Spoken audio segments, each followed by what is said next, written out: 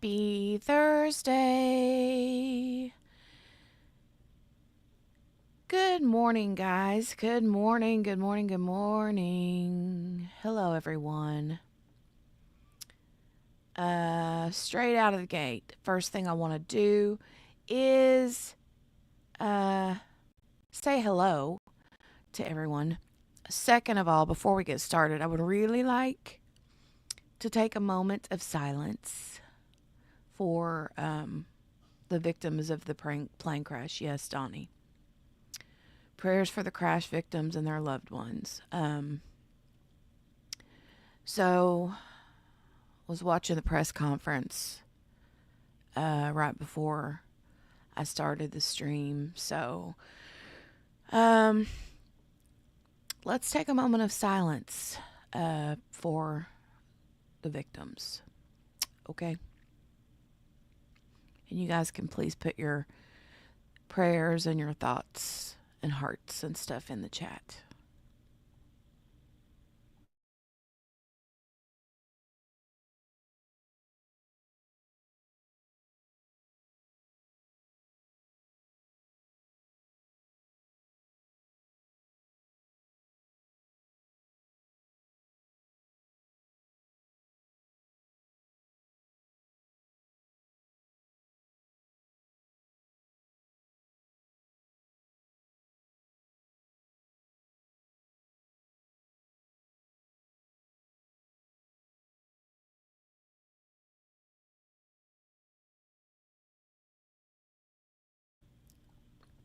All right. All right. Good morning, Miss King. Good morning, Donnie. Good morning, Henny and Sherry. Hi, guys. Hey, Miss Margaret, you're awake? We are on. I need some chapstick.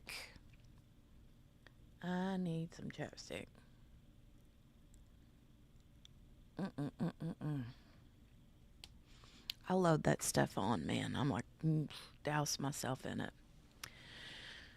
Okay. Good morning, guys. Good morning, good morning, good morning. Good morning, Kel. Heading out to work, but I'll be listening. Wanted to say hi before I hit the road. Hit the road, Jack. And don't you come back. Only you better come back.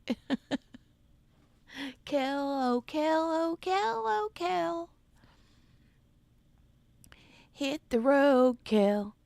And you be safe and don't let nobody flip you off today.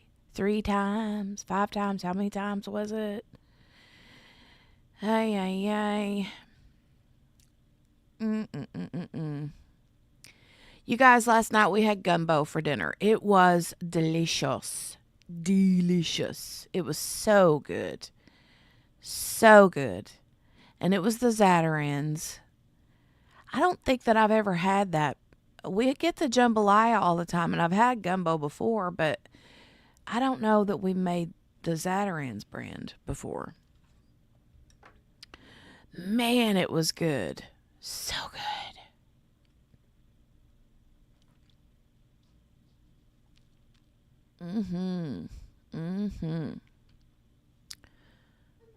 Hi, baby.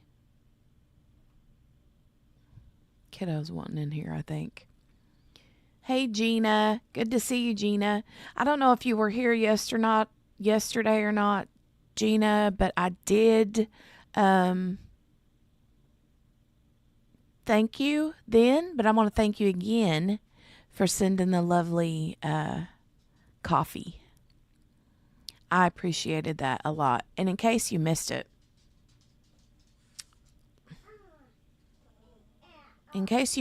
let me give you a little sparkle. Let me give you a little bit of sparkle.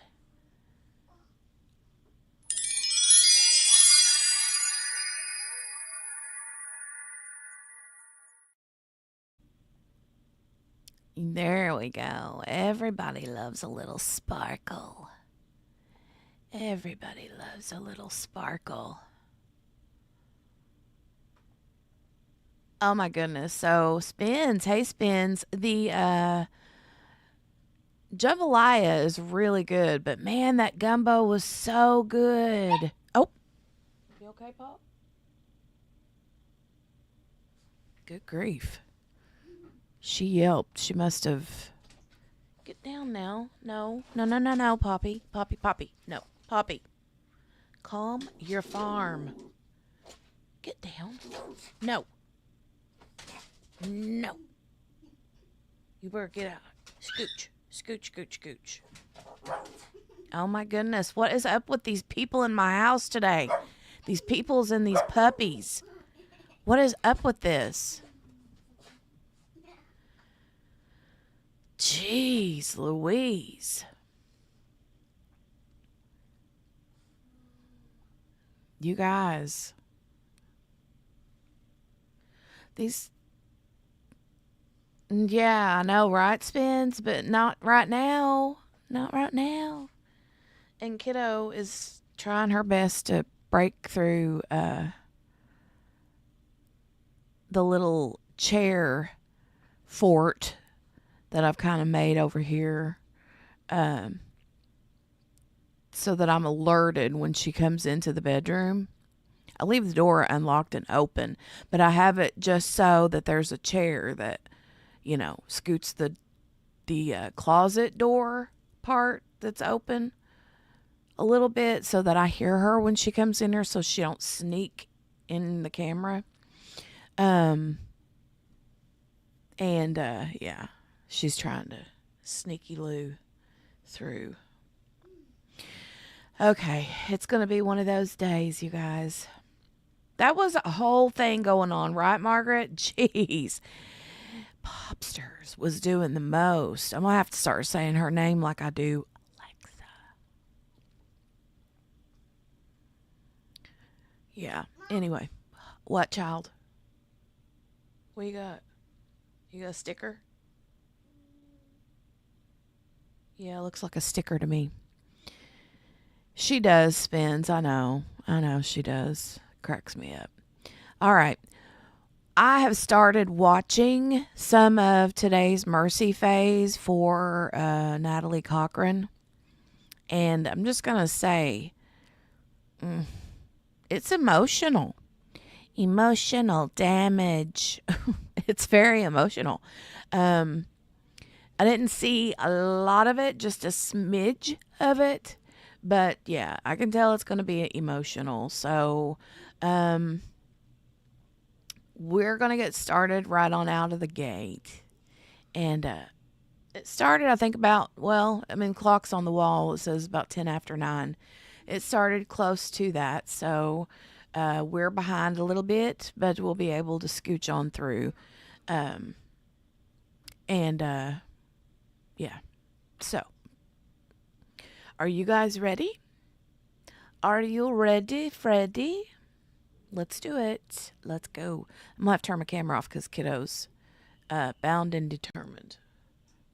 So, I'll mute myself too in case Poppy decides to. Now she's laying down here beside my feet. It's like she had an instantaneous zoomy zoom for a quick second. I don't know. Anyway, all right, here we go.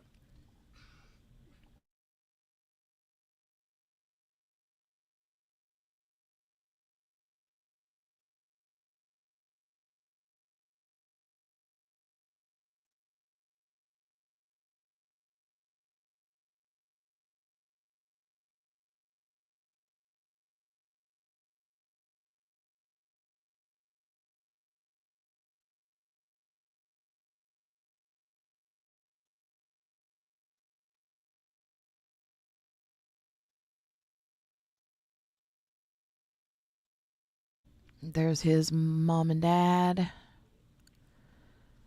sitting and waiting for the judge to make an appearance.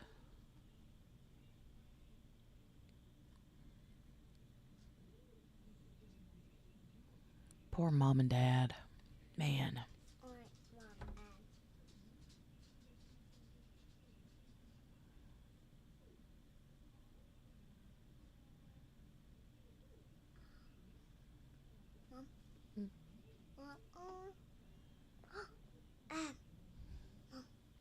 Good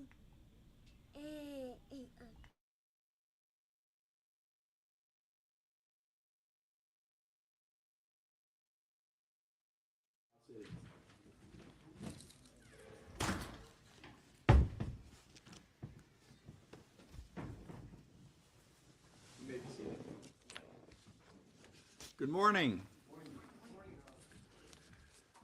The court calls the case of State of West Virginia versus Natalie Cochran. This is case number 23-F-343K. The record should reflect that the state appears by Tom Truman, prosecuting attorney for Raleigh County, Ashley Acord, assistant prosecuting attorney for Raleigh County. The record should further reflect the presence of the defendant, Natalie Cochran, in person and by counsel Matthew Victor and Stanley I. Selden. We are here now for the penalty phase of this case. We need to discuss some ground rules and make sure that we are on the same page in this regard.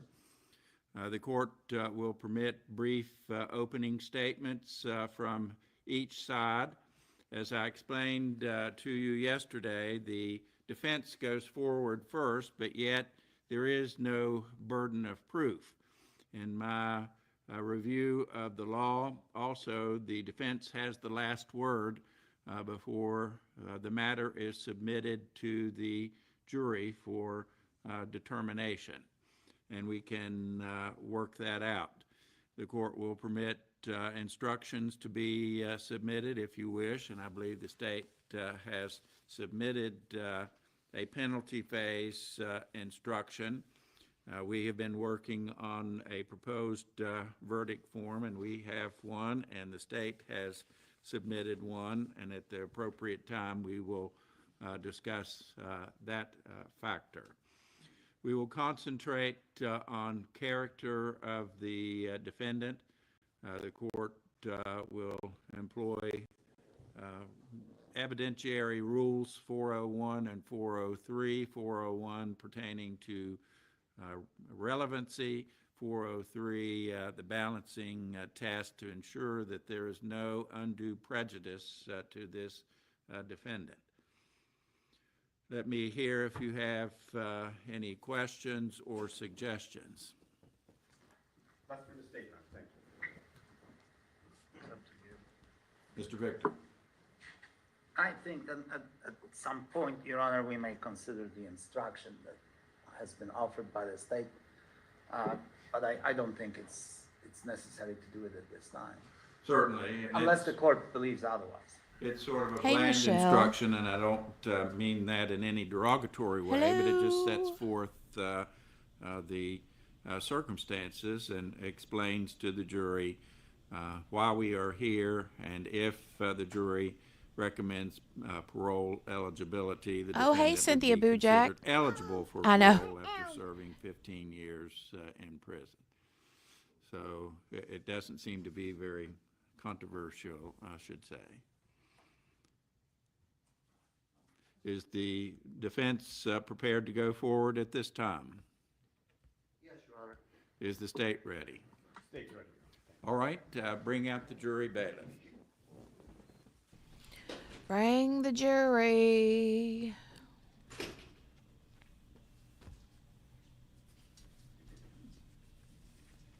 Bring the jury.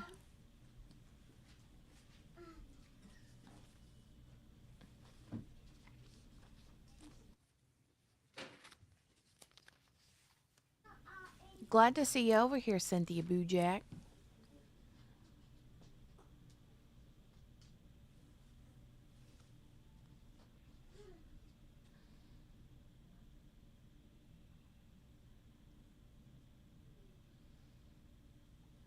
Glad to see you. Hope you're doing well.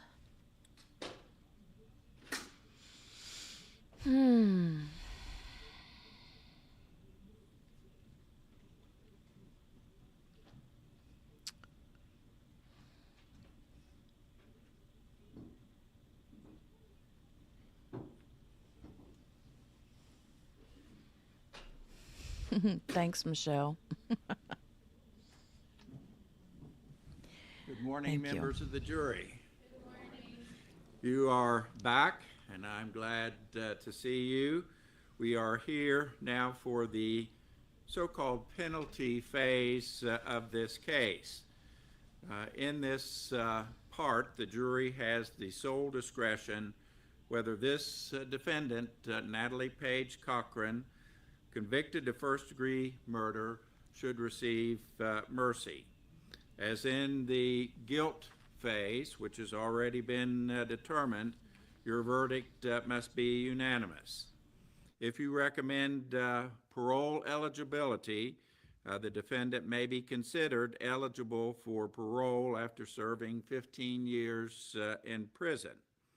If you do not recommend parole eligibility, in other words, if you do not recommend mercy, the defendant will receive a life sentence and never be eligible for parole. All right, we switch things up a little bit from what you're used to. In this phase of the case, the court will permit the defense to go forward first. All right, I'll ask Mr. Victor or Mr. Selden to please call their first witness.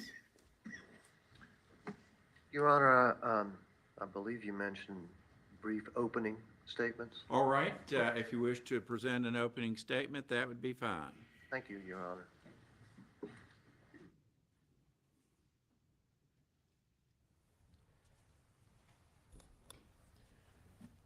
Good morning, ladies and gentlemen of the jury, the court, and all of the spectators. Now, as the judge has told you, we are now entering the penalty phase where you, the jury, and only you, will decide the penalty for Natalie Cochran. As the judge has told you, she's now been convicted of first-degree murder of her husband, Michael. And you, the jury, have to decide if she spends the rest of her life in prison, which would be no mercy, or if she becomes eligible for parole after 15 years, which means you grant her mercy.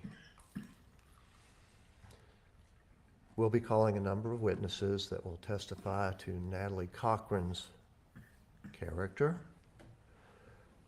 things she has done prior to her conviction, things she has done that indicate her character and her ability to be rehabilitated while in prison.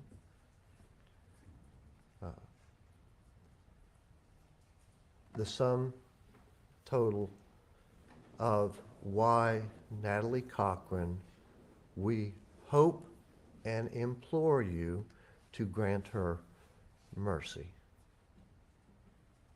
I hope you listen carefully to what they have to say without prejudging them. And again, we beg you to give mercy to Natalie Cochran. Thank you. Mr. Truman. Thank you. Good morning. This will be a lot less information than you had to absorb over the last 2 weeks, and you're thinking, thank goodness. Well, we couldn't have made up a stranger procedure than this, but this is the procedure.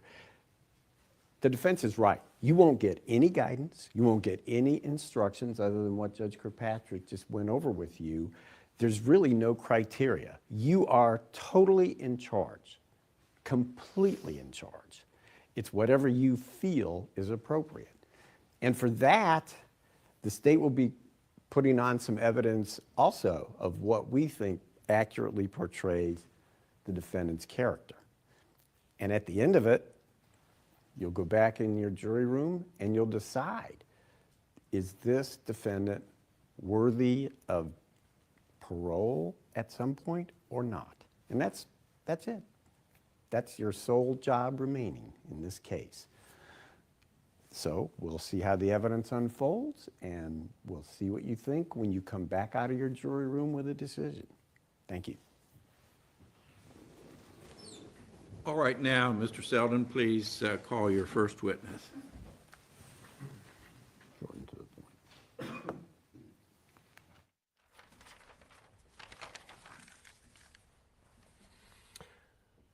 Your Honor, we would like to call Penny Carrico Lowry to the stand. Very well.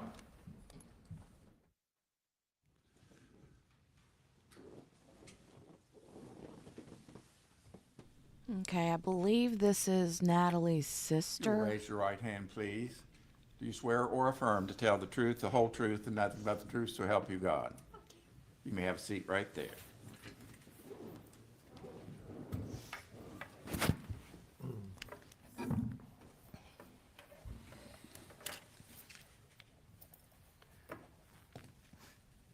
You okay? Yes, I'll be fine. I know these proceedings they're hard on everyone. Yes, Donnie, that one. Please tell us your name and the correct spelling of it. Penny Lowry, Penny Lowry.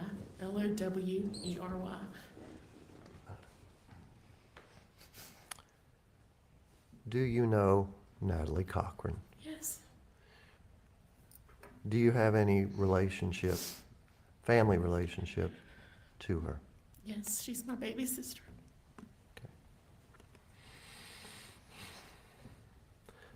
So you've known Natalie virtually all of her life. Yes, Ooh, spoilers for the sister, Michelle?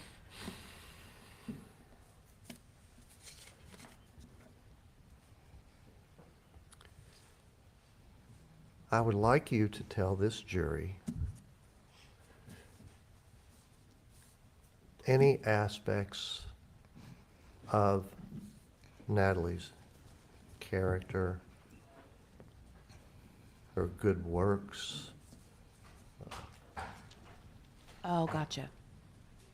her actions towards others in the community. I'm leaving it pretty open for you to convince this jury as to why they should grant your little sister mercy. And feel free to go into any details that you think they might like to hear, okay? yeah. I was thinking about this last night, and I know that you don't see her like I see her. And I was 12 years old when she was born, so she was like my little baby doll. And I just remember her, just things about her, like she would come to my room and sleep with me. Okay. She was afraid of the dark, and Go slowly. okay, I'm sorry. I know you want to get it all out. Yes. But I want to make sure the jury hears everything. So, slowly, please. So when I see her, I see that little girl that came to my room every night and was afraid of the dark and would sleep with me. And I see the little girl that I drove to and from school every day. And then on Saturdays, I would want to watch what I wanted to watch, and she always wanted to watch My Little Pony. And we would do that together. I watched her grow up, and she was a beautiful, smart woman. And I was there. We helped plan her wedding. I was with her, and with her when she had her kids. Okay, again, I'm sorry. I know. I'm having a little trouble Okay. hearing and following you. I know you're extremely emotional. We understand that. Yes. Just a little slower, please. Thank you. Are you all understanding me? Okay. So I watched her become this woman and have her kids, and I love her, and I love Michael. And I remember one time, I was thinking last night that I asked them to babysit for me when my daughter was a little baby, and they were so excited. They weren't married yet, and they came over and kept her, and I was gone for a few hours, and she was awful. And I came home and Michael said, we are never having kids. But then they had these beautiful 2 kids. And I always loved them so much. And Natalie, I know all 40 plus years of her, you've seen her just this short amount of time. She is good. She's done so many great, so helpful, and she would help people. She wrote a devotion book. We grew up in church, and she knows what right from wrong. And we've been taught to be forgiving. And I look at my family, and I'm just begging you for mercy for those kids and for my mom and dad. Giving her mercy does not mean she'll get out of prison. It means there's hope for a parole. She's been in prison already. She's missed every milestone at, their graduation and Nikki's prom. She'll miss weddings and probably when they have their babies. I don't think my mom and dad will be alive when she gets out. But I just pray that you give some hope. Hope is a powerful thing. There's a statement that says, life without hope is ceasing to live. And I think those kids need some hope to see their mom as she gets older.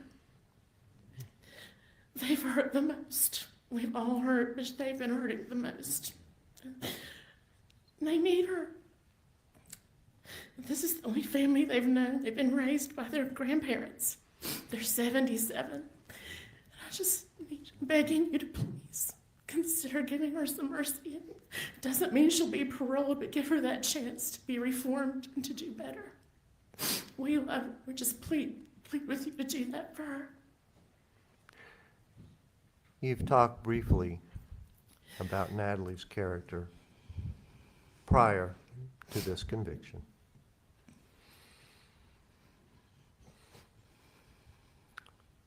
What kind of person was she? And can you talk about any contributions to the community, anything like that? Of course, they always gave back. She worked in the Church of Awanas, and she did all the Little League sports. Anything that her kids needed, she was there.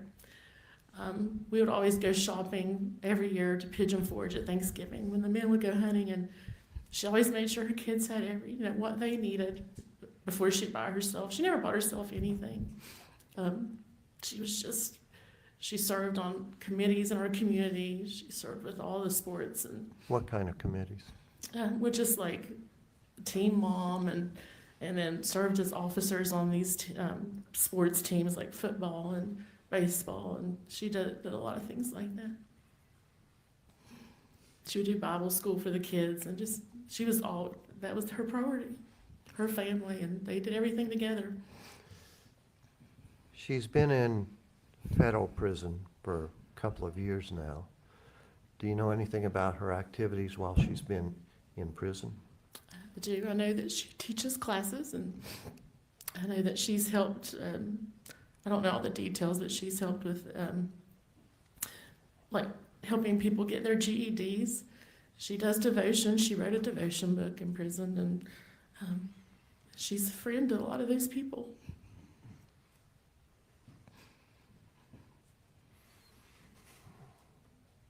I don't have any more specific questions. Is there anything else you would like the jury to hear?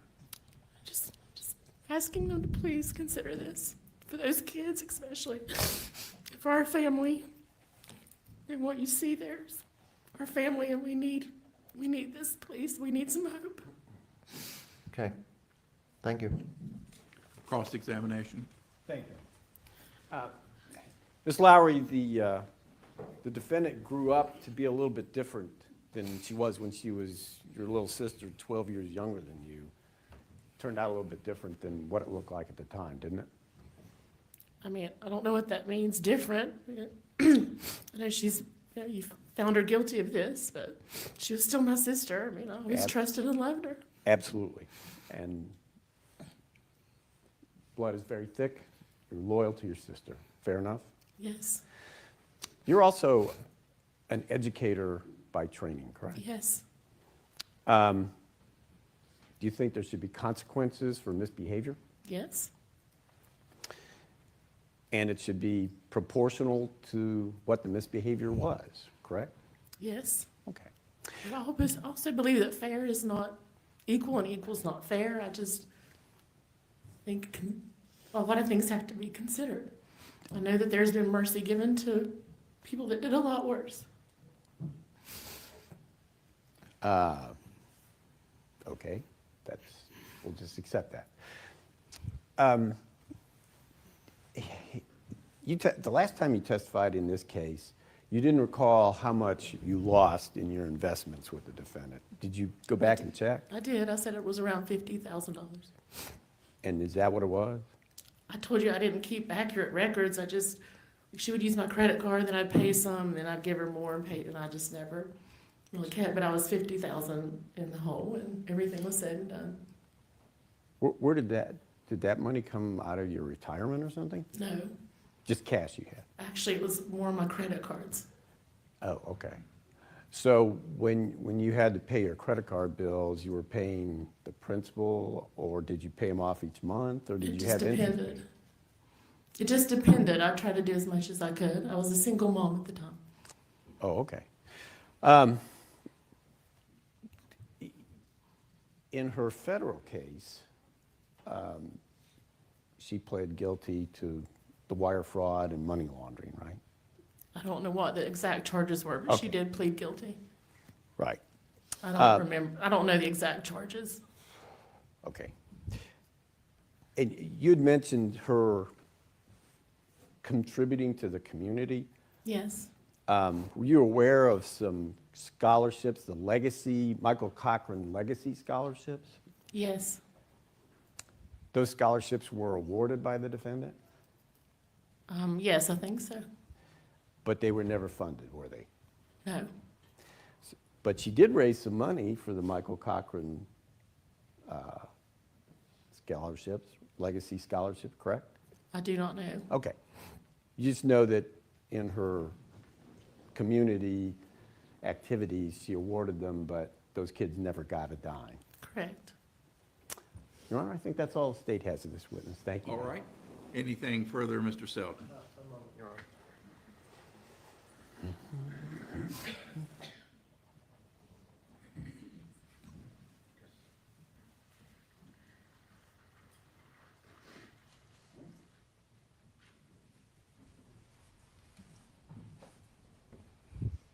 Is it okay if I call you Penny? Yes. The prosecutor asked you about money for scholarship fund, et Yes. cetera. Yes. Were you aware that the government seized all of the assets of Natalie?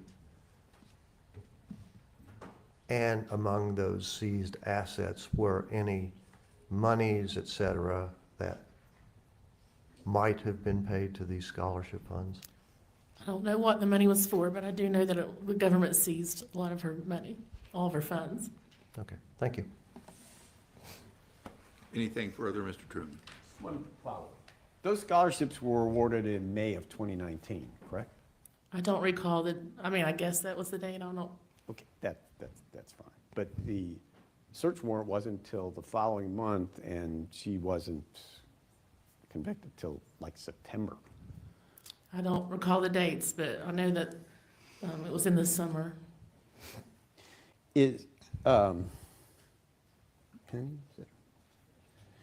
Rachel your daughter? Yes. Okay, thank you. That's all the state has, Your Honor. Thanks. Anything, Mr. Selden? Yes, sir.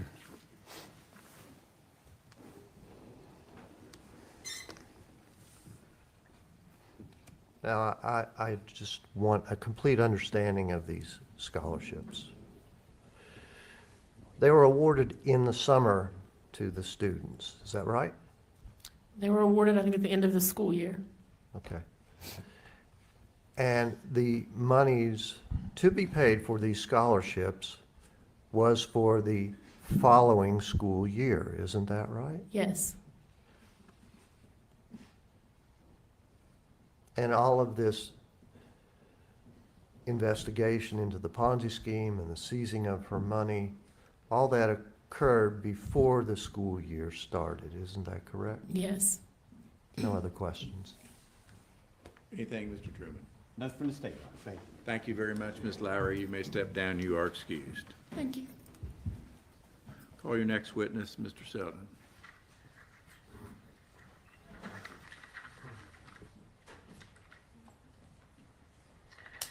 Your Honor, we would like to call Lacey Treadway as our next witness.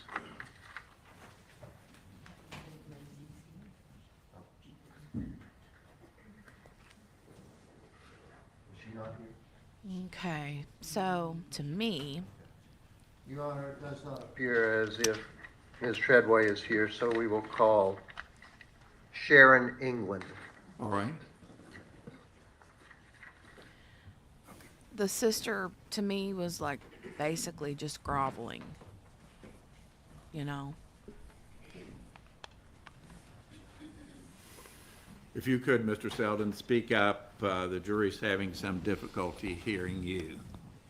No problem, Your Honor. I usually have the opposite problem. Thank you.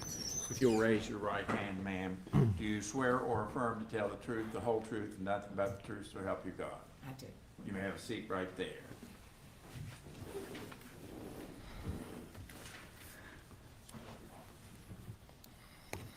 Would you please state your full name and how you spell it? Sharon England, SharonEngland. Are you any relation to Natalie Cochran, or how do you know her? She is my niece.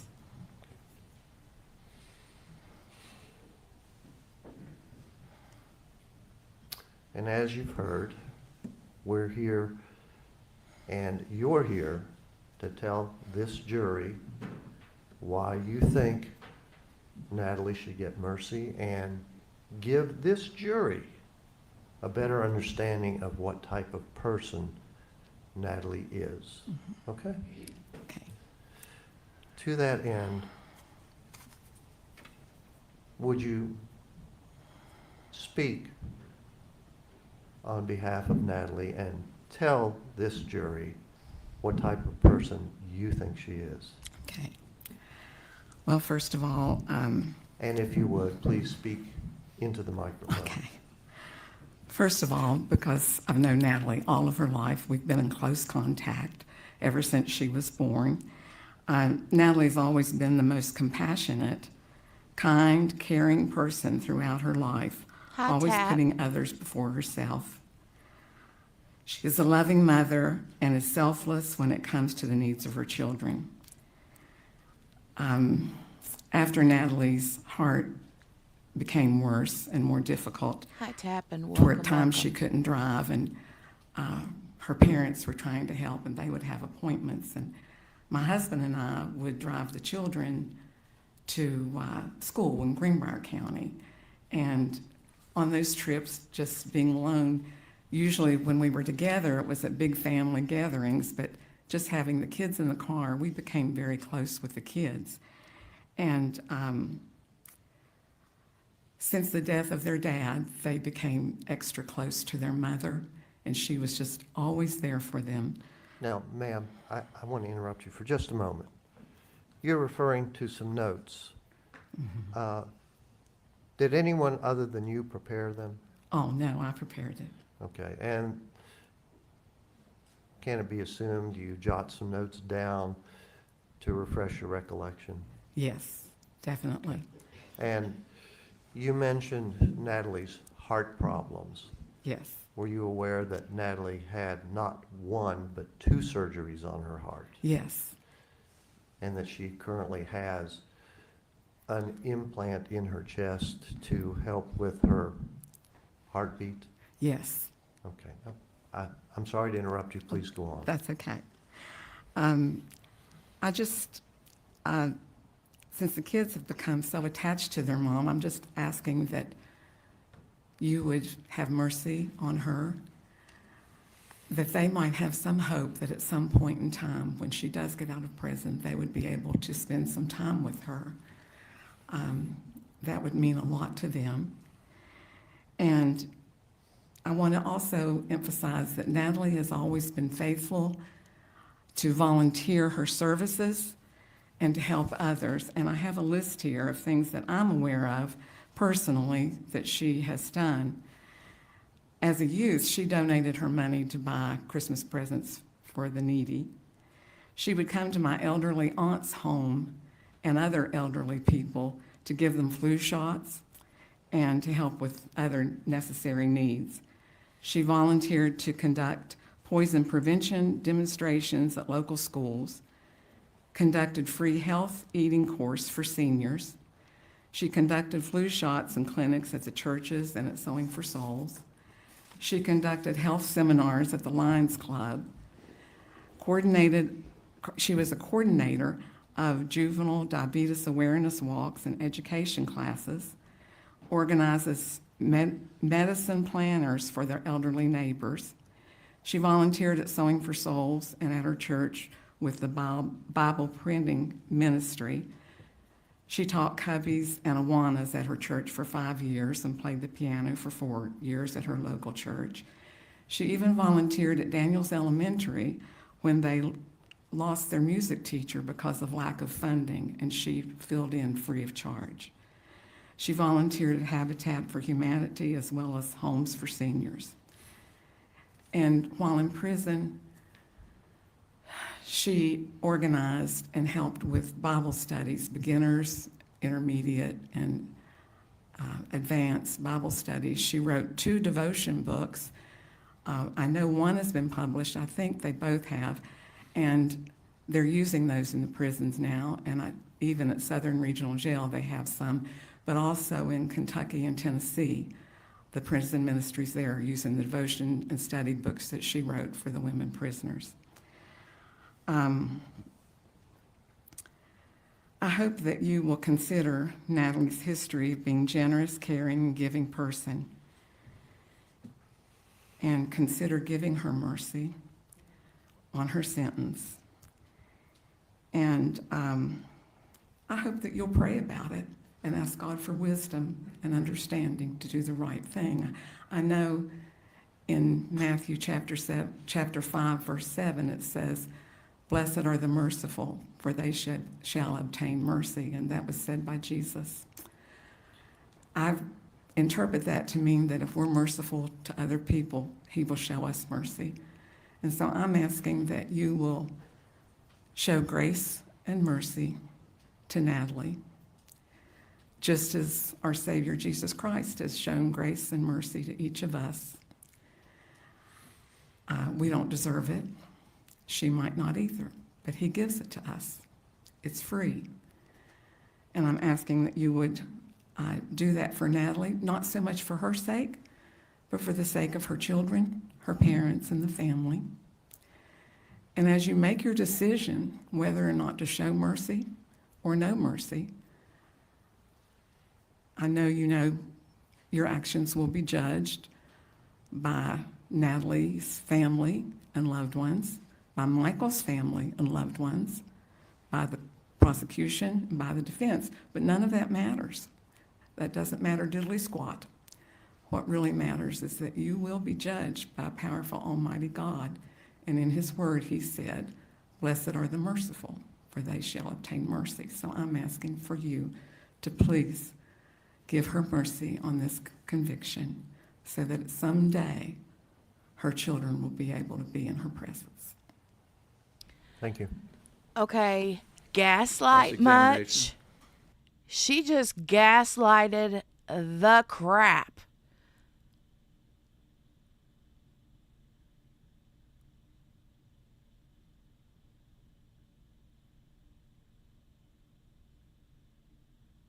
What?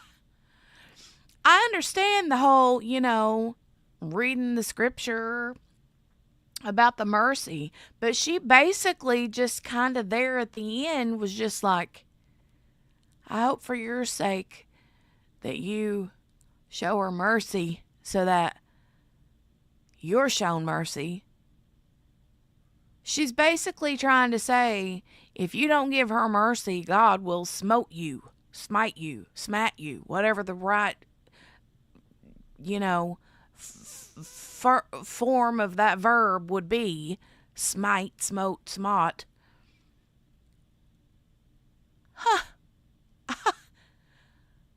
For your own souls, right?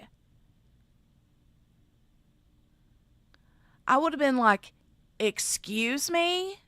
My face would be like this looking at her right now. What? Yeah, to the jury that found her guilty in less than 2 hours. What?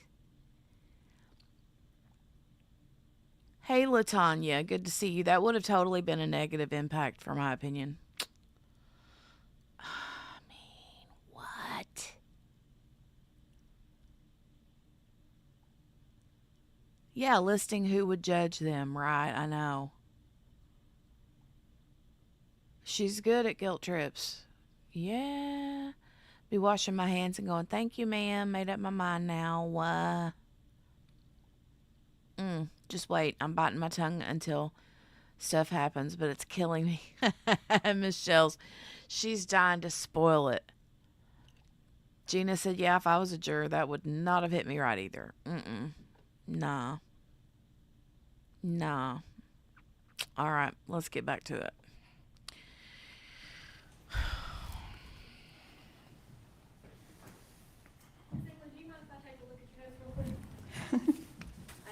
You can, but it's old notes and I revamped them, so I've got little notes on there. Okay.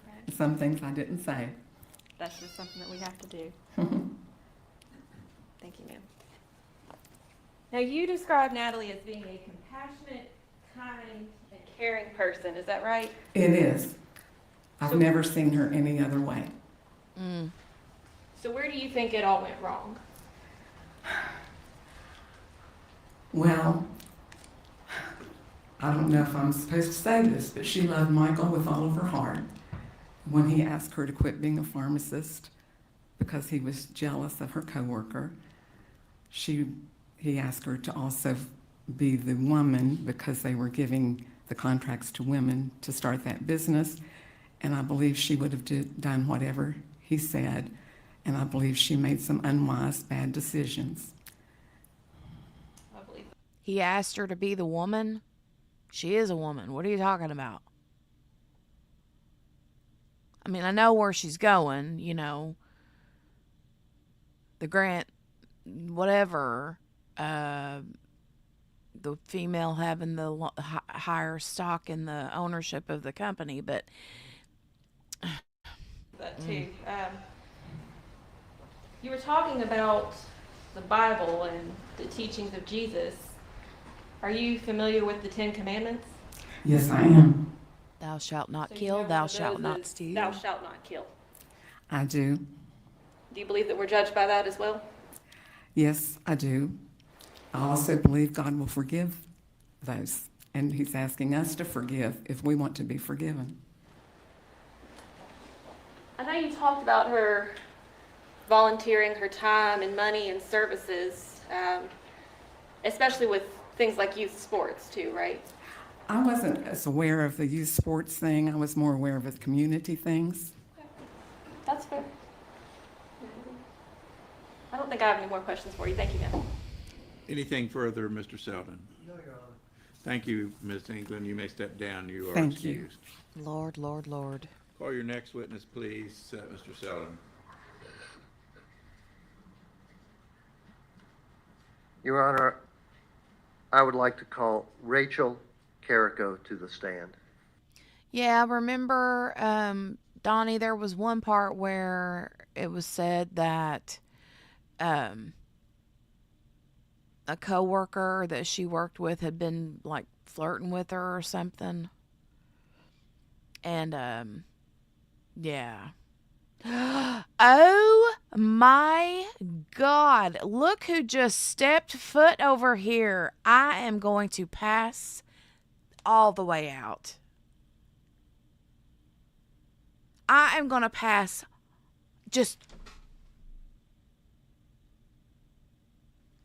I'm dead. I passed out left and right. Oh my God. Look who's here.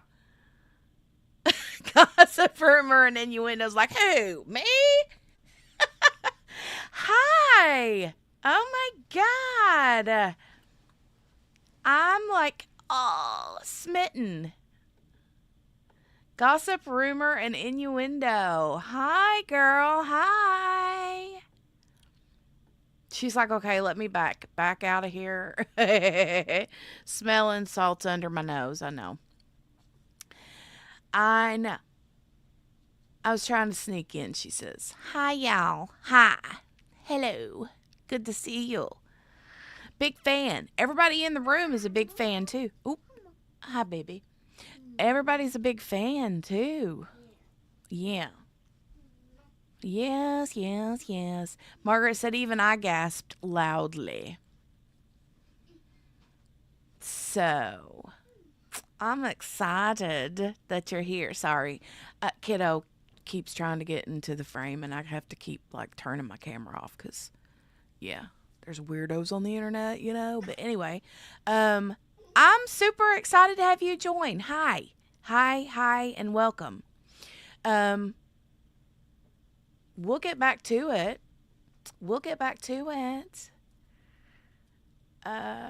Michelle is dying to spoil everything, so we're going to continue. But this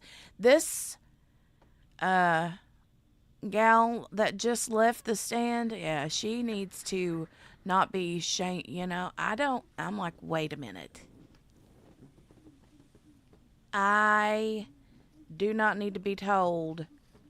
She's basically like, you're going to go to hell in a handbasket if you don't give her mercy. That's basically what she was telling the jurors. Nothing but the truth, so help you God.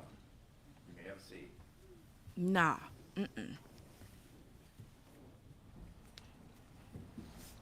Good And morning, the Ms. prosecutors Carrington. come back. The prosecutors come back with the, are you familiar with the 10 Commandments? The one that says, thou shalt not kill? Mm-hmm. That one. You appear very emotional. Are you okay? Can you testify? Yes. Okay. And if you would, please talk into the microphone Okay. so the jury can hear you. Okay. This gal has very pretty hair. Please tell us your full name and spell it, please. Yep, my name is Rachel Carrico, Rachel Carrico. Thank you.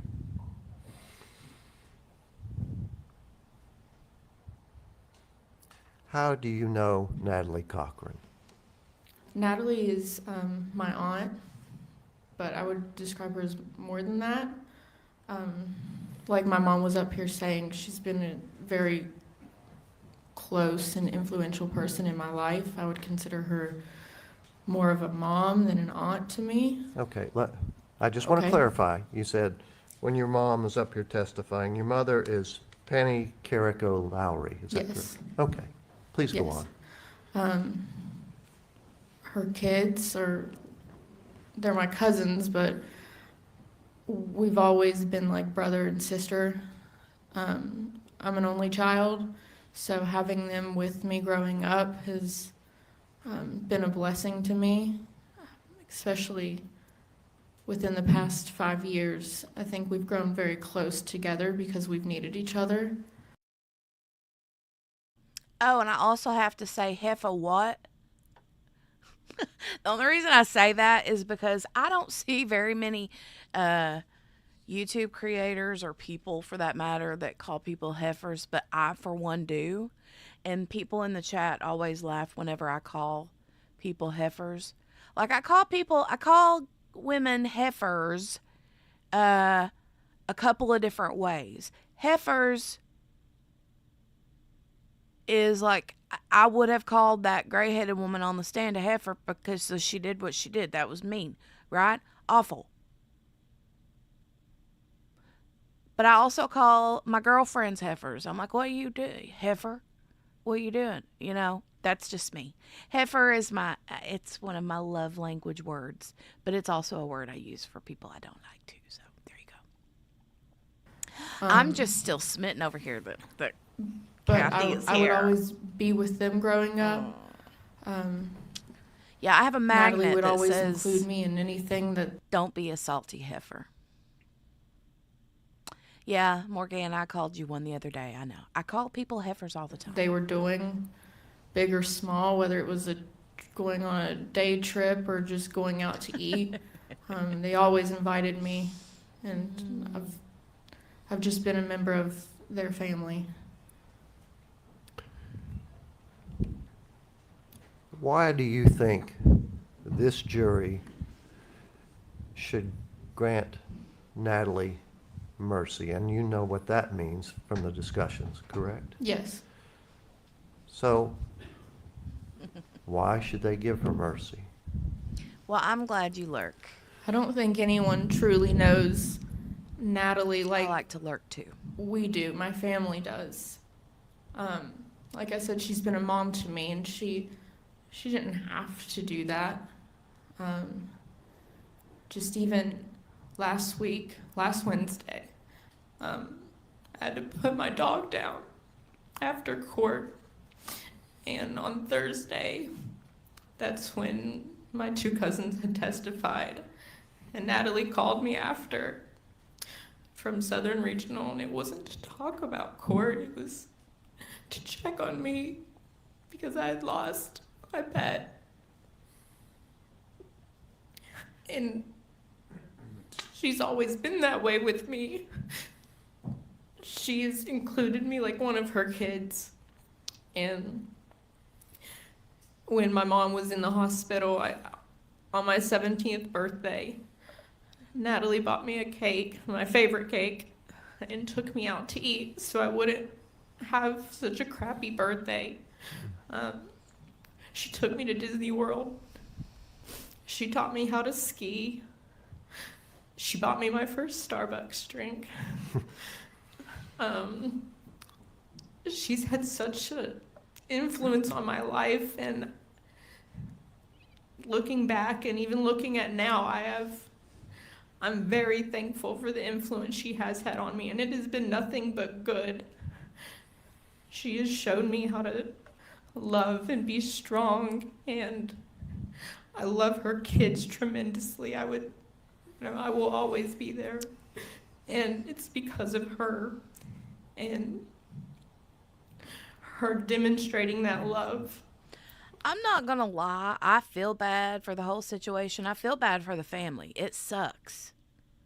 I don't feel bad for Natalie. But I feel really bad for her kids. I know that there's been things said, but no one truly knows her like we do. And I just beg for mercy because we need it. We need her back. I can't fathom her not being around to not even see me get married or have kids, but much less her own kids. Just, we need hope.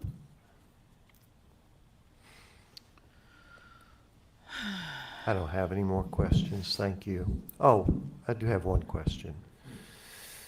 You talked about your 17th birthday. How old are you now? I'm 26. Okay, thank you.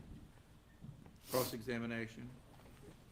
Ms. Carrico, what do you do for a living? I'm an occupational therapist, Aw, good So job. where did you go to school? West Virginia University When did you graduate? College, Yeah. May of 2022. Okay. And you were one of the recipients of the Michael Cochran Emergency Scholarship, were you not? Yes. Did you ever get any of that money? No. I know, Margaret, same. You mentioned that the defendant was so influential on you. Can you be a little more specific? I mean, I could see calling it mercy for, if she was like on the death penalty or like they were going to decide whether she's going to get death penalty or not, but Other than this generalize she's a loving person. How else did she influence you?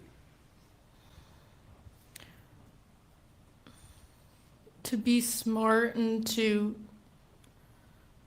strive for, what I wanted, and encouraged me when I was in college, and just made sure that I knew like how proud she was and how good I was doing. And I mean, like, she's influenced what clothes I wear. I like to wear the same type of clothing that she did. And like I said, with coffee, I mean, it's little small things that have had a big impact, but also, just the characteristics of her. Not to revisit this day, but anybody that's experienced putting a pet down knows how awful that is.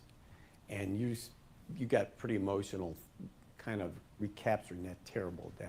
Yeah. Can you imagine what it's like to be a mom and lose your son? Be hard. As understatements go, being hard would probably work, but it would be a Right, lot more Gina. than just I've being not hard. either, to be honest. I've heard of it, I Barely think, hear but the prosecutor. I would like, Perhaps you can speak up, please. Yes, sir. It would be more than hard to lose a son, correct? I would say so. You also mentioned that the defendant influenced you in terms of accomplishments, and you are clearly accomplished, so you can give her some credit for that. She too was accomplished. It's hard to get into pharmacy school, isn't it? Yeah. So she was well equipped to deal with life in terms of finances just by not only getting in, but graduating and getting a job as a pharmacist. Isn't that true? I know I'm not good with finances personally. I think you're good at what you specialize in, and so financially, I don't know. Okay. In her influencing you, she didn't give you tips on how to run a Ponzi scheme or anything, did she? No. Okay. That's all the questions the state has. Thanks. Anything further, Mr. Selden? yes, Your Honor, just a moment.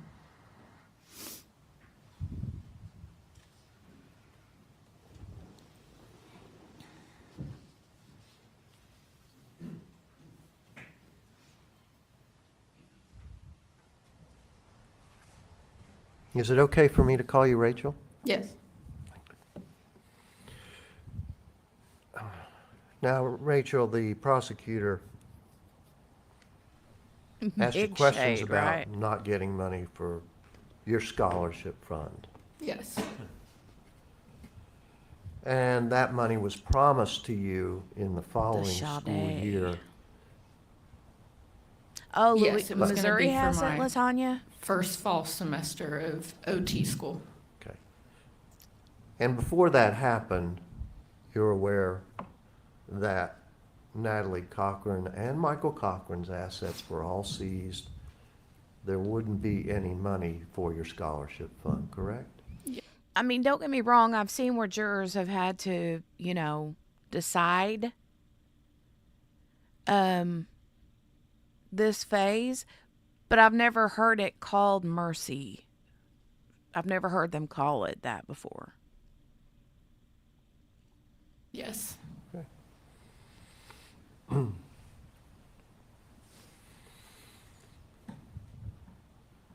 There were questions about your scholarship fund, but did Natalie Cochran give you any other financial help, either in school or otherwise, over the years? I don't know so much about school. My mom took care of most of that for me. Right? But they would always, she would buy me clothes, or she would pay for my meal if we were out eating, or to get my nails done. Gotcha. If I was with them.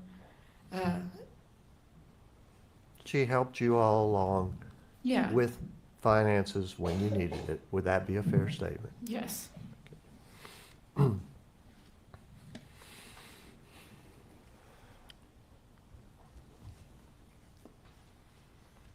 The prosecutor asked some questions about Natalie being equipped for life, etc. Did Natalie help you to become equipped for life and all of its bumps and challenges? Yes. And how did she do that? Through natural life lessons, whether it was a breakup with a boyfriend in high school, she was there to console me and to tell me that things would be better and, you know, it was okay to cry, that I would be stronger. Whether it was helping to motivate me when it came time, like my senior year of high school and starting college, and she gave me the talk of, you know, what alcohol and drugs would be, and she would always be there to call if I ever needed help, and I didn't feel comfortable telling my own mom that she was there and she would do what she could to help me or protect me. I never doubted That's what her love aunts for are me. I still supposed to do. don't. Right. Yeah. Okay. That's good. I mean, that's sufficient. She doesn't deserve a cape or an award for that. Now, but- did there come a time when Natalie Cochran had to have heart surgeries? Yes. Did you care for her in any way or at any time as a result of those surgeries? Yes. Like I said, I was in college in Morgantown, and she had to have a heart surgery. It was like an outpatient surgery. It wasn't something huge, but I took her up to Morgantown, and we stayed at my apartment, and I took her to that surgery, and I waited for what felt like forever, and the nurse had actually called me and said, hey, this is the number that was on file, but Natalie's asking for a Michael. Do you know a Michael? I was like, I do, but he's not here. Like, I would be there to get her. And I went and consoled her. Let me clear something up here. Mhm. You're talking about Michael Cochran, right? Yes. Yeah. And Michael was still alive at that time, correct? No. No, he'd already passed? Yeah.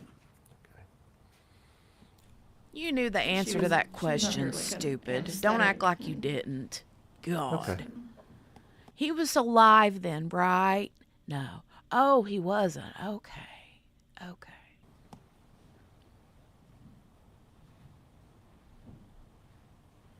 No further questions. Thank you. Cross-examination, Mr. Truman. State has no additional questions, Ms. Carrico, thank Very you. well. Thank you That very much. was gross. You may step down.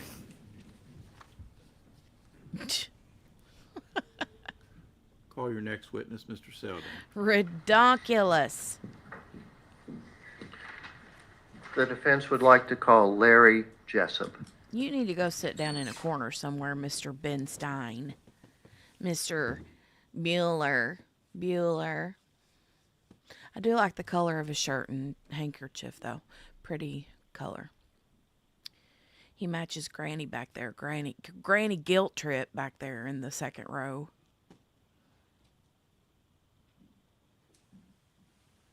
You'll raise your right hand, please, sir.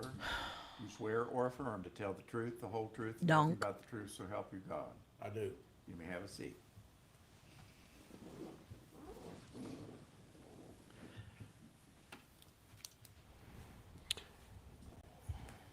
Would you please Total Granny tell guilt trip. this Yeah, that court Granny. and the jury your name and how you spell it? Larry Jessup, LarryJessup. Mr. Jessup, are you any relation to Natalie Cochran? Yes, I'm Natalie's daddy.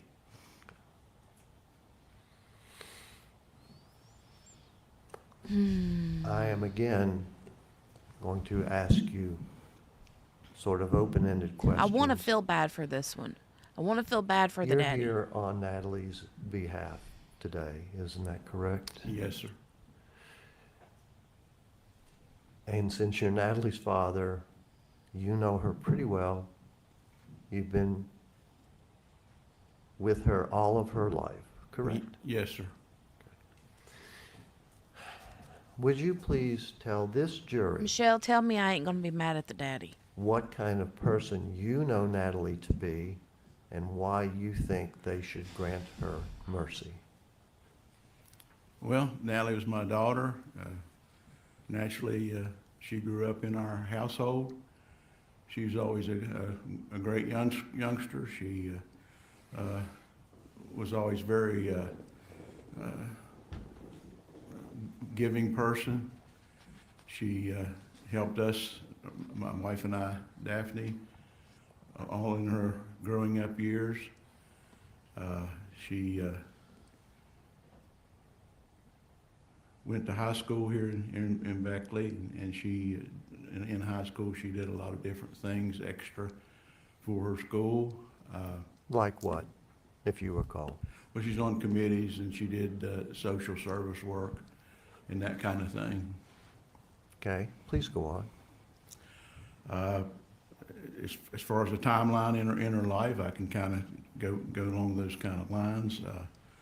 Okay, good. That My sister makes me feel Sharon good. has already mentioned a lot of things. Because that I she want to did. like the dad. And as I don't she wanna get grew mad up, at the dad. but, she met Michael in high school, and he would come to our house, and so I got to be friends with him.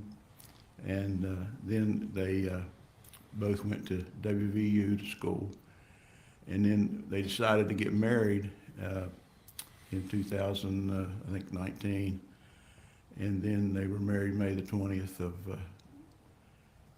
2020. They didn't have a place to stay, so my wife and I bought him a mobile home, and he didn't have a car to drive, so I gave him a pickup truck that I had. And so they went all the way through college at WVU, and then they went to Tennessee after they got out of school. They moved to Tennessee, and I think he went to work at a company called Nova, and she went to work as a pharmacist. Okay, And, please talk into the microphone. You're kind of fading out a little bit. Okay, Thank try you. to do better. You're doing fine, sir. So my wife and I, we would go visit them periodically, and Michael and I would go fishing in the mountains at Pigeon Forge. They lived right outside of Pigeon Forge.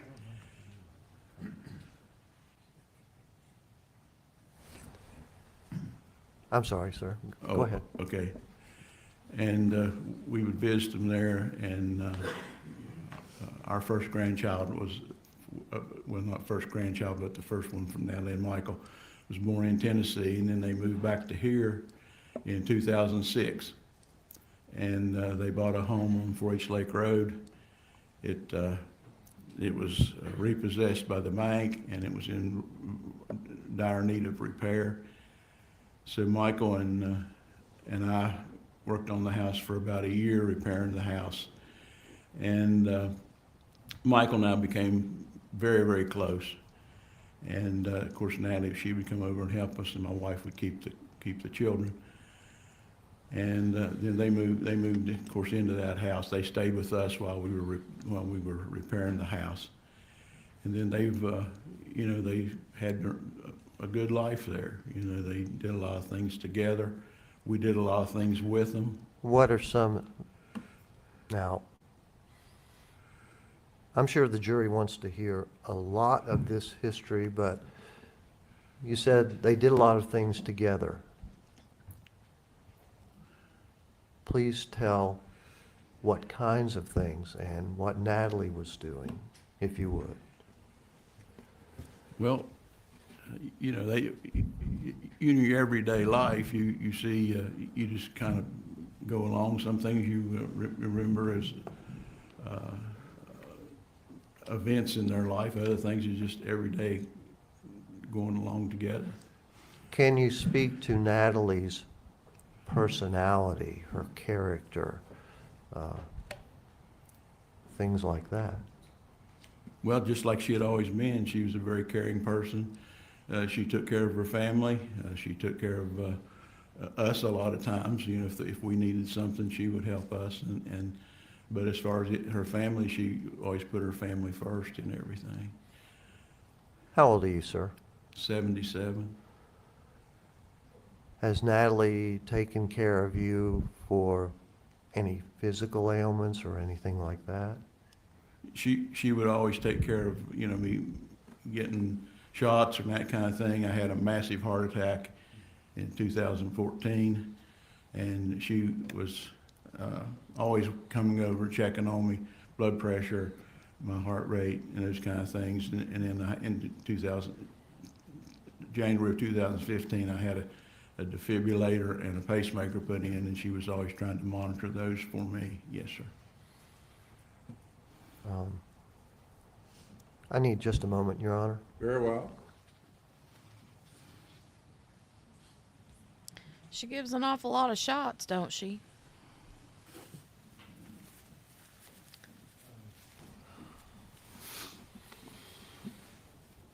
The guilty granny, the guilt trip granny, Mr. Jessup, was saying something about her giving flu shots as we to get people older, all the we time. kind of get some And now the dates daddy mixed talks up. about getting shots. Wasn't it true that Natalie and Michael got married in the year 2000, not 2019 or 2020? Oh, I'm sorry, 2000. I'm sorry. Yeah, sorry about that. Oh, that's fine. Yeah. I'm having trouble with my memory as I get older. I don't think it was a memory issue, Maniac, as much as it was just a speaking. Would you classify Natalie as a good daughter? Certainly. Excellent daughter. How would you classify her as a wife and mother? Again, excellent. She took care of Michael and the kids, did every, you know, just as almost as a servant to them. Yes, sir.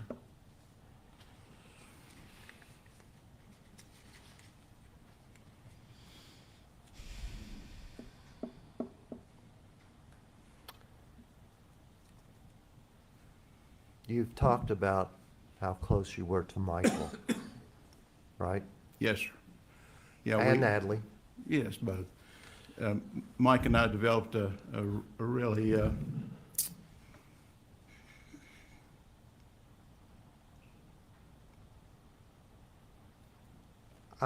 Aw. just a minute. I'll be all right. Okay. A real You're obviously very emotional. Yeah. Just take a moment, okay?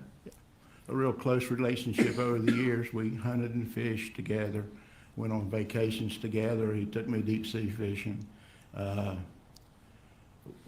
He became just like a son to me. You know, it was a very good relationship. We That's did a sad. lot of things together and also with Hi, collector my of dolls. grandson Ashton, his son. Hello and welcome. And then that went on for years. And then 2000, What we had kind a of lease dolls do you in, collect? Creepy ones or cute Greenbrier ones, or County. both?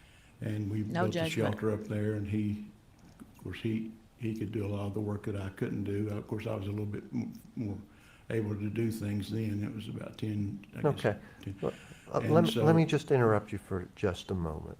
It's obvious you had a very good relationship with Michael. Yes, You had a very good relationship with your daughter. yes, sir.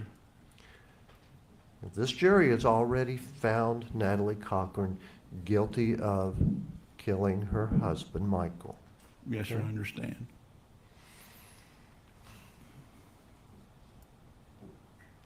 Do you think she should be punished for that act by spending the rest of her life in prison? Well, I would hope that the jury would see fit to grant her mercy. I know they made their decision. Certainly, I don't agree with it. I felt like that there was a lot of variables there and a lot of unanswered questions. So I would plead with the jury, have compassion and to give her mercy. So, I mean, I'll never be able to touch her again. All the time I'll be able to see her be behind the glass wall. But, you know, her kids, if she spends 15 years, they would be 35 and 33, I guess. So they would be able to have God love his heart. Yeah, take a moment, sir. okay, Oh, me too, Michelle. some more time with her kids. But as far as I'm concerned, of course, she's my daughter.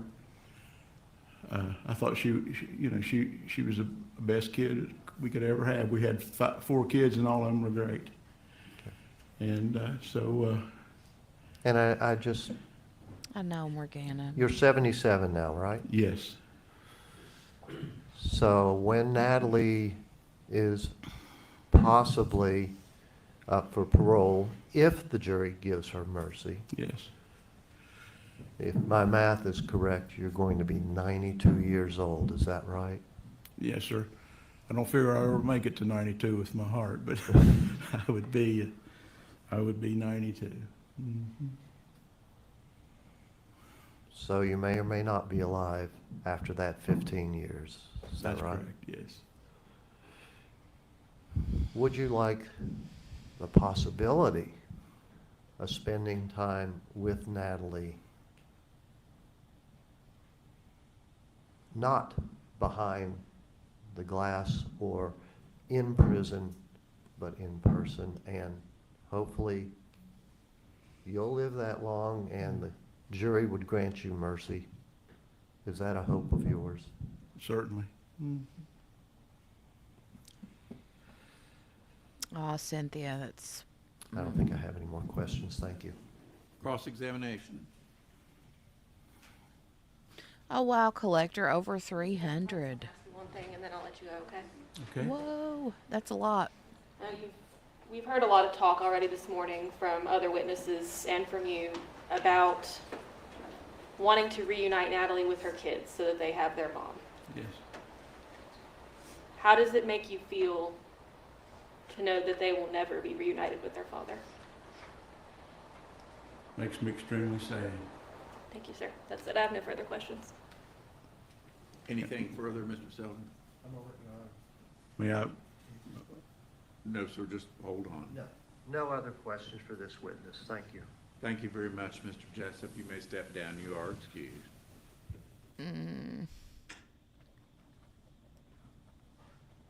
Call your next witness, Mr. Selden.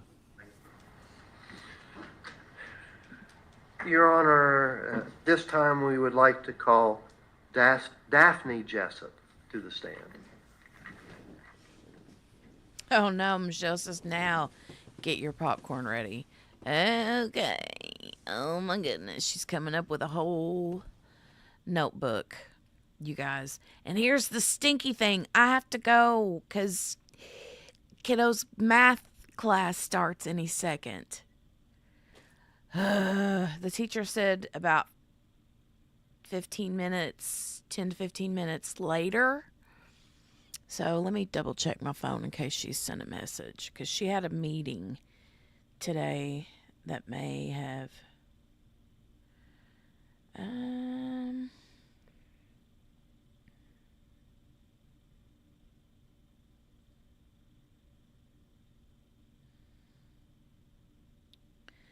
okay, so about 1:15 she said. So I'll have to rewind and watch this one. All arms and feet into the ride. Put on your seatbelts. Oh, no.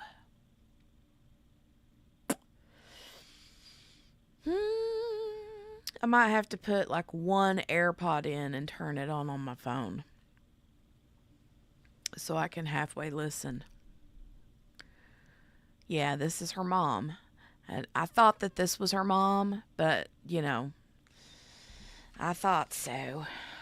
All right, so I'm going to start it. And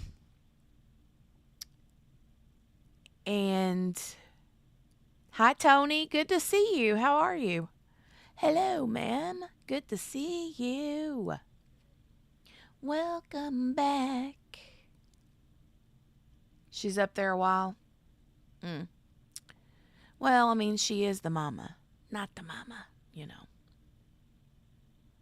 Donnie's going to feed the Cardinals. My neighbors can hear me say, "Oh, come on, nah." Oh my God. All right. I'm going to go ahead and play. I'm going to go ahead and play it, but I'm going to go for the math class. So I'll be off camera and, for about 25-30 minutes, give or take. Okay. But then I will be back, hopefully sooner than that. So, I'm doing good, Tony. Doing good. Good. I'm glad you're back, though, ma'am. We missed you. We miss whenever people come and hang out and then they're, gone for a while. It's always good when they come back again. So, hi. All right, let's go. I'll see you guys momentarily. If you'll raise your right hand, please, ma'am.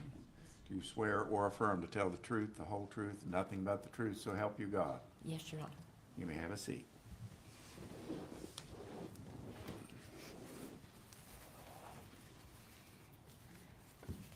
Are you okay? I'll be fine. All right. Would you please tell this court and the jury your full name and spell it? Daphne Jessup, D-A, And talk into the microphone. D-A-P-H-N-E, J-E-S-S-U-P. Are you any relation to Natalie Cochran? Yes, sir, I'm her mother. And you're appearing here on her behalf, is that right? Absolutely.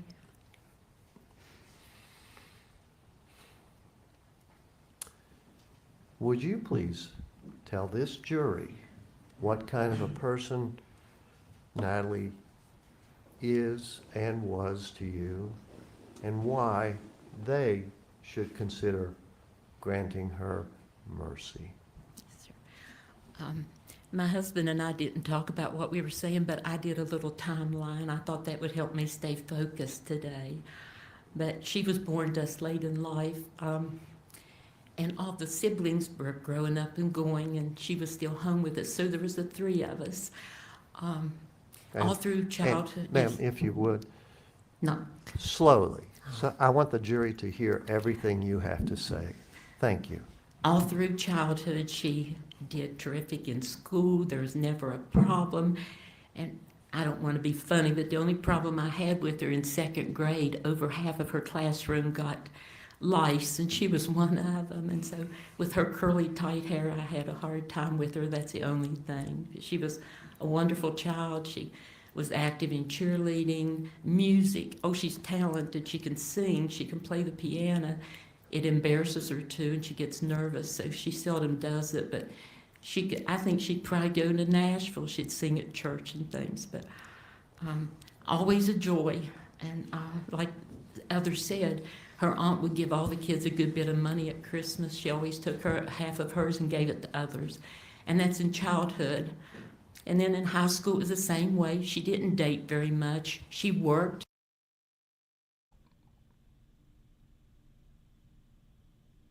Really?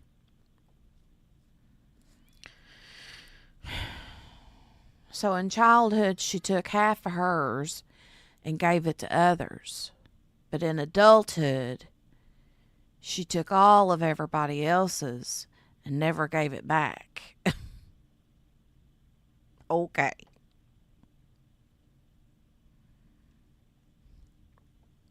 What's yours is mine, and what's mine is mine. And what's yours is mine, and what's yours is mine, and what's yours is mine. Sorry, I got to get out of here. I got 4 minutes before I have to be on the computer with the kiddo for class. Yikes. All right.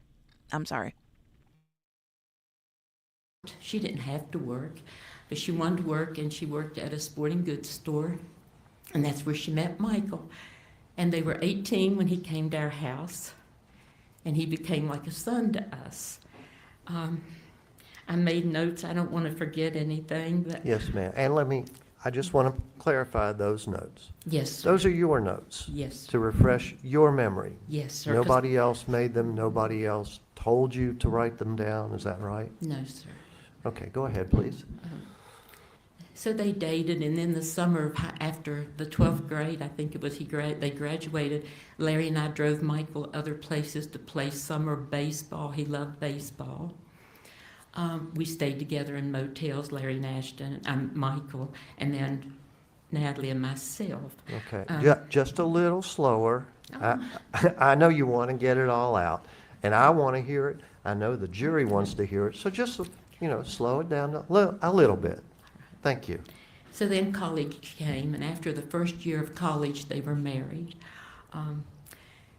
When they had the wedding, her professor had a band, a bluegrass band, and he brought his band down and they played Civil War music for the wedding. We had it outdoors, and Michael wasn't real close to his dad at that time, his biological dad. But his dad came with his stepmother, and her name was Dream, I believe. They helped me. We painted. We did yard work. We put down mulch. And they were in his life at that time. After they were married, Dreama and Mike gave him a cruise for a wedding present. So we took care of the wedding. His daddy and stepmother took care of their honeymoon. When they came back, we bought him it was a nice trailer, a dentist had it, and we added patio and a porch to it. We made sure they had a car. We helped them with school all we could. Okay, did Natalie and Michael have much money at that time? No, sir, she worked 3 jobs. At times she was working 3 of them. Michael tried, but Michael had a different temperament, and that's him, and that's fine. And he just couldn't work with public. Sometimes he would work at the school gym and get paid, helping people to exercise. He loved bodybuilding, so that was perfect for him. But she worked at different places to make money, and we tried to help. When they graduated, and before we took them on vacations with us, we did everything we could for the kids. We loved them, and we were close. They moved to Tennessee for a little bit, and that's where Nikki was born, and I was there with Michael when a few hours after she was born. I stayed with them to help them.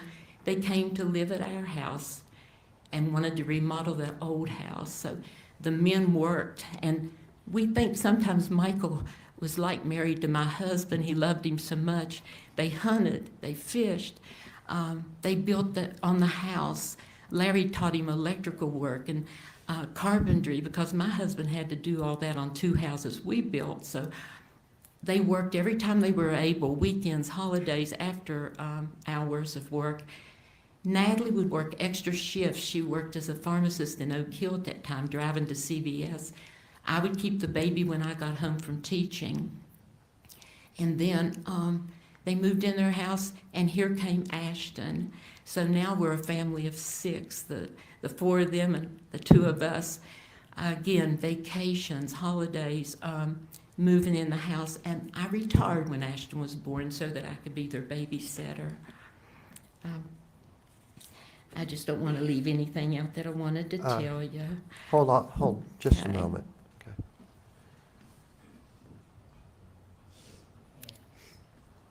Okay. If you would, as to Natalie and Michael's son, would you just refer to him as their son and not name him? Yes, sir. Because Yes, sir. he's a minor. Yes, Okay? sir. Yes, All sir. right. Please go ahead. So we start going to on trips. We eat out. We do a lot of things as a family. And my husband's still working, so at this time, Michael and him take a few holidays. And Michael always, I think we were very close, and the kids said he loved me. I thought he did. I wouldn't know for sure. He never said he loved me, but he'd always say, "Daphne, you're going with us." And he was the domineering figure in the family, but Natalie didn't mind. I didn't mind. So I'd go with them while my husband stayed here and worked. I'd go on holidays with them. And I'd offer to stay in the room and take care of the kids at night so they could go to a dinner or something. He'd say, "No, you're going with us. I want you to go to this steakhouse." He always took care of me. He'd do anything he could for me, and I'd do anything I could for Michael. Okay, slow down a little bit. Well, it broke our heart when he left this world. Our last trip, was in the summer before Michael passed away, and we went to Ocracoke Island. The men fished, and we sat aside. We played in the water. They did the boards on the waves. It was a wonderful week. And Michael had a golf cart, and he got me a golf cart, and we'd ride the others around because that was fun for this person. But Michael was sleeping more and more.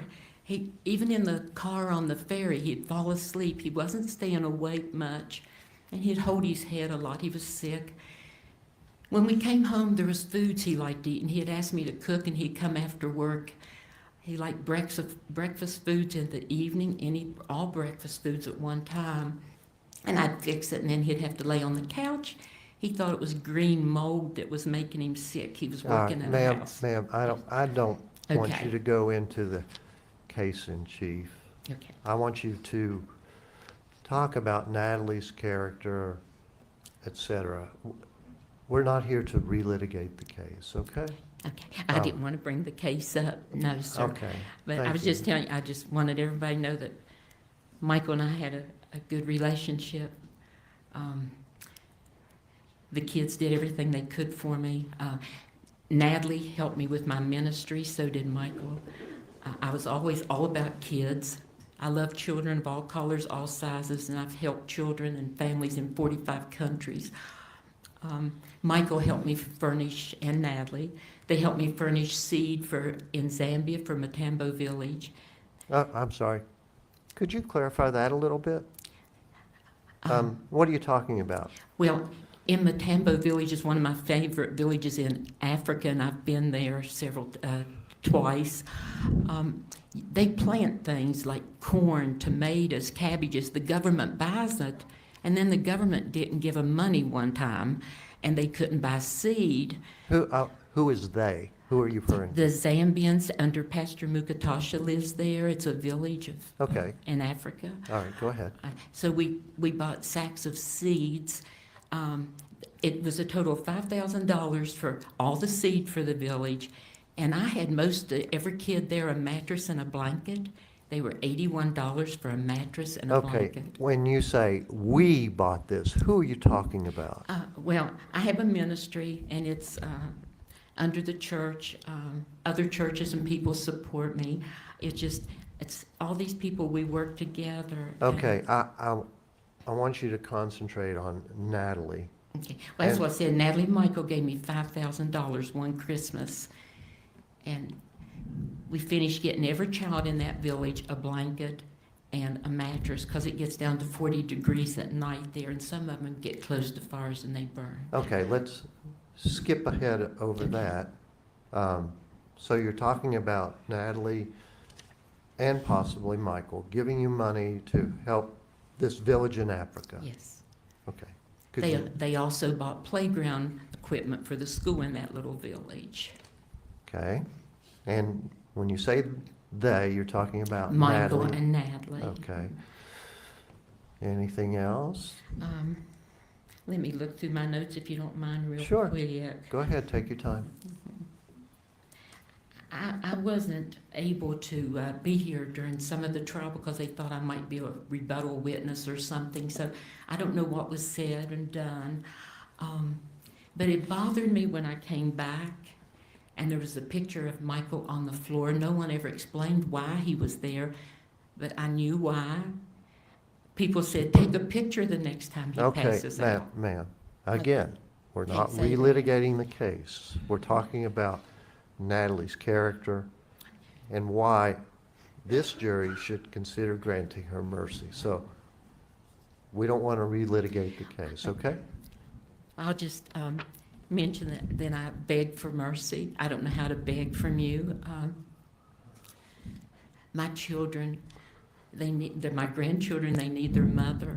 Larry and I probably won't be here much longer at our age. If she's gone that long, we'll probably never get a hold of her again. But maybe her children can if you give us some mercy. And it's funny that Larry used hope, Penny used hope, and that's what I had in my notes. We need hope. We just need maybe the morrow's coming where she can look forward to something. And about her character, can I mention what she's done in the prisons? Yes, you can. She's written one devotional book, and it's being used a lot. And you're, for the record, you're showing that devotional book? Yes, sir, this is her devotional book, and her daughter, Nikki, on the back did all the reflection pages. If you have journal writing in the prisons, federal prisons, you can have a book like this, if it's for journaling and for religious reasons. So there's 2 reasons these girls get to keep these. And it helps inmates. It's Natalie's inner feelings about being there, things that she faced outside, inside. These girls relate to it. There's no one else that can relate like this girl does. And I hope God doesn't keep her there forever. And you're pointing to Natalie, is that right? Yes, sir. Okay, go I ahead. don't want God to keep her in prison forever, but she's a prison ministry person. And it's called the dandelion ministry, because even a dandelion will grow through concrete. I have my own ministry called Sowing for Souls, but I've also adopted this ministry. And I'm going to do all I can. I'm already doing things for inmates, and so is she. We get books, we get Bibles, we get clothes for them. Some of these girls have 0 people. They were raised on the street. Nobody knows the heartache these girls in inmates in prisons go through. Okay, I just want to interrupt you a little bit. You're talking about things Natalie has been doing in prison, both in the federal prison and possibly at Southern Regional Jail. Now I think there was about 30 some of these books at Southern Regional, and a girl came out there the other day and told Natalie she had been in a drug rehab in Charleston. She said, they're using your book down there. The second book's at the publishers are on its way. I finished typing and doing things. It's been sent out. But she makes such a difference. You're She's worked talking for about, and administration. again, you're talking about Natalie. Yes, sir. Okay. Natalie's worked for administration. She works as the barista at the prison that's serving the guards and people Starbucks coffee. She trains people to do that out on the streets once they're released. And this is while she's been in prison. Incarcerated, yes, sir. Okay. I didn't think she would live there. She's never struck a kid. She's never struck her pets or anything. She's soft-voiced, and we all thought somebody will kill her. She's been in some situations, but there's always been someone to look after her. She does not know the difference in the color of people, and I don't either. She does not notice the difference in sizes of people, and they know that. A woman wrote me and said as soon as she walked in the prison, they knew there was a difference there, a light, and she is a light, and that's what she's been to me. She's a light. And whenever I need something, she'll say, Mommy, I'm fine. Don't worry, I'm fine. And so when I know she says fine, I know she's not really fine. She's just trying to keep me from being upset. And again, you're talking about your Natalie, conversations my with, daughter. you're talking about conversations with Natalie in prison, Yes, right? sir. Yes, Okay. sir. And we've run across so many good people. There are so many ugly people out there, how they treat others. But in her path, there have been so many good people, administrators and all that have helped. And I don't know if I can say it in court. No one would give her heart medicine at Southern Regional. She was so sick.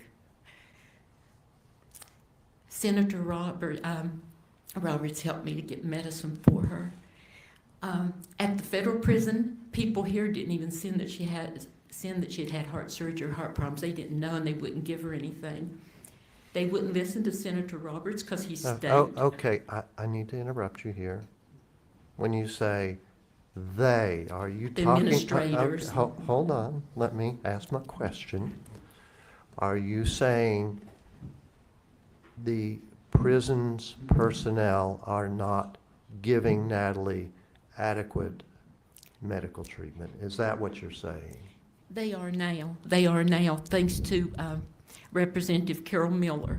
Let's not go into Okay. side names and issues. Okay.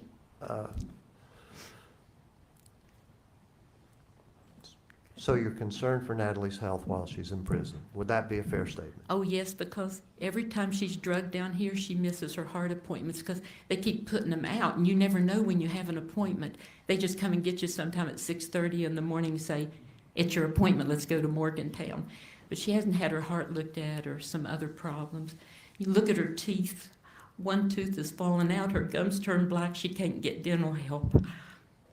I beg for things like that, and I'll work for it. I'm not an advocate, I'm not a good speaker, you can Okay, see that. Okay, okay, let's, again, we don't want to get confused in side issues and names, but you're telling this jury about Natalie's neglect and improper care in prison. Is that what you're summarizing?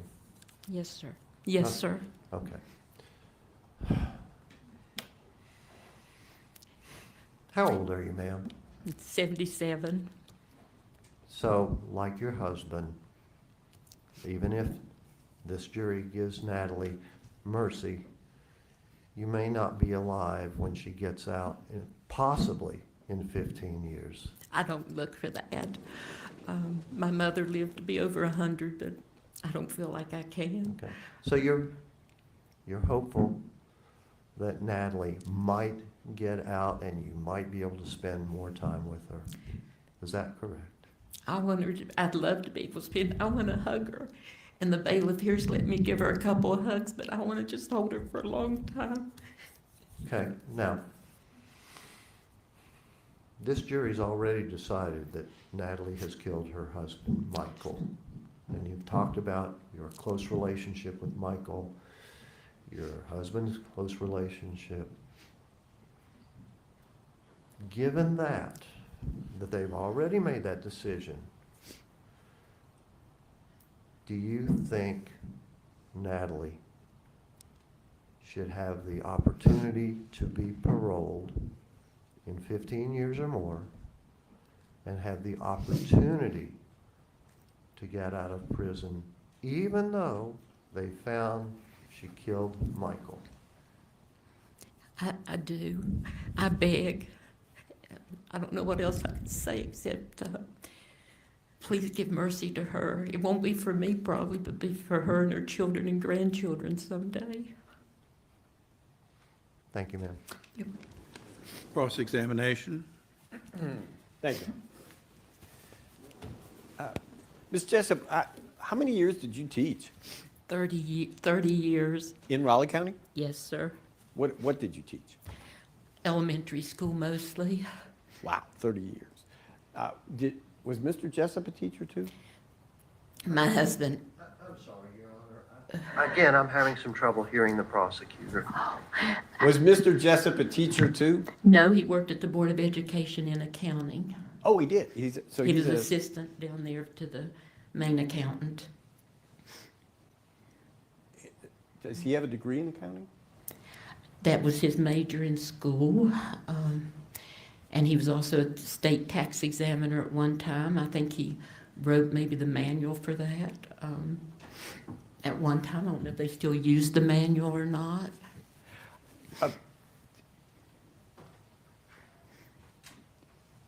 The defendant has a degree in pharmacy, correct? She's a doctor of pharmacy. So it's beyond just graduating from pharmacy school? She did something else? Well, I think they put more title to it, more courses or something. Used to be you could be a pharmacist without having that doctorate degree, but it's more years or something at her time when she graduated. And then she went on to get an MBA, right? Access Health paid for that. And I went with her to take tests and things in Morgantown and stayed with her while she did group work with other people working on that degree. As a teacher, you must have been ecstatic that your daughter did so well academically. All of my children have done well. We would strive to do well in school. Now, did you and Mr. Jessup provide the financial aid for the defendant to go to pharmacy school? We did all we could, but she worked, and I think they had some grants, because I had to put 4 through college. And I'm sorry, you had to do what? We had to put 4 children through college, and then we were helping Michael and Natalie together as much as we could financially. You were also a victim of the Ponzi scheme, were you not? I was not a victim of the Ponzi scheme. So you and your husband didn't invest with the defendant in the I contract? invested, I gave money to Michael's company at the time, $226. I knew what I was doing. I was investing. $226 is all you had? $226,000. $226,000. Or more, $1,000, okay. thousands. And you didn't get that money back? No, all the money was seized and taken and sealed till we do not know how much money was in their accounts. We do not know how much money was in the company. No one investigated to see if this was maybe a scam on the kids. The kids would never hurt me. Michael and Natalie would never do anything to hurt us. Something's wrong, but no one investigated. Didn't you file a claim as part of the federal restitution? My husband took care of that but I think they didn't think we were victims. We're not victims. We'll never get any money back. Natalie asked the government to consider us victims. They said no.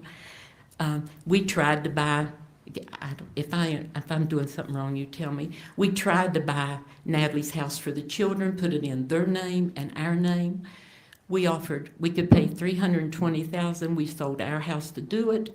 Michael's family fought us on that.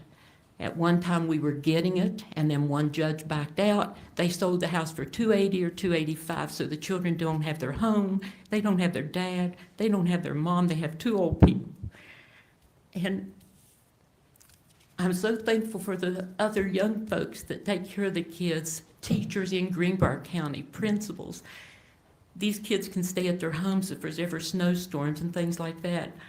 That's why I said, you don't know the good people that have come out of this, the blessings we've seen from people. And I gather by your discussion of times that you've been to Africa and helped people out and stuff that the defendant was raised in a very religious-oriented environment. Is that fair to say? Yes, sir, but I think she's more spiritual than I am. I cannot write and speak like she can, and how to reach other people. I help children, but yet it multiplied. We put in wells, we feed people, schools. I built schools. Nobody knows just all the people that come forward throughout the United States. There's a man in Zambia watching every minute of this, Pastor Luke Katasha. I've got people in Burma and different countries that are praying for us around. One of them prayed around the clock a whole month, a big church. But back to my question, you raised the defendant in a very Christian, religious-oriented home. Is that We fair to did. say? Yes, sir. Yes, sir. And since you've been involved with the defendant since she was put on this earth, right up to the present, where did things go off the track with her? Well, if I overstep, you tell me to stop talking, because Michael was out of work. She was a pharmacist. He watched a movie called War Dogs, and I do not appreciate all the cursing, but he wanted me to watch it, so I watched it. He was going to do government contracts. In the movie, the two men go to prison for 20 years apiece or more. I think they're out now. And I begged him, I said, don't you do anything wrong. He said, I won't. And then he started to open it up to family, and I said, keep it in the family. I knew some of the family members involved. I did not know some of the doctors involved at the time and people like that. If you kept it in the family, I think things would be fine, but it got outside. And I don't think Michael was doing anything illegal. I think Michael thought he was doing right. They were going to look in to see if it was a scam. But then they had Natalie. Can I tell the jury what she pled to? It wasn't a Ponzi scheme. The first thing, and I wrote the numbers down on the indictment, was number 6. She bought Michael a black car frame. It doesn't even have a motor. It was a Cobra, and that's called money laundering because it went across state lines or something. The motor came from somewhere else. They didn't do a thing about that. The other thing, her name was on the bank account. If my husband gets arrested, my name's on the account. I'll probably go too. And the same with the kids. If Michael were here, he and Natalie would both be in trouble, but maybe some help would come for them. Michael and Natalie loves us. They would never hurt us in any way.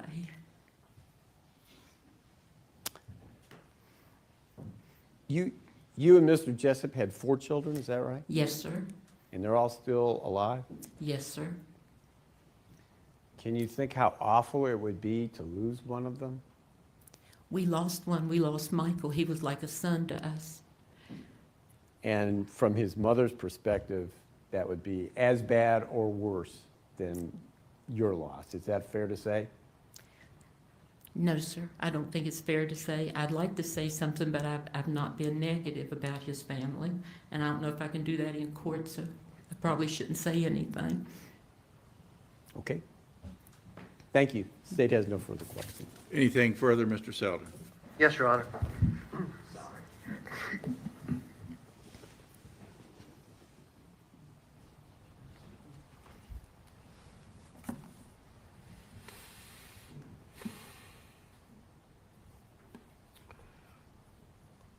Ms. Jessup, you said, if I recall correctly, that you tried to more or less salvage the Cochran's home from being auctioned off. You made an offer of over $300,000, is that right? Yes, sir. You wanted to buy it back so the children would have a place to stay. Yes, sir. And the federal prosecutor asked me to... Please, just listen to my question, okay?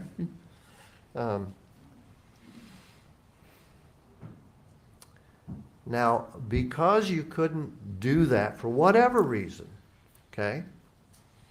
You said that now the children don't have a home anymore and have to depend on others. Is that what you said? They have a home with me.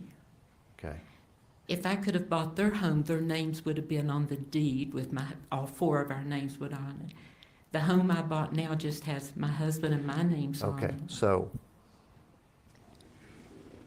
you wanted the children to have their original home back and not be dependent on you and others. Is that a fair statement? Yes, sir. I want them to have their home. Okay.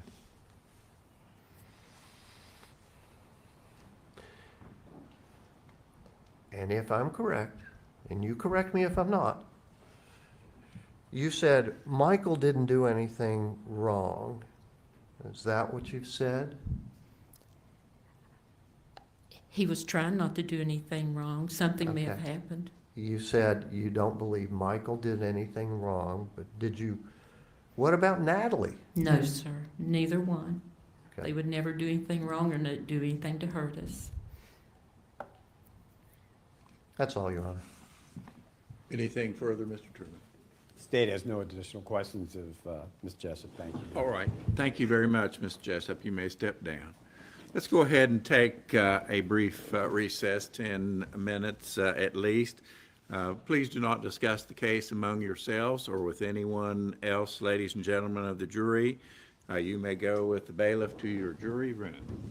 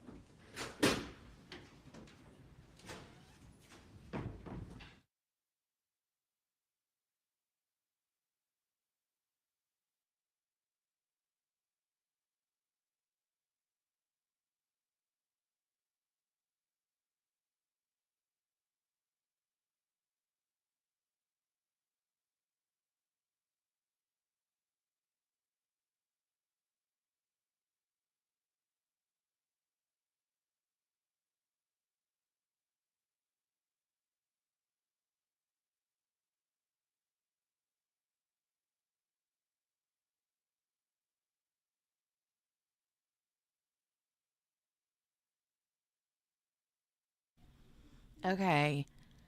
I am back. Hold on. Ooh, let me make sure. So I got to the part where she was talking about the movie. And I didn't make it any past that. So you guys can hear me, right? Can y'all hear me? Can y'all hear the words that are coming out of my mouth?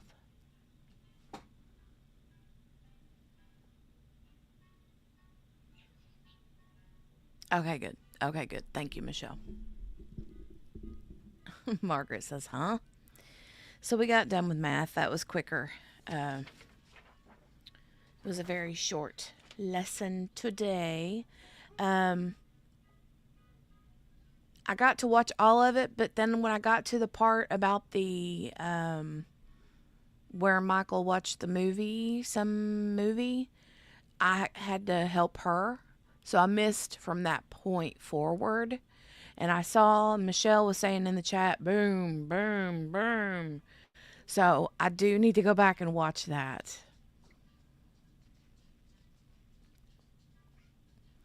I need to go back and watch that. Are you okay with me rewinding it that far back and watching it with you?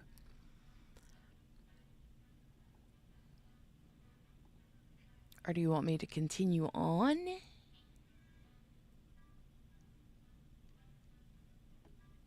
Timu Guru is screaming at his Mr. Bueller.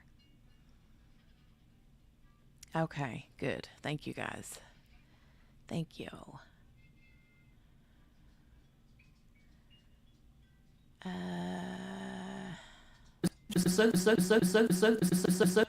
my God! What in the name of other God? young folks that take care of the kids. Did you see that? I don't know what that was about. It got button got stuck. She was blaming Max Headroom, right? She was blaming Michael for watching the movie and getting the Ponzi scheme idea from the movie. Okay. Oh, Cologard, me and you are going to fight. Anyway. All right. So, now my dog's needing out to use the bathroom. It's never ending. She was possessed, right? Oh my God. I need to see if this is a good point. Teachers in Greenbrier County, principals.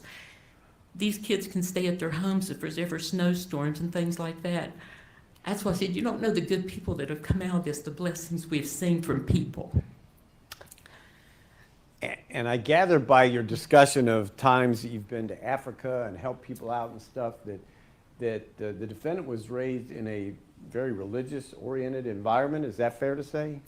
Yes, sir, but I think she's more spiritual than I am. I cannot write and speak like she can. I heard this part. And how to reach other people. I help children, school sites. There's a man in Zambia watching every minute of this, Pastor Luke Ataja. I heard that part. I want to get to the movie part. In a very Christian, religious-oriented, involved with the defendant. Where did things go off the track with her? Well, if I overstep, you tell me to stop talking, because Michael was out of work. She was a pharmacist.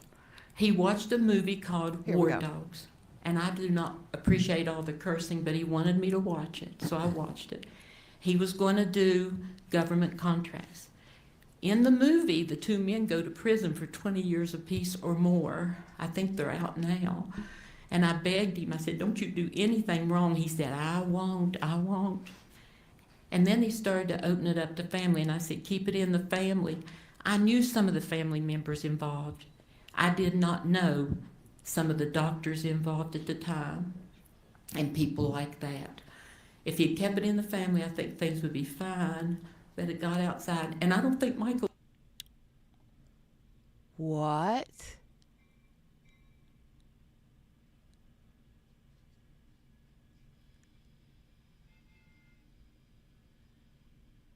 What?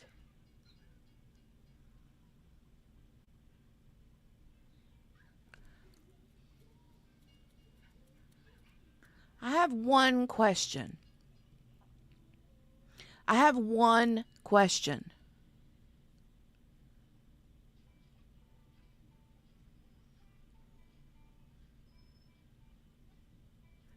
Do we need to have like an Adelson meeting here where the whole family goes to jail?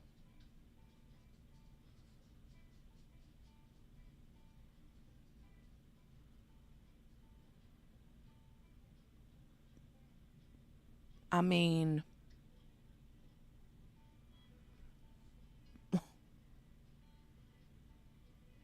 what?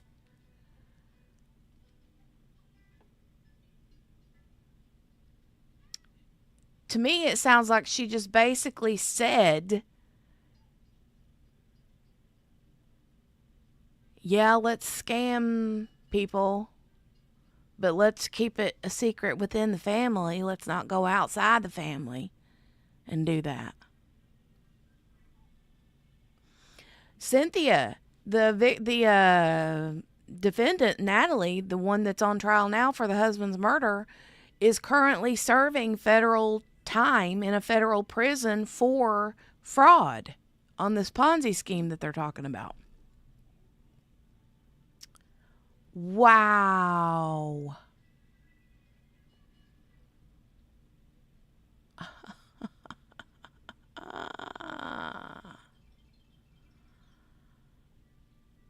Oh my God.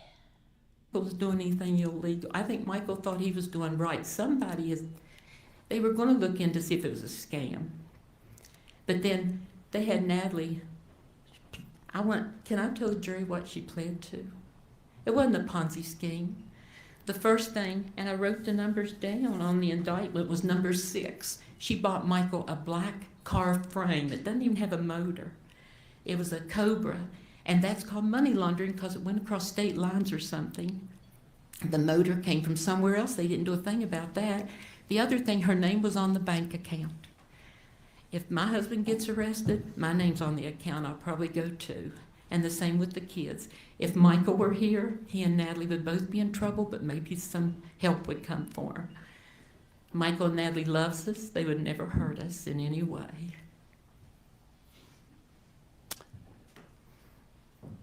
You and Mr. Jessup had 4 children, is that right? Yes, sir.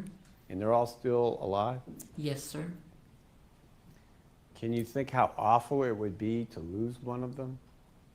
We lost one. We lost Michael. He was like a son to us. But he wasn't your And son. from his mother's perspective, that would be as bad. You lost a son-in-law, ma'am. You didn't give birth to him. You didn't raise him up. You didn't sit there and rock him when he was sick as a baby and change his diapers when he was a baby. You didn't watch him grow up and take his first steps. His mommy did that, not you. Or worse than your loss. Is that fair to say? No, sir. I don't think it's fair to say. I'd like to say something, but I've not been negative about his family. And I don't know if I can do that in court, so I probably shouldn't say anything. Yeah, if you can't say nothing nice, don't Okay. say nothing at all, heifer. Thank you. State has no Heifer, further heifer, questions. heifer. Anything further, Mr. Selden? Yes, Your Honor.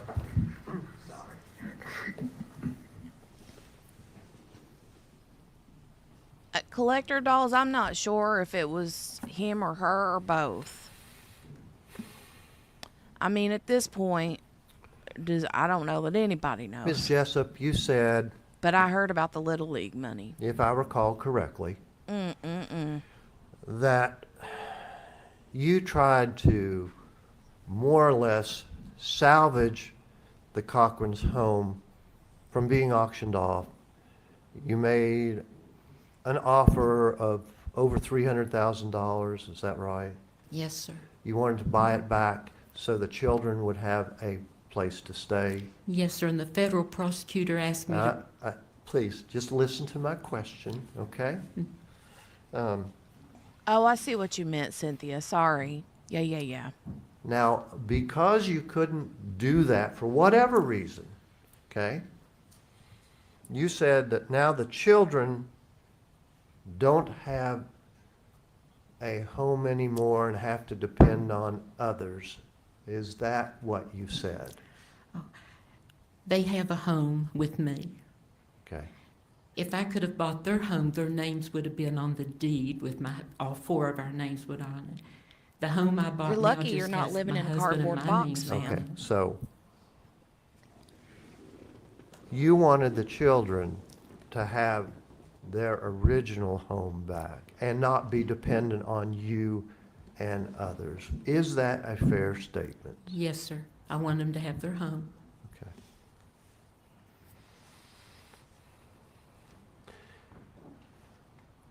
And if I'm correct, and you correct me if I'm not, you said Michael didn't do anything wrong. Is that what you've said?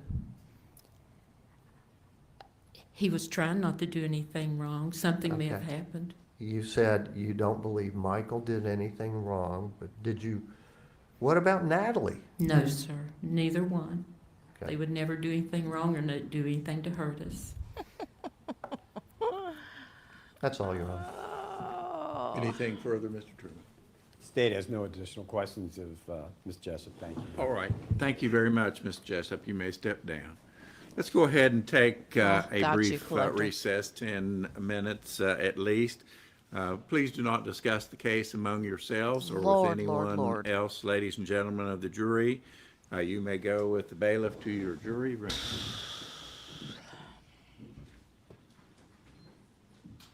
I'm assuming that home, Cynthia. I'm assuming so. Just for them to have something, you know.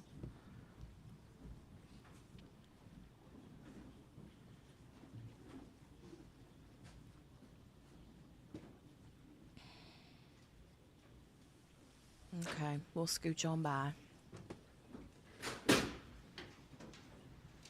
Scooch on by. Zoom, zoom, zoom, and a boom, boom. Just shake your rump.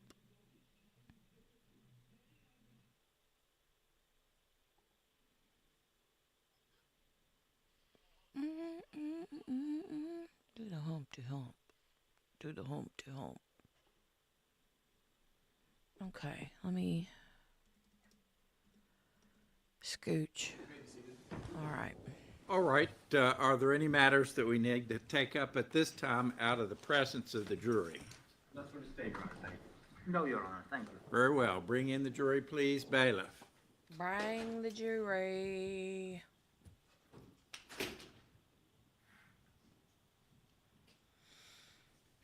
Mm-mm-mm.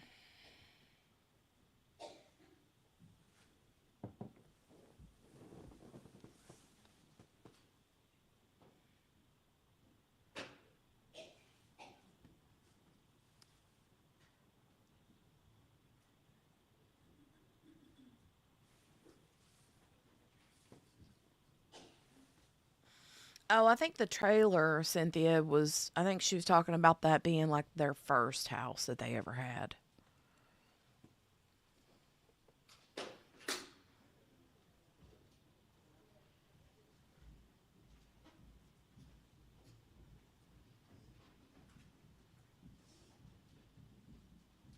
Not the one they had when they were, taking baths and green cash and stuff.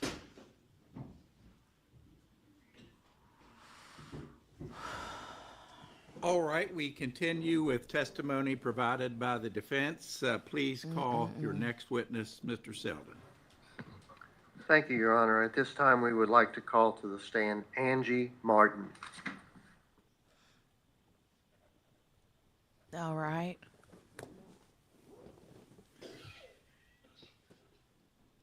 I mean, you never know. Today, you see these fancy put together homes, right? I mean, daggone, some of them are like, Please, do you swear or affirm to tell the truth, blows my mind. so help you God? Yes, sir. You may have a seat. This one coming up is interestingly boring. Okay. Good morning. Good morning. Would you please state your full name and spell it for the record? It's Angie Martin, Angie Martin. Do you know Natalie Cochran? Yes, sir. How long have you known her? Approximately. 6 years. Okay. Maybe 5. I don't know. Uh, I'm not. If you're going to speak, please speak I'm not a up. good mathematician. That's fine.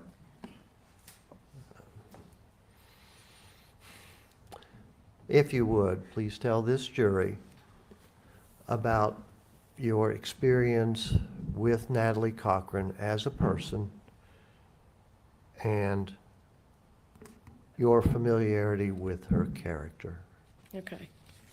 And first, well, I'll get to that. Please go ahead. Okay. And again, you are referencing a piece of paper. Is that notes that you have written? Yes.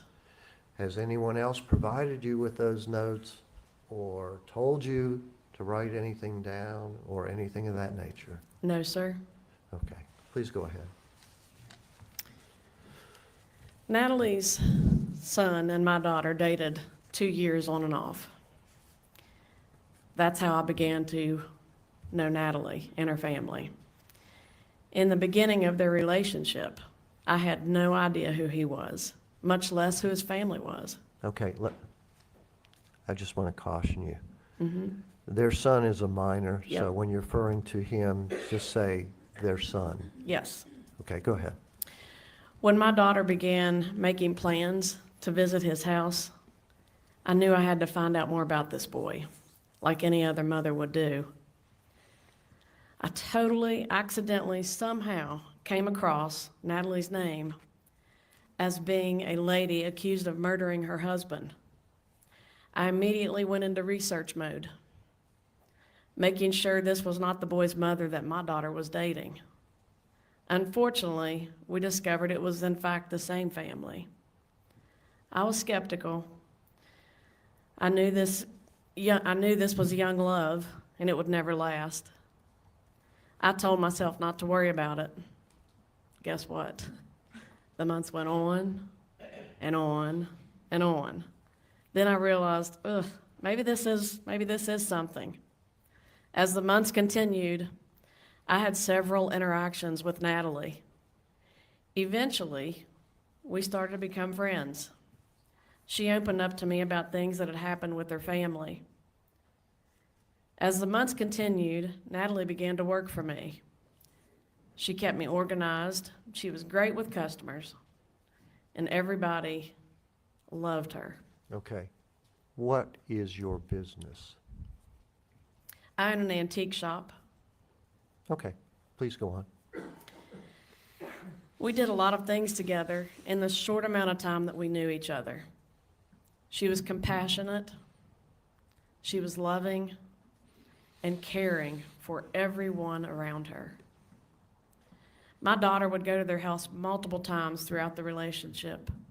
She loved Natalie and always enjoyed her time at her house.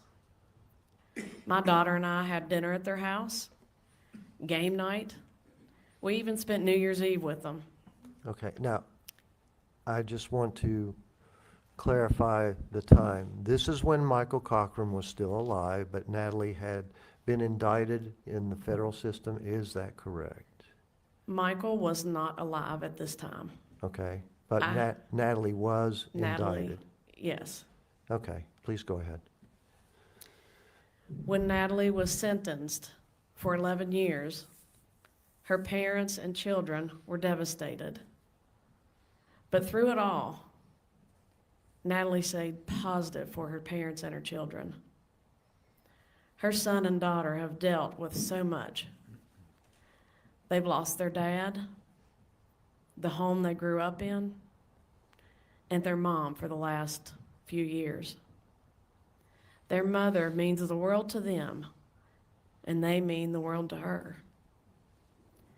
Nikki and MAC want nothing more than their mother in their lives. They want her to be a part of their weddings, to have a chance to see her grandchildren, and just to be a part of each stage that they go through in their lives. Natalie's mother and father also want nothing more than just another chance to hold their daughter in their arms and know that everything would be okay once more. Natalie is a mother, she's a daughter, she's an aunt, niece, friend, but she's a human being that has a life just like we all do. She has taught both myself and my daughter that no matter how dark the tunnel could be, there will always be light at the end of that tunnel. She has proved that to us multiple times. Natalie has been strong and courageous throughout many trials and tribulations she has been through. For people to sit here today and consider this woman guilty of first-degree murder has left many people distraught and heartbroken. How can you, as a jury, convict Natalie Cochran of murdering her husband when there's been no hard evidence proven? Now, ma'am, let me stop you there. That decision's been made. Right. It can't be questioned, okay? You can't comment on Sorry. the jury's actions. That's And- okay. Okay, so please. To omit pull that. this mother away from her children and family is just hard to understand. Whichever side you decide, I know that no matter what and no matter where, Natalie will forever be a great friend towards both me and my daughter. I ask that you please think long and hard about deciding Natalie's fate for the next chapter in her life. Consider mercy for Natalie. Think of her children while making this lifetime decision. I don't think I have any questions, Your Honor. Cross-examination? Ms. Martin, you never met Michael Cochran, right? Unfortunately, I did not. So I'll ask you a question that I've already asked here today. How do you feel knowing that because of their mother, these children will never have their father in their lives again?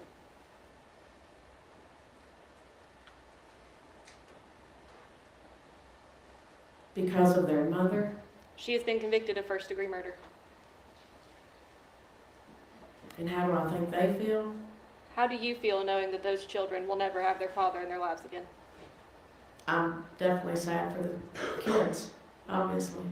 Thank you. I have no further questions, Your Honor. Anything further, Mr. Sullivan? No, Your Honor, nothing further of this witness. Thank you, Ms. Martin. You may step down. You are excused. Lord, Our Lord, next Lord. witness, Mr. Selden.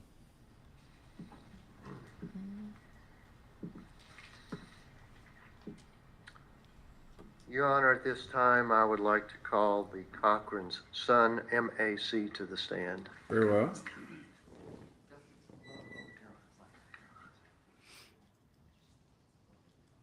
And Your Honor, my co-counsel has pointed out that he cannot be on camera, and they cannot show his identity. All right, we've gone through this drill before, and I direct this admonition to the media folks in the back. You can blur out his face or put a block on his face or whatever is done now, but I do not want his face to be portrayed on camera. All right?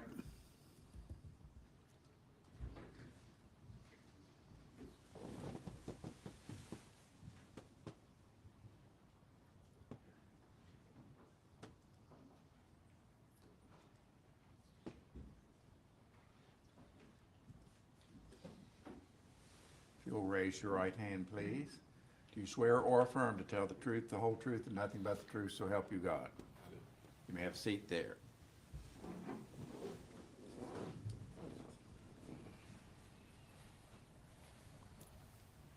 Good morning. Good morning.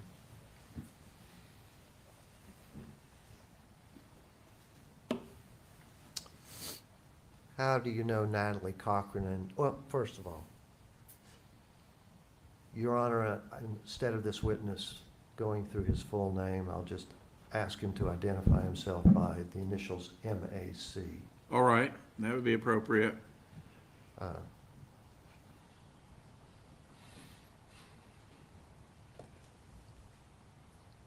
And as you've heard, you're appearing here today on your mother's behalf, Natalie Cochran, to appeal to this jury to find mercy for your mother. Is that right? Yes, sir. Now, you're probably one of the two most familiar people with your mother. Yes, sir.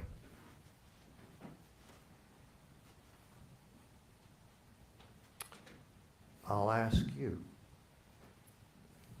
would you tell this jury why your mother should be granted mercy despite the fact that she's been convicted by this jury of first-degree murder? Would you please address the jury on that?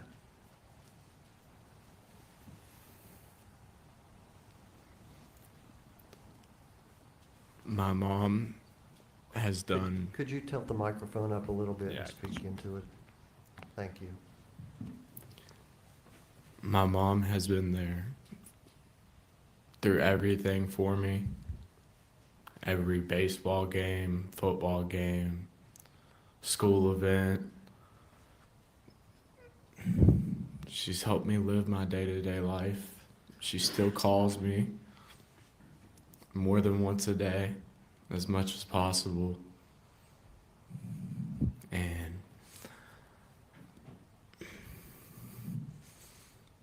I know this is hard for you. Just do the best you can, okay? If you need to take breaks, take breaks. Gather your thoughts, whatever you need.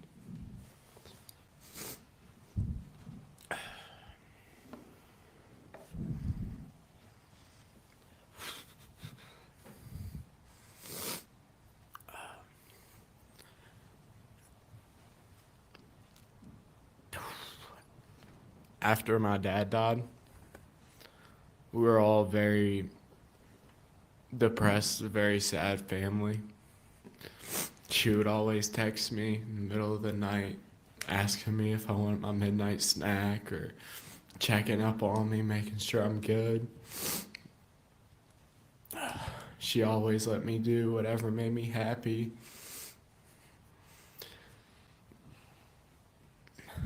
She took us to church.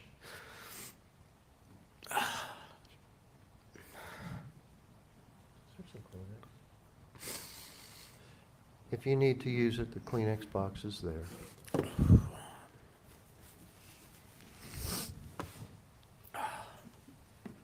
Go ahead.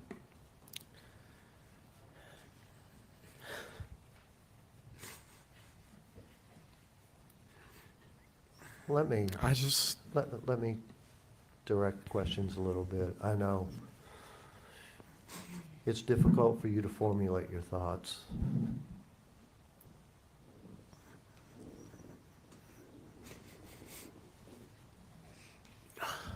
How do you think your mother is needed in your life from this point on? She's been convicted, okay?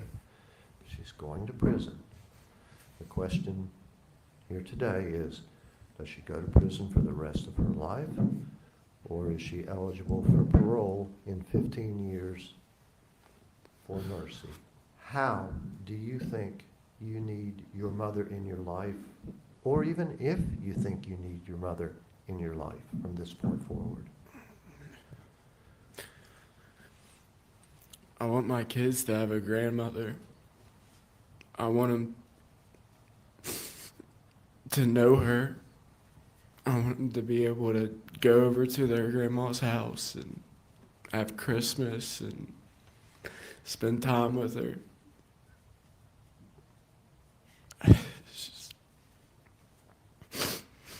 Would you like her to be around and possibly out of prison if you get married or anything like that?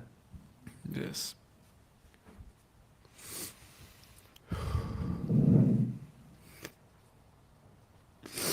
You were close to your father as well as your mother, right? Very.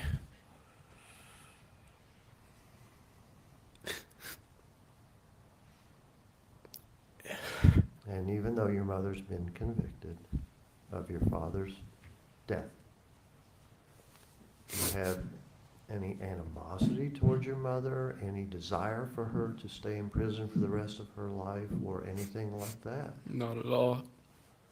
Not at all.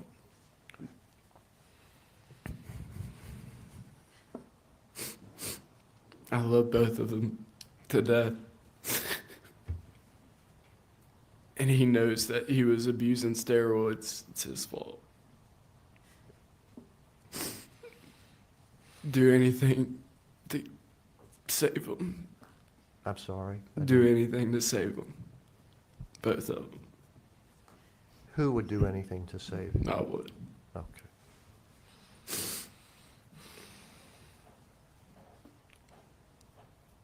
Are you 17 years old? Yes, sir. Lord, Lord, Lord.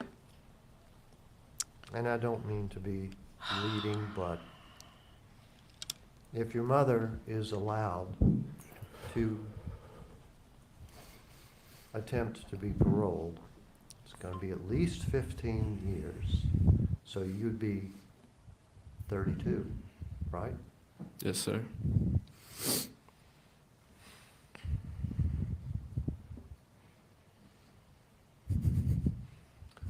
You'd have a lot of life left, right? Yes, sir. Would you want your mother to be involved in that life after at least 15 years? Yes, sir.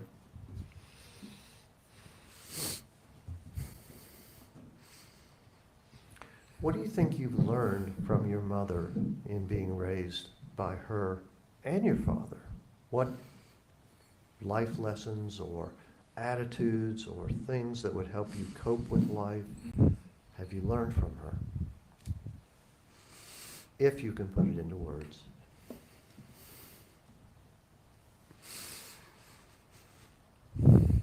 To stay strong through everything, no matter what.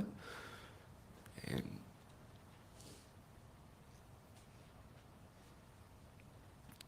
just to be nice. Just to be nice to people. A very kind human being.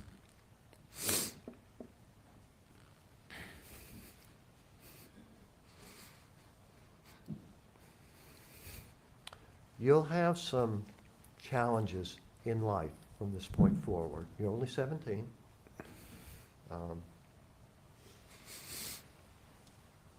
You'll have to face many of life's problems, challenges. Do you think your mother, if she is allowed mercy, would help you through those difficult times? Of course. Of course.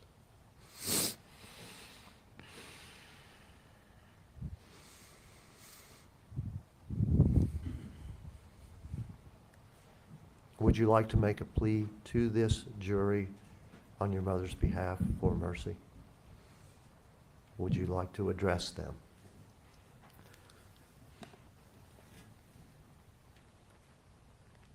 I just hope you all understand that it's not just her life that y'all are picking and choosing to mess with, but it's the kids too and the whole families.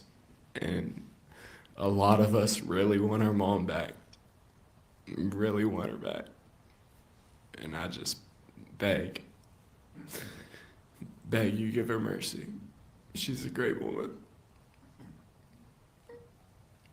Thank you. Cross-examination? A few questions. You're in what grade in school? Senior.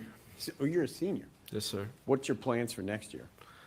Hopefully get a scholarship, play baseball at some college. Do you know where you're going to go? Not yet. Do you have any idea what you want to do when you get there? Go into some type of business form. Kind of like your sister, she's in accounting. You want to have something similar or comparable to that? Something like that, yes. It's fair to say you've had a really bad last 5 or 6 years, right? Yes, sir. And during that time, you've lived with your grandma and grandpa Jessup, is that right? Yes, sir. Still do? Yes, sir. Okay.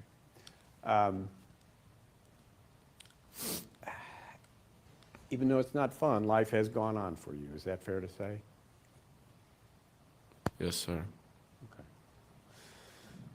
If I could have just a moment, please. Very well. That's all the questions the state has. Thank you. Anything further, Mr. Selden? No, Your Honor, not Yeah, I of this witness. noticed that. Thank you very Michelle. much. You may step down.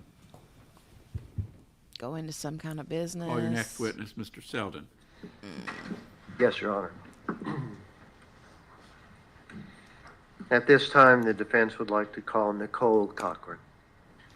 Okay, this is the daughter. I'm sure this is going to be pretty emotional too. Come forward.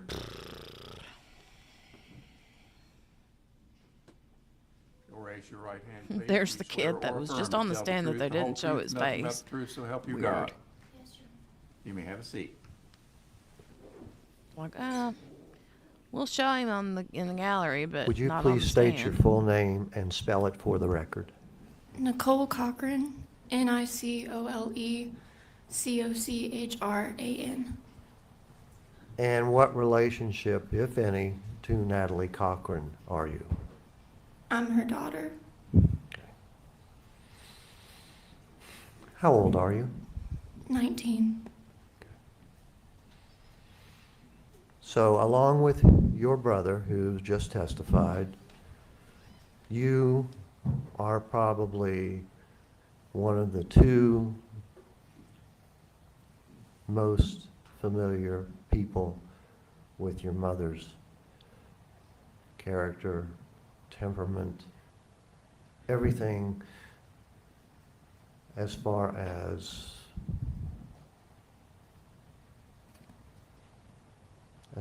her possible qualifications for mercy. Would that be a fair statement? Yes, sir. Do you wish your mother to be granted mercy by this jury? Yes, very, very badly. I know you're very emotional. I couldn't hear your answer. Please, take a moment, Sorry. please.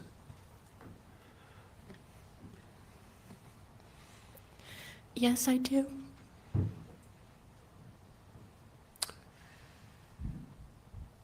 And I know this is a broad question, but can you tell this jury why you want your mother to receive mercy?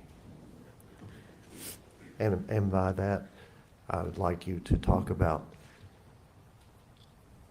how mercy or no mercy would affect your life. She is my mother, but I've always kind of considered her to be my best friend. Growing up, it was Natalie, my mom.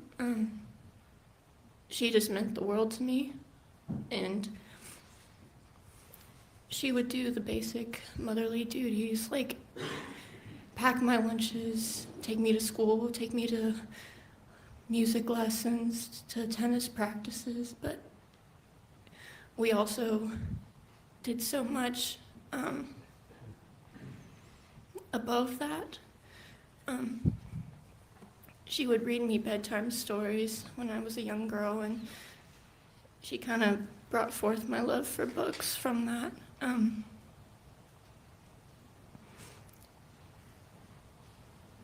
She used to do anything for me. She watched hours of YouTube videos to learn how to do my hair a certain way so that I could have it for tennis practices. I've missed so many moments with my mother.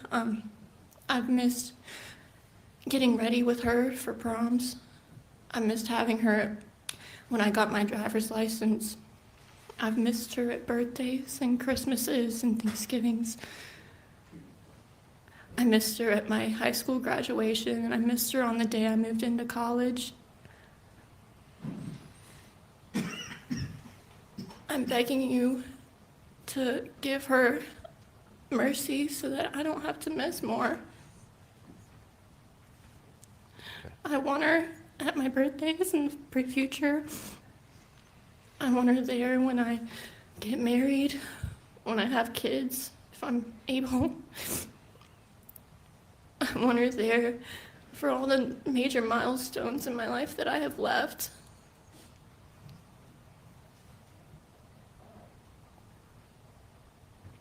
Does that include those statements? And I'm not telling you to go on. Do you want to say anything else? I'm going to have a couple follow-up questions, but is that? You can go ahead. Okay. You're 20 now, is that right? 19. 19, sorry.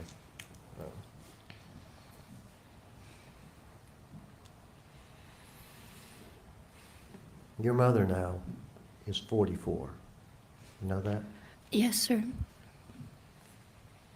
So even if she's granted mercy, she's going to be in jail for a minimum of 15 years. You understand that? Yes, sir.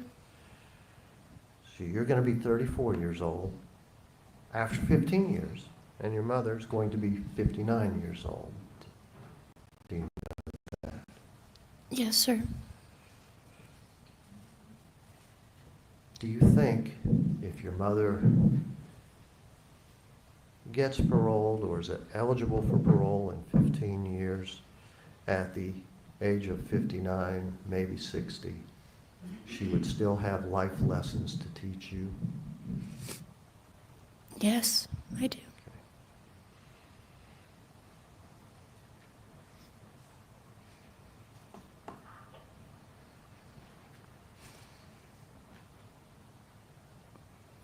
This jury has already found that your mother killed your father. You understand that? Yes, I do. And you loved your father, correct? Yes. Do you have any malice or hatred or anything along those lines to your mother because of that? No, I love her so much, and that just hasn't changed. Okay, thank you. Cross-examination? I don't have any questions for this witness, Your Honor. Thank you. You may step down, Ms. Cochran. Call your next witness, Mr. Selden. Your Honor, at this point, we are no longer calling any more defense witnesses. All right. This would be a good time for us to take our lunch break, members of the jury. It's a little bit before noon. We'll start back up at 1 o'clock, please. This will give you a little extra time to have your lunch. Please do not discuss the case among yourselves or with anyone else. Please do not access any reports about this case at all online, in the newspaper, or on the television. Enjoy your lunch, and I'll see you back at 1 o'clock. You may follow the bailiff. All right. We will zoom past their lunch and then go straight into the defense or the prosecution's people's.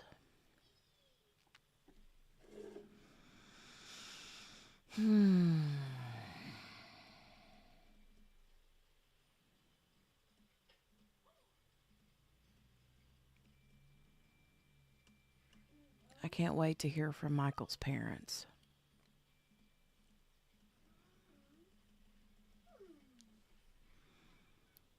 Well, now we're back to the clock. Okay, here we go.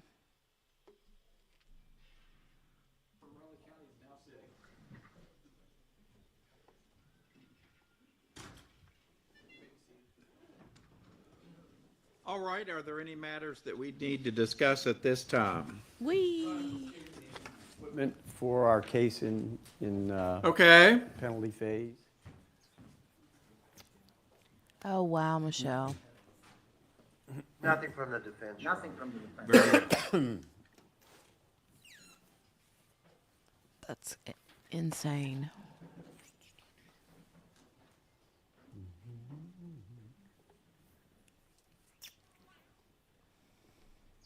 Jury.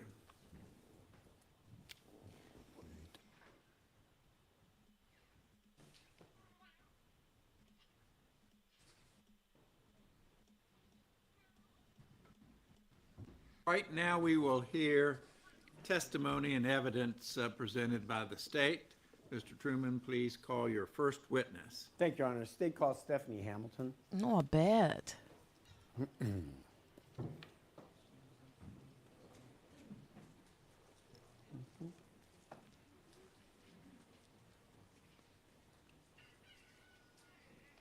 If I'm not mistaken, this was the neighbor whose kid has. Swear or affirm to tell the truth, the whole truth, and nothing but the truth, so help you God. I do. You may have a seat. Diabetes? You are I'm not Stephanie sure. Hamilton, I am Stephanie Hamilton. and the jury has already heard your testimony previously, but we're now in the penalty phase, and that Maybe involves not. the character of the defendant. Could you describe just briefly your relationship with the defendant? I met her through the Youth Football League. Mike was one of our son's coaches, and I met her through that, and we became friends. Okay, no. Were you pretty good not friends? her. I thought so. You thought so. And did some things happen that led you to change your mind on that? Yes. Ooh, yay, Tony. Tell us what that was. She lied to us. She manipulated us. Wow, My Margaret. son, I'm already going to object this, unless we have some specific testimony. We just. All right, perhaps we should establish a foundation as to who, what, when, and where, Mr. Truman. Yes, sir. Ms. Hamilton, you indicated that the defendant lied to you. Can you tell the jury some specifics as to that? well, our son was very sick, and he had just went through a really bad surgery. We thought we were facing cancer. He was 13 at the time, and we didn't know what we were going to be facing with him. And she used that situation to talk about the contracts working for her so I could stay at home more with my son. And, we gave money, and there was always, promises of money, more money, and there was never money. So you're talking about the investment with the defendant, and you were never paid back. Is that right? Right. Okay. The jury may recall that you are a physician's assistant, and you explained to them in general terms what that did. Right. Did the defendant utilize your position as a physician's assistant and take advantage of you on some occasions? Yes, I mean, she had asked me for medication once. She used my position for her cover. Explain And- that. Sorry. When you say that, used your position as cover, what did you mean by that? The day of Michael's sickness. And how did she go about using you as cover? Telling everyone that she had me there as the provider. I'm going to object. We need to approach the bench on this one. All right.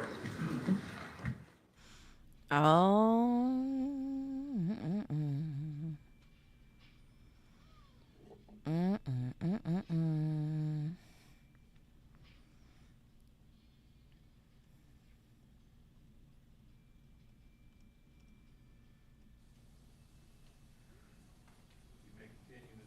Thank you, Your You can go ahead and answer that question. Telling investigators that I was there as the provider that checked Michael. She had a provider there, named me, used that for her cover.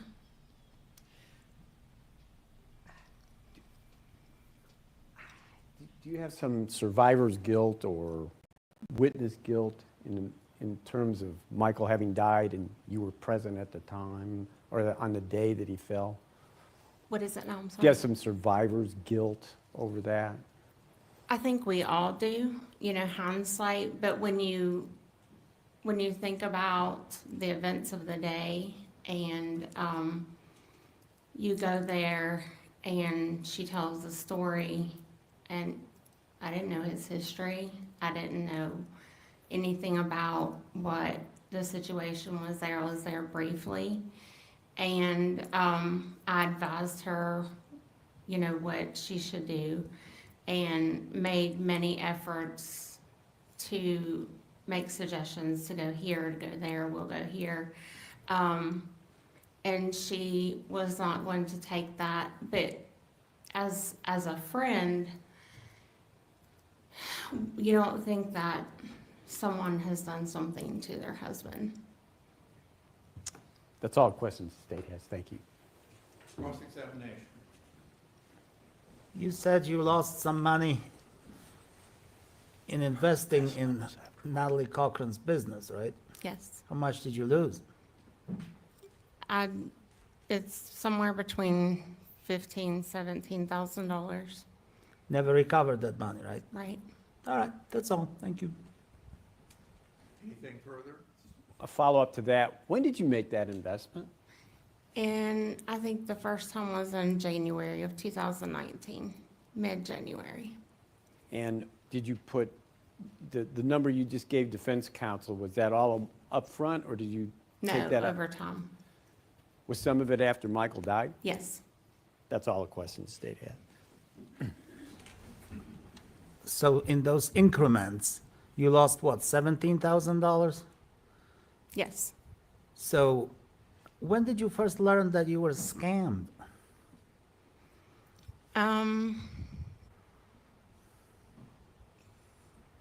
After I started realizing there was multiple excuses as to why there wasn't anything coming back. And you thought about all those increments of money that you paid Natalie or whoever, the company, right? What is it? And you thought about all those increments of money that you paid to the company, right? I knew there was. I had never added it up until the end. And that made you really mad. No, actually, I was more hurt Yeah. of the lies than the And money. and you were still mad and hurt, right? No, I'm not mad. No, I'm you're not. hurt. All right, that's all. Anything further, Mr. Truman? Nothing further from the state, Your Honor. Thank You you. may step down, ma'am. Thank you. Call your next witness, Mr. Truman. Your Honor, the state calls John Hamilton to the stand.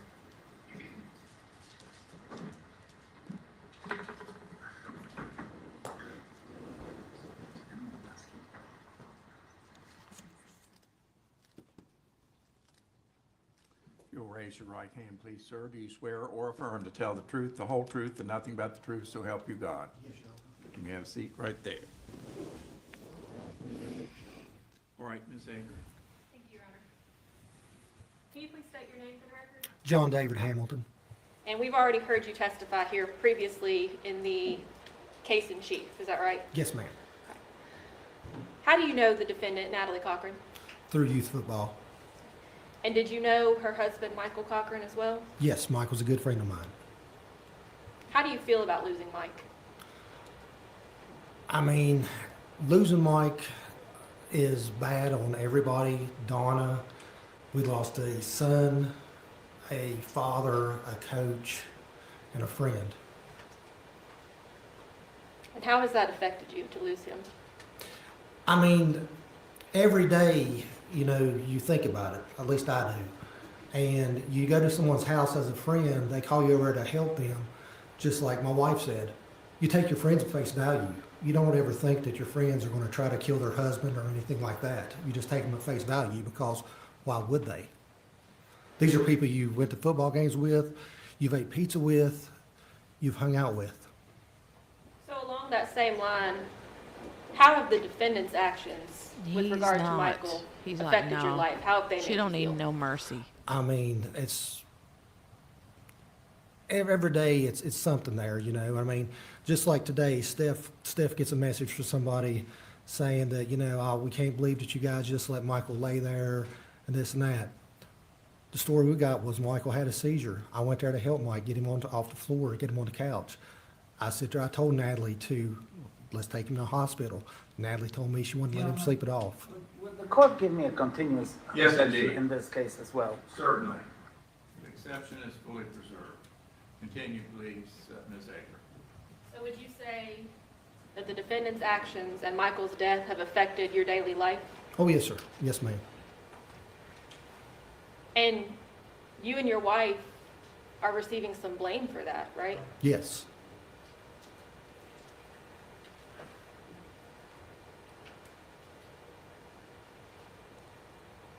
How do you feel about the role that you played on February 6th of 2019? As far as, and like what I wish I would have did, or just what happened? As far as how you became involved, what do you feel in hindsight, looking back on that day? Well, I mean, you think about it almost every day, and you really wish you could have did something different, but given the information you have at the time, you know, you feel horrible, especially for Donna, the kids, this and that. Like I said, they lost a father. You know, Donna lost a son. I lost a friend. I think that's good for us. No further questions, Your Honor. All right, cross-examination, Mr. Victor. Mr. Hamilton, did you lose any money to Michael and Natalie Cochran's business? My wife made the investment, sir, but yes, as a family, we did. Okay. Now, how is your testimony today different from the testimony that you testified to at trial? How is it As different? As far as what, sir? Well, you're pretty much recalling the events of the day, right? Yes, sir.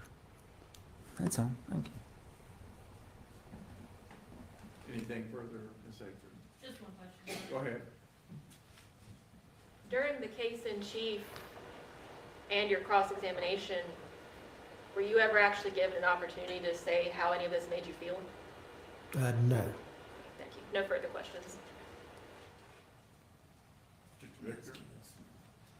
You said something on direct concerning the children losing their father. Yes. They also lost the mother, right? Yes, because she killed their father. I didn't ask you why, sir. I asked you a simple question. Yes. You don't like Natalie Cochran, do you? I don't like that she killed Mike. Do you not like Natalie Cochran? I wouldn't say I like her or dislike her, sir. As far as I'm concerned right now, sir, she's a criminal. So the answer is no, I don't like her. Is it? If you want to put it that way, sir. Anything further? No, Your Honor. You may step down, sir. Thank you very much. Thank you, Your Honor. Call your next witness, Mr. Truman. Christopher Davis.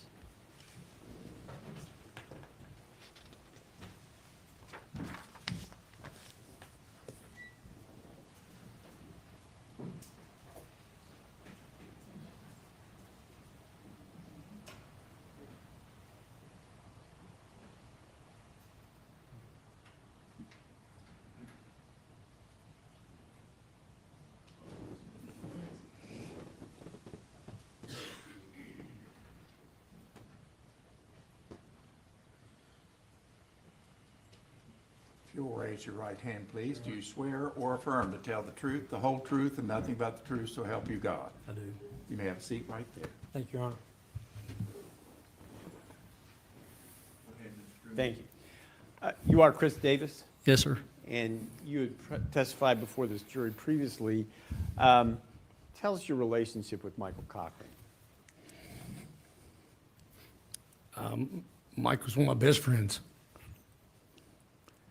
And, you know, we did a lot together and spent a lot of time together. And, you know, we not only personally, but we coached sports together and,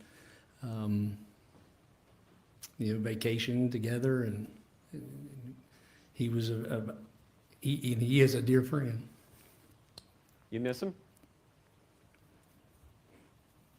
I do.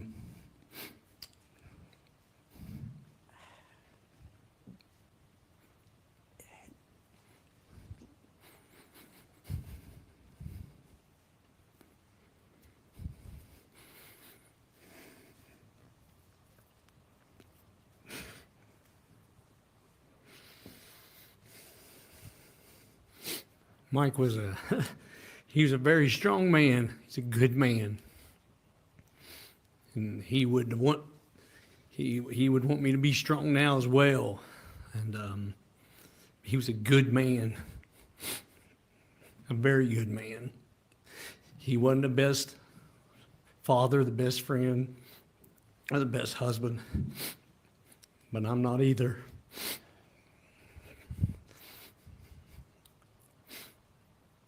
But he's not what you heard he was. He loved his family. He took care of his family. He loved his friends. He loved his community. Spent a lot of time in the community. He loved life. He wasn't sick. He wasn't ready to die. He was healthy. Even up until the day he died. He had plans. He had lots of plans. He was doing lots of things. Couldn't wait to the things he was doing. And that was also for his family. Let me shift gears totally with you. You and a couple other fellas gave some money to the defendant in this case, correct? We did, yes. What was the total amount you gave her? It was $511,000. And how much of that did you get back? The exact amount we got back, I'm not sure. I think it was probably around 50 or 60.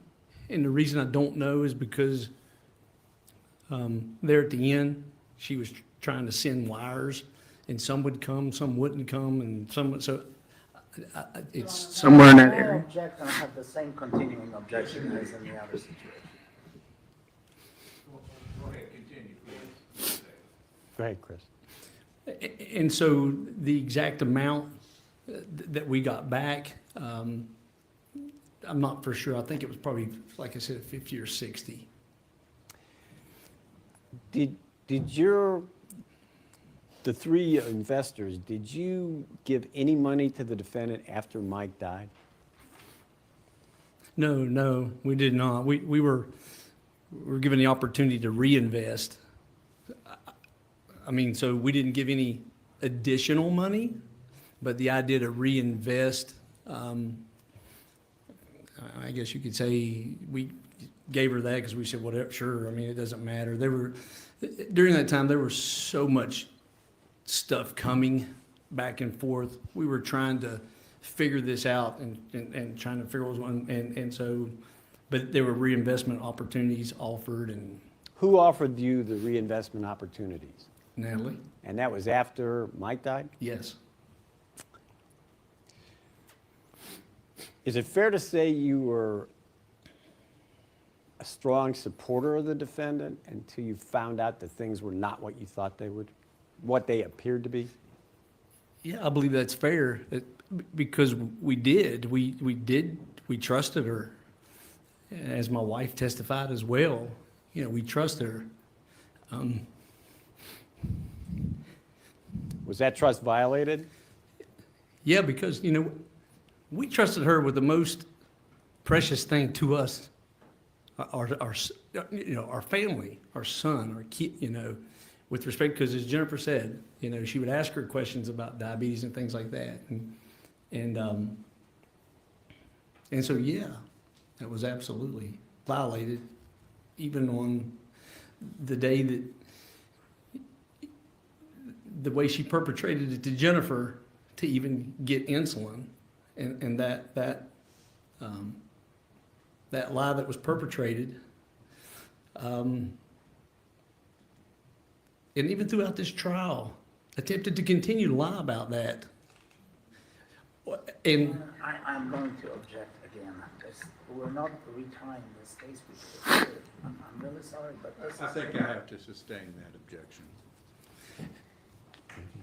And the idea that she was never given, she never kept insulin for our son.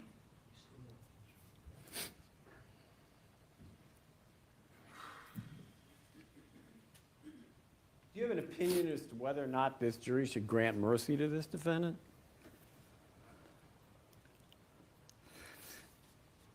I think this jury has been here for 3 weeks.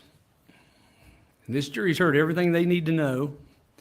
They don't need my opinion, don't need my thoughts, and you don't need me preaching at you. You know what you know. So with all due respect, I don't have opinion for these folks. I thank you. I know Mike would thank you. That's all the questions the state has. Thank you. All right, cross-examination, Mr. Victor. Mr. Davis, I only have a couple of questions. When was the first time that you and your family met Natalie Cochran and Michael Cochran? Just give me a year if you. I'm going to say 2011 or 2010. Okay. So would you agree with me, sir, that throughout these years, you and your family and Natalie Cochran and her family became friends? You were neighbors and you were friends. Absolutely. And you did a lot of things together, right? Absolutely. That included Natalie Cochran, right? Absolutely. And well, dinners, maybe some holidays, almost daily. You were in some contact with Natalie and Mike, right? Maybe Yes. not daily, but. I mean, to get to your question that you're getting at, we knew these folks very well. Okay. Yes, and we're daily contact, whether it was me contacting Mike daily or my wife contacting Natalie Right. daily. Yes, there was friend interaction. a Now, lot. would you agree with me, sir, that throughout those years, you had an opportunity to observe Natalie Cochran's good deeds? She was active in the community. She was involved in sports teams, supplying money for it. She was in Bible school. She was a pharmacist, helping people, giving lectures, et cetera, et cetera. Did you have that opportunity before you started realizing that something was awry? Well, to answer your question directly, you started it out, I would agree with you. I don't agree with you. Okay, all right. So now let me further state, I witnessed a lot of deeds, good, bad. The reason that I can't say I agree with you because I can't sit here and say that I believe any of those deeds were done in good, bad, or irrelevant fashion because Okay. the truth of the matter is, was it a lie then as it is a lie now? Or was some of it true? All right. Or was some of it false? So we don't agree. Okay. Mr. Davis, let me ask you this. Did you ever see Natalie being involved in any volunteer work? We were all involved in No, I mean, volunteer no, work. please answer my question. Have you ever seen her involved in any volunteer work? We were all involved in volunteer work. Your Honor, this is. All right, please answer the question pertaining to Natalie, if you would, Mr. Davis. Volunteer work requires you to do that because you're doing it for the benefit of others, and therefore it's hard for me to answer, was it volunteer or not? That's a very subjective question, and although I don't answer it the way you want me to, I can tell you subjectively, was it volunteer? I don't know. But I do know there was activity. I don't know if it was volunteer or not. Your Honor, I move to strike that answer as non-responsive. Did Natalie ever help people with her pharmaceutical skills? Absolutely. Okay. Did she ever, well, maybe you don't agree with me on this, but prior to the events of the federal case, she led a crime-free life, didn't she? I have no idea if she was committing crimes throughout her life. Okay. But you have no way of knowing whether she was convicted of any crimes prior to the federal conviction? I'm unaware if she was ever convicted of any Okay. crimes. Okay. Now, you were also friends, I presume you knew her children, right? Absolutely. All right. Especially your son. And her parents, I presume also. I did know them. Okay. And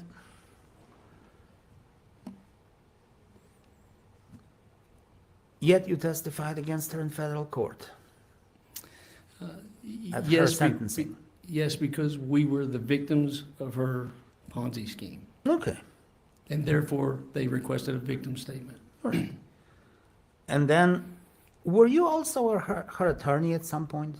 I had represented the family on several different occasions. But after Michael died, you were also with Natalie to obtain some loans as her lawyer, right? I was not. No?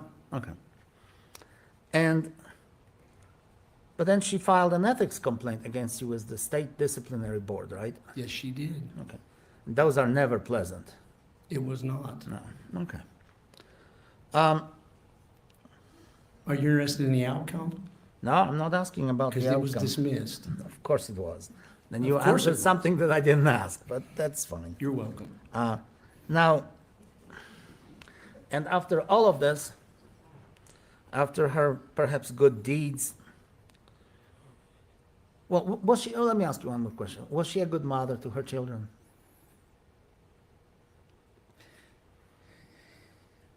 If I believe then what I believed, No, from your observations.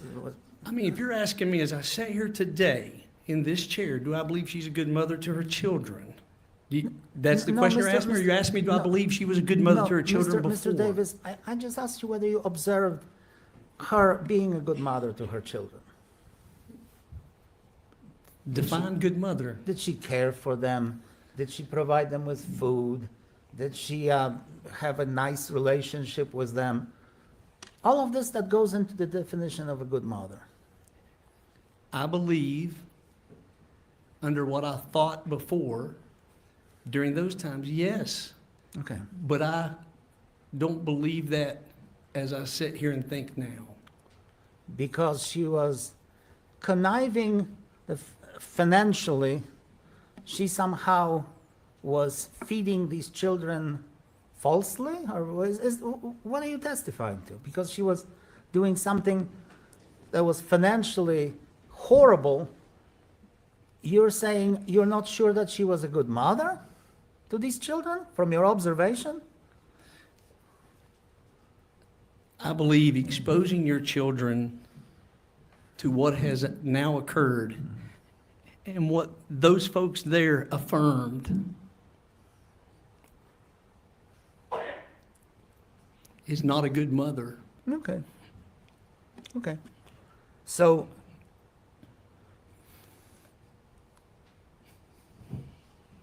well,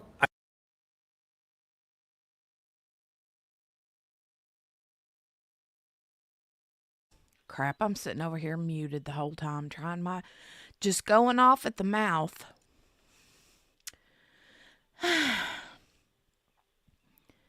I said, welcome back, Kel. And then I started talking about how there's a difference between a good mother and someone who is like good at doing motherly things, you know? But just because you can cook and clean and make sure your kids have, good clean clothes and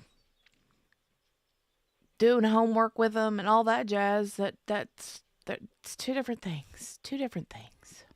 I guess from your response to the prosecutor's question, I take it that you're not condemning her to life in prison and to never have a chance to become a person that you knew before the financial scheme, right? I would not invade the jury's providence to make that decision. I wouldn't do it before, and I won't do it now. Okay. They Well, don't need me to give them that decision. Well, thank you for your sincere answer. Thank you. Redirect. You were asked if the defendant performed philanthropic acts. Did you ever see Michael do that? Absolutely. Tell us about that. Your Honor, I'm going to object to this line of questioning. Michael's character is not the issue here. It's the defendant's character. Fair point. I withdraw that. All right. I'll give you the opportunity to address the ethics complaint the defendant filed against you. How did that come to pass? Once she was sentenced to federal prison, she filed the complaint. It was answered. The evidence was submitted to the state bar, and the state bar dismissed her complaint against me as not being found any evidence to support the same. And it was at that time that, as part of that evidence, the investigation included in that was that this investigation for this case was pending at that time. And there was questions as to whether or not what was really the intent behind it, whether to try to intimidate witnesses or not. In any event, it didn't work, did it? It did not. That's all the questions the state has. Thank you. Anything further, Mr. Victor? No, Your Honor. Thank you. Thank you, Mr. Davis. You may step down. Thank you, Judge. Would it be possible to have about a 2-minute recess, please? Sure. Thank you. Members of the jury, we're going to take a quick recess for about 5 minutes or so. Please do not discuss the case. You may go with the bailiff to your jury room. Quick 2-minute, 5-minute break. 2-minute, 5-minute break.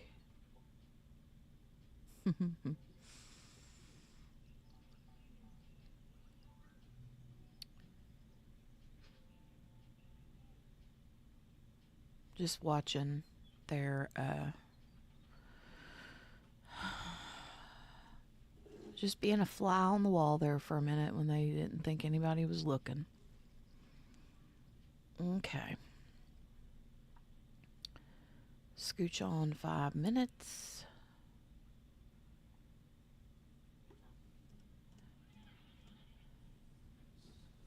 All right. Any matters to take up at this time out of the presence of the jury? Your Honor, thank you for the vote. All right. Are we ready to continue now? Bringing the jury, Deputy Fry.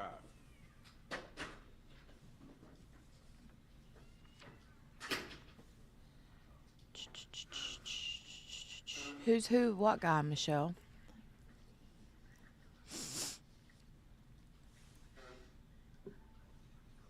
Maybe you better get that verdict form. I think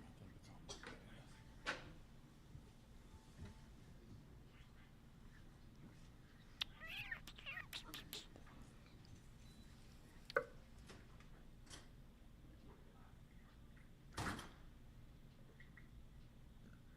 Oh, beginning of the break.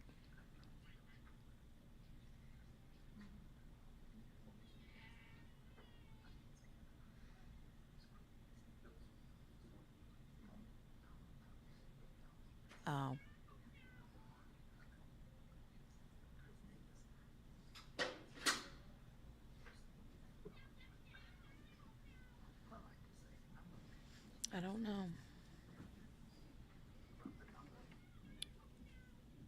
I do not know. Do not know. Bueller's sitting there, flopping his glasses back and forth like Bev Canoni. All right, we continue, please, Mr. Truman. Your Honor, the state calls Tony McCall. Do you mean this guy right here? The bald-headed guy with the glasses, the heavier set dude? Back here in the back behind Bueller?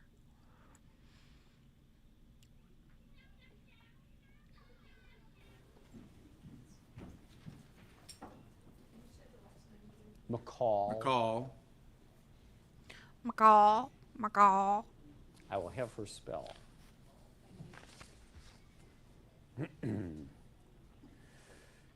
Oh. He's been there the whole time, the whole trial. But I don't know if he's just like an assistant or, you know.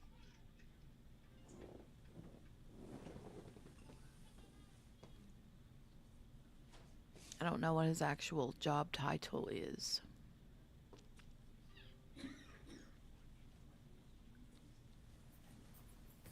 If you'll raise your right hand, please. Do you swear or affirm to tell the truth, the whole truth, and nothing but the truth, so help you God? I do. You may have a seat there. All right, Mr. Truman. Thank you, Your Honor. Tell us who you are, please. Tony McCall, And to help our court reporter, would you spell your first and last name, please? TONIMCCALL. Thank you. Yeah, I've seen him do that off was and your on husband's throughout the name? whole Curtis thing. McCall. Okay. And when did he pass?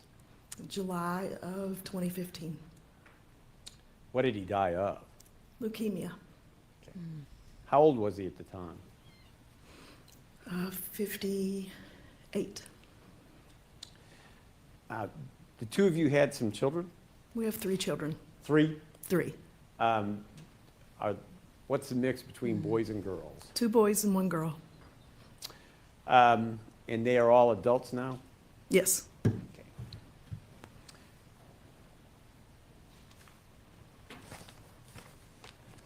She's pretty and I like her top.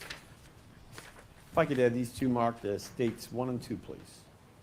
All right. It doesn't matter which order you put.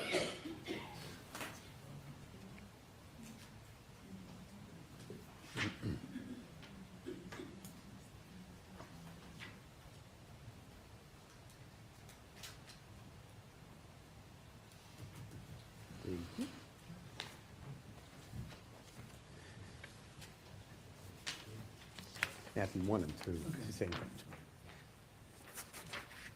Let's call ahead you what's been marked for identification as State's Exhibit 1 and ask you to take a look at that. You All right. recognize that document? Yes. What is it? That was the fake scholarship that my son received. And in fact, I handed what's been marked for identification as State 2. Is that the actual document he received? Or Yes. one Yes. similar to that? Yes. You said fake scholarship. Tell us about that, please. Natalie called me one day and she said that she was doing a scholarship in Mike's memory and that she was giving one to Dylan because she knew that Mike would want him to have it. Can you put a time frame on when that happened? Let's see, my son graduated in 2019 and it was probably, well, it was before they do the program for the kids that got scholarships at the school, which is closer to the end of the year. So this is probably February, March of 2019, March, April, maybe?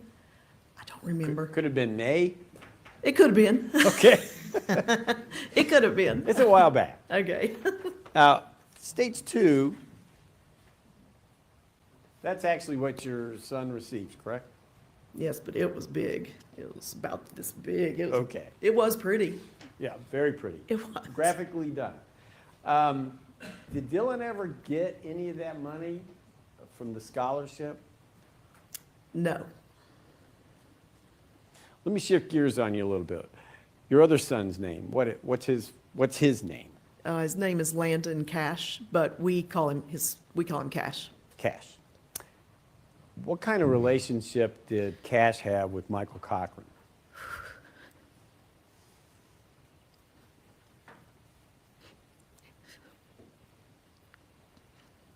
He loved Mike. He met Michael in April the year after Curtis passed, so in 2016.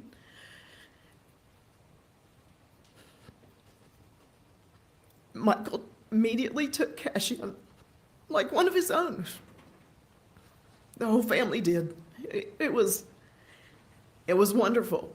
You know, I didn't have another father figure for Dylan, but for Cash, I had no worries.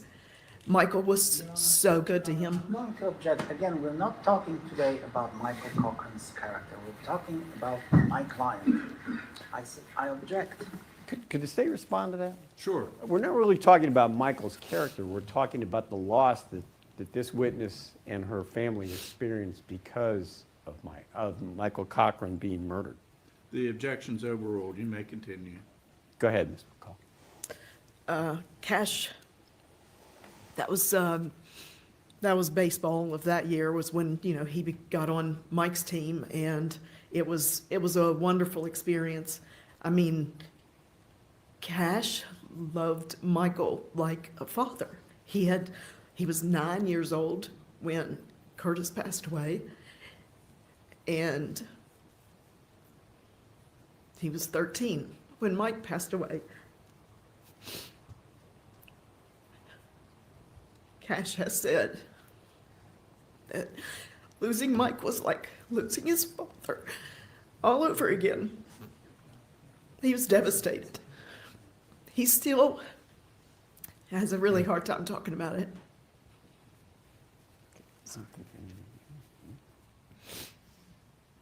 Your Honor, we move states 1 and 2 into evidence, and with that, we have no additional questions this way. Any objection? No, sir. All right, states 1 and 2 are admitted into evidence. Cross-examination. Ms. McCall, when was the scholarship offered? The 2019, Okay. In the spring of 2019? yes. And when was it supposed to be received? For the fall? Yes. of- Yes. Well, did you know, ma'am, that on June the 23rd of 2019, the government froze all of my client's assets, and she couldn't give you any scholarship whatsoever? Did you know that, yes or no?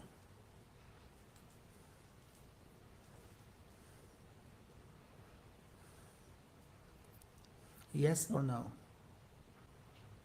There's not a yes or no Well, answer. did you know, or do you know? Then I'll have to say no, because I didn't know that. It was hearsay. Okay, all right, that's all, thank you. No Anything? additional questions from the state, thank you. All right, thank you, Ms. McCall. You may step down. You are excused. Call your next witness, please, Mr. Truman.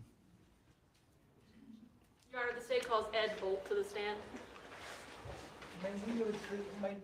Remove the exhibit, you know. Oh, sure.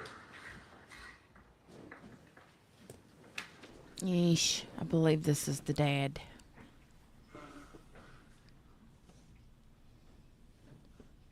If you'll raise your right hand, please, sir. Do you swear or affirm to tell the truth, the whole truth, and nothing but the truth, so help you God? I do. You may have a seat. All right, Ms. Akron. Sir, can you please state your name and spell it for the record? My name is Ed Bolt, E-D-B-O-L-T. And do you know the defendant, Natalie Cochran? Yes, I do. How do you know her? She was married to my stepson, Michael. She's my daughter-in-law. And before Michael passed away, what was your relationship like with the defendant? We love Natalie. We just thought of her as a daughter. And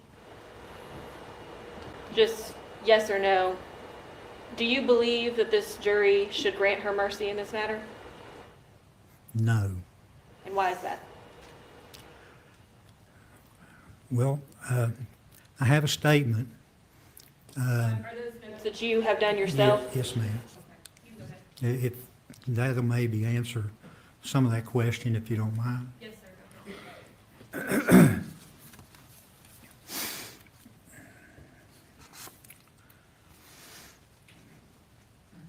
Today I stand before everyone, a man filled with grief, pain, bitterness, and anxiety. My name is Ed Bolt. I am Michael Cochran's stepfather. The grief that I feel is when I look out our window at the deer stand that Michael had put up at our house after one day of helping me do a lot of demolition work. He put the deer stand up and then he installed a trail camera so he could do some bow hunting. He was really excited. How are we to know that Michael would never set foot in it again? I often go there now. I have put in a memorial bench there and keep that site clear to brush so we can just sit under that big oak tree and reflect on what could have been. The pain of no more birthday wishes, Christmas holidays, listening to his plans for the future, all taken away. Michael was always up for the challenges, always wanting to accomplish so much, whether it was starting his own businesses, ambitions to become a pilot, entering tough man contest, or just doing DIY projects around his home. February 11th, 2025 will be 6 years since Michael's murder. A cold-blooded, calculated, unremorseful murder. Michael's murder has been referred to as a diabolical act of evil. I miss him. Hey buddy, what's going on? What are you up to? Seems like a small thing, but it's the small things that I cherish most. I think of Michael every day. Where there is life, there is hope. Michael was full of life. When you hear the saying, live your life to the fullest, that image of Michael would be beside of it.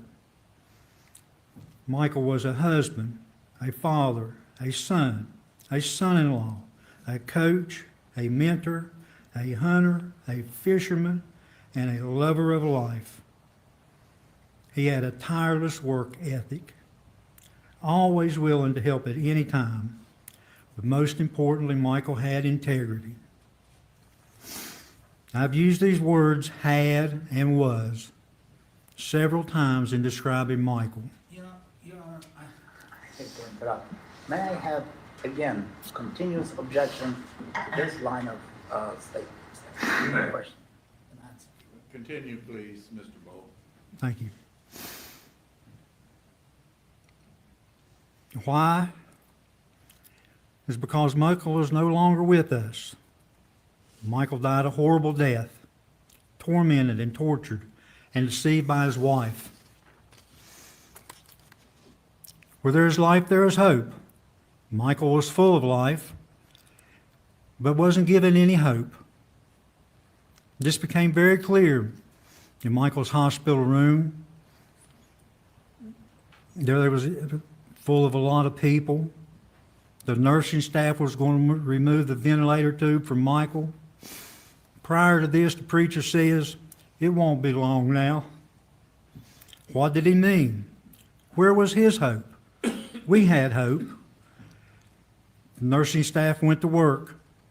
All tubes removed. Michael's breathing on his own. Praise God, praise God. You should have seen the look on his wife's face, not of joy, but of disbelief. It was very painful for his mother, who had become overwhelmed with emotion. She was told to leave the room by this preacher because he said she was being disruptive. This is her son. Evil has many faces, shapes, and images. Evil must be held accountable. Natalie Cochran must be held accountable. Life in prison for a premeditated murder may seem fair, but what I think is just would be to take a rope over here to the courthouse, throw it over the branch of that big oak tree. All right. Yes, I agree. Oh. So let's just send her to jail. Remove her from society. Let the state take care of her. From jail, she will not be able to harm anyone ever again. Should I continue to be bitter and let it consume me? Will a life sentence in prison be enough? This is where the anxiety rises up in me. This diabolical plan has now been brought to light. There is no amount of justice that will bring Michael back. Wow. Yes, I have written his victim's impact statement, but I'm not the victim. Michael is. Can you believe that this is the second impact statement that I've had to write about the evil, the lies and deception caused by this worker of manipulation? Natalie Cochran is the face of evil. It appears all to be good on the outside, but what lies on the inside is pure evil. She is in federal prison now doing time where she deceived and lied to Donna and I about her financial scheme, stole money from us and other victims in this community. I object to any more litigation of money and laundering and financial schemes. Overruled. Continue, Mr. Ball. Natalie Cochran has never, ever shown any remorse, never asked him for any forgiveness, or even said she is sorry. Evil is around us every day. We must stay aware. Was Michael aware of the evil all around him? Evil raised her ugly head and took Michael's life. This was an evil act which took place, and not the will of God. God never wills evil. Your Honor, don't let another person get hurt. Don't let another family go through this. Don't give Natalie Cochran any satisfaction. Nothing short of life in prison with no mercy. This would be justice for Michael. And in closing, I'd like to dedicate this statement to Michael. I would like to thank the prosecutor and his team, the investigators for exposing this evil, and to Your Honor for remaining on this case. Thank you. Thank you, Mr. Chair. I have no further questions. Cross-examination.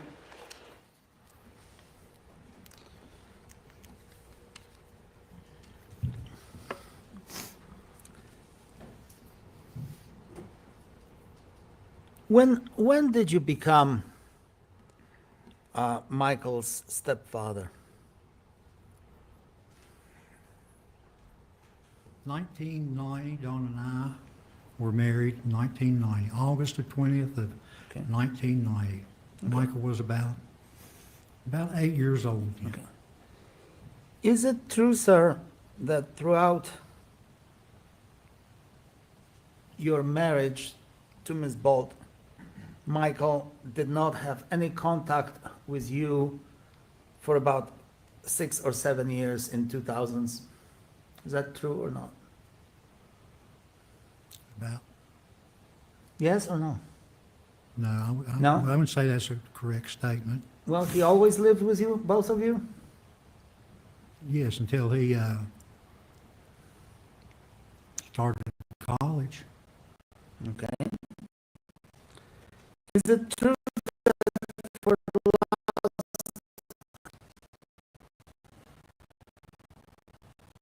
he saw you maybe, you and your wife, he saw you only during the holidays? We saw each other during the holidays for sure, and I'm sure there was times in between. Well, why wasn't he with you 24/7 other than being in college when he was already working? Well, Michael grew up. That's what you do. You nurture a child Michael grew along, up. you get them out on their feet and hope that you've done the right thing and made a path for them. Did he show up for Christmas of 2018?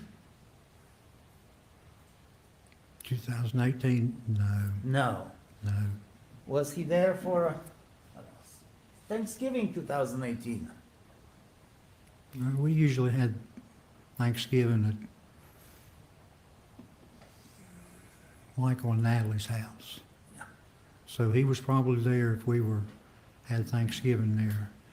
Sir, would it be fair to say that all that vengeance is mine attitude is based upon your very limited relationship with Michael because he did not really care to be in your house? I would say that's an inaccurate No? statement. Okay, that's all I have. Very briefly, Your Honor. Mr. Bolt, who was the reason that Michael didn't have such close contact with you towards the end of his life? Well, Donna and Natalie would always text, I mean, they arranged everything.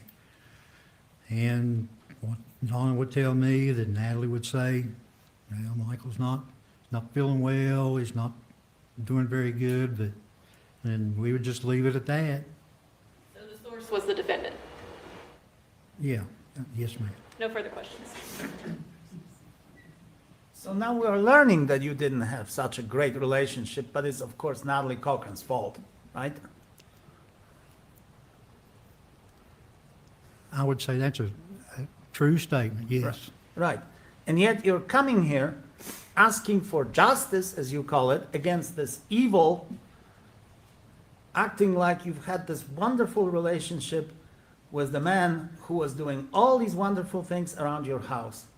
And I'm sorry, sir, but you didn't, did you? Well, I could point to these shoes that I'm wearing here now. Michael bought me I don't these care about shoes. your shoes, sir. Okay. Tell me whether I think you we have- had a very good relationship. Oh, my Being that I God. wasn't like his father, I was a stepfather.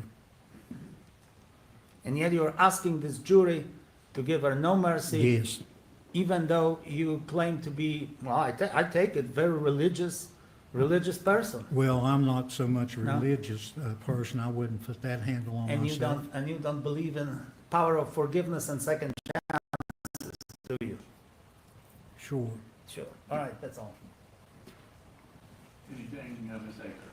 Nothing further, Your Honor. Thank you very much, Mr. Bolt. You may step down. You are excused. Right, Call your Gina. next witness, please. Your Honor, the state calls Donna Bolt to the stand.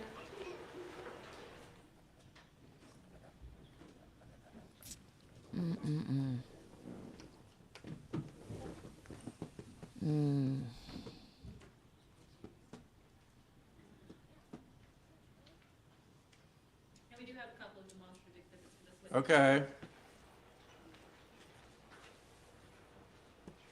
You'll raise your right hand, please, ma'am. Do you swear or affirm to tell the truth, the whole truth, and nothing but the truth, so help you God? Yes, Your Honor, I do. You may have a seat right there.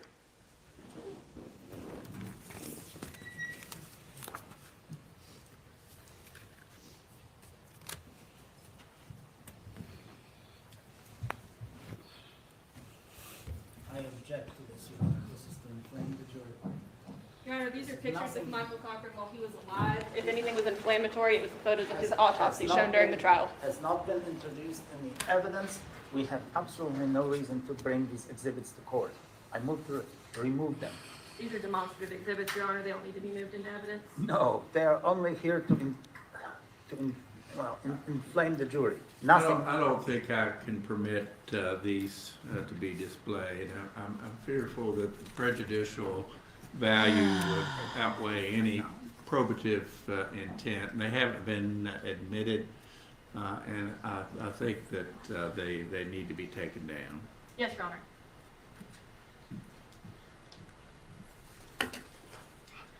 That's awful. Of course, the jury can unsee what the jury saw, Your Honor, but I ask at least for an instruction to disregard these. All right, members of the jury, I've disallowed these photographs, both. You see all the time in victim impact statements where they will bring pictures in.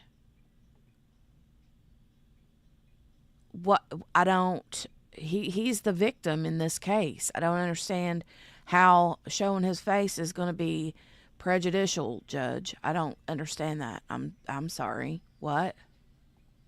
Grown up pictures to be considered, so you should disregard them, please.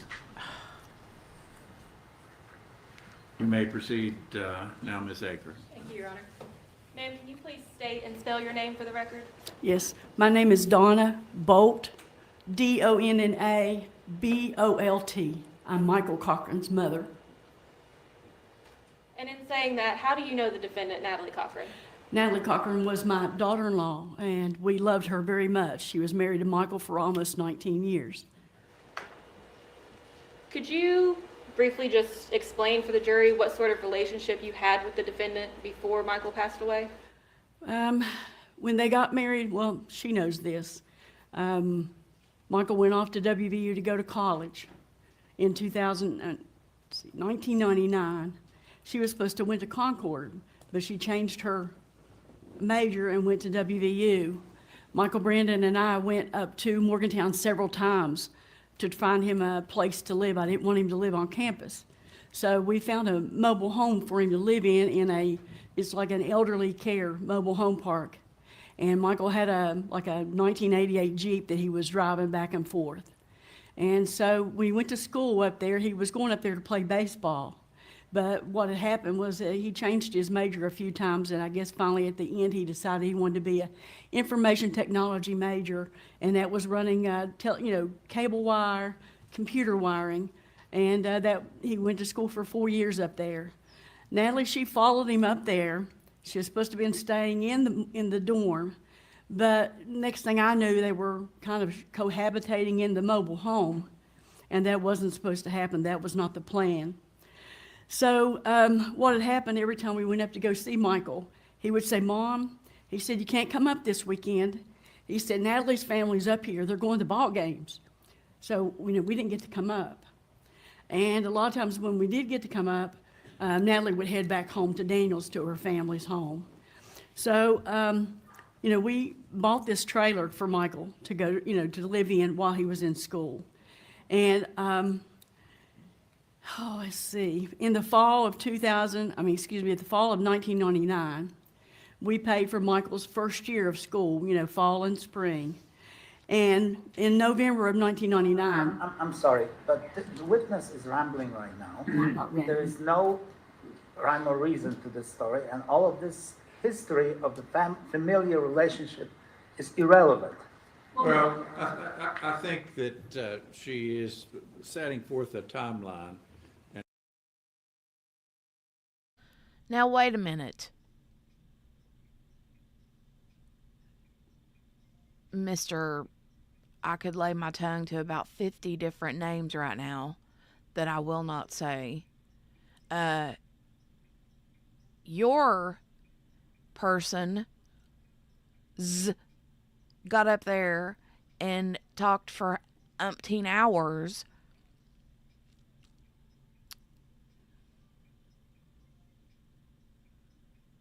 So, at least this mom is starting with college. She's not starting all the way back whenever she was when it was in the second grade and she got lice. This is stupid. I'm already angry at the whole not showing the photos. That makes me mad. And I'll permit it for the purpose of this hearing You can continue. Thank you, Ms. sir. Bolton. In November of 1999, I received a phone call from Natalie. She was at the mobile home in Morgantown. And she said, guess what? I said, what? She said, well, Michael and I got engaged. I said, what? She said, yeah. She said, are you mad? I said, no, let me speak to Michael. And Michael got on the phone and I said, Michael Brandon, what in the world are you doing? You're not even 19 years old yet. So that right there kind of caused friction between Natalie and me. It wasn't I didn't like her. They were too young, and I wanted them to wait. Later in life, did you have a more positive relationship with the defendant? We did, but I'd like to explain a little bit about, when they got married. They got married in May of 2020. Now, what had happened before that May of 2020, Natalie Cochran First of all, it is non-responsive answer. Second of all, I think we've laid enough background here. This is a sentencing phase. This is not a history of the Cochran family, Your Honor. I'm sorry, but I object to this. We can go ahead and move on. All right, please move on. I do have a statement that I would like to read. Okay. Do you believe that this defendant deserves mercy in this matter? I do not, Can you tell the jury why you believe she doesn't deserve mercy? because she didn't give Michael any mercy. She let him lay on the floor for hours and hours at the home. She let him lay on the couch, and she never got him any help. When he did go to Raleigh General Hospital, they put him on the ventilator and stuck it in his arms. I'm going to object. We're trying the case, and this witness has no personal knowledge of this. No, I'll permit it. Overruled. Go ahead. And then from Raleigh General, she texts me at 10:30 that night, sends me pictures of Michael Brandon. Can I hold him up? No, ma'am, just hold on. Okay. Was that the first time that you found out that Michael was sick? Yes, 10:30 that night. It was on a Wednesday night, February 6th. She said, this is how I found him. Found him in the floor in the kitchen of their home. And then she sent me another picture, and he was on the ventilator at Raleigh General Hospital. And he had tubes all in him, and like I said, on the ventilator. She sent me another picture as the Jane Care ambulance is transporting him from one bed to their stretcher to take him on to CAMC. And then later on that night, she sent me another picture of Michael Brandon in the ICU at CAMC on the ventilator. Now, I want you to understand, Natalie Cochran, she texted me. She said, they won't let you come down. She said, they won't let you in at CAMC. She said, only me. She said, but I'll keep you updated. She would, throughout the night, I would text her. Couldn't go to sleep. I would text her, what's his vital signs? What's his blood work? She finally, the next morning, I was able to get up there. But on my way up there, she stopped me and texted me and told me, she said she needed a phone charger for her phone. And then she told me, she sent me to the wrong hospital. She sent me to, there's 2 CAMC. She sent me to the other one. And then finally, I was able to get there on time.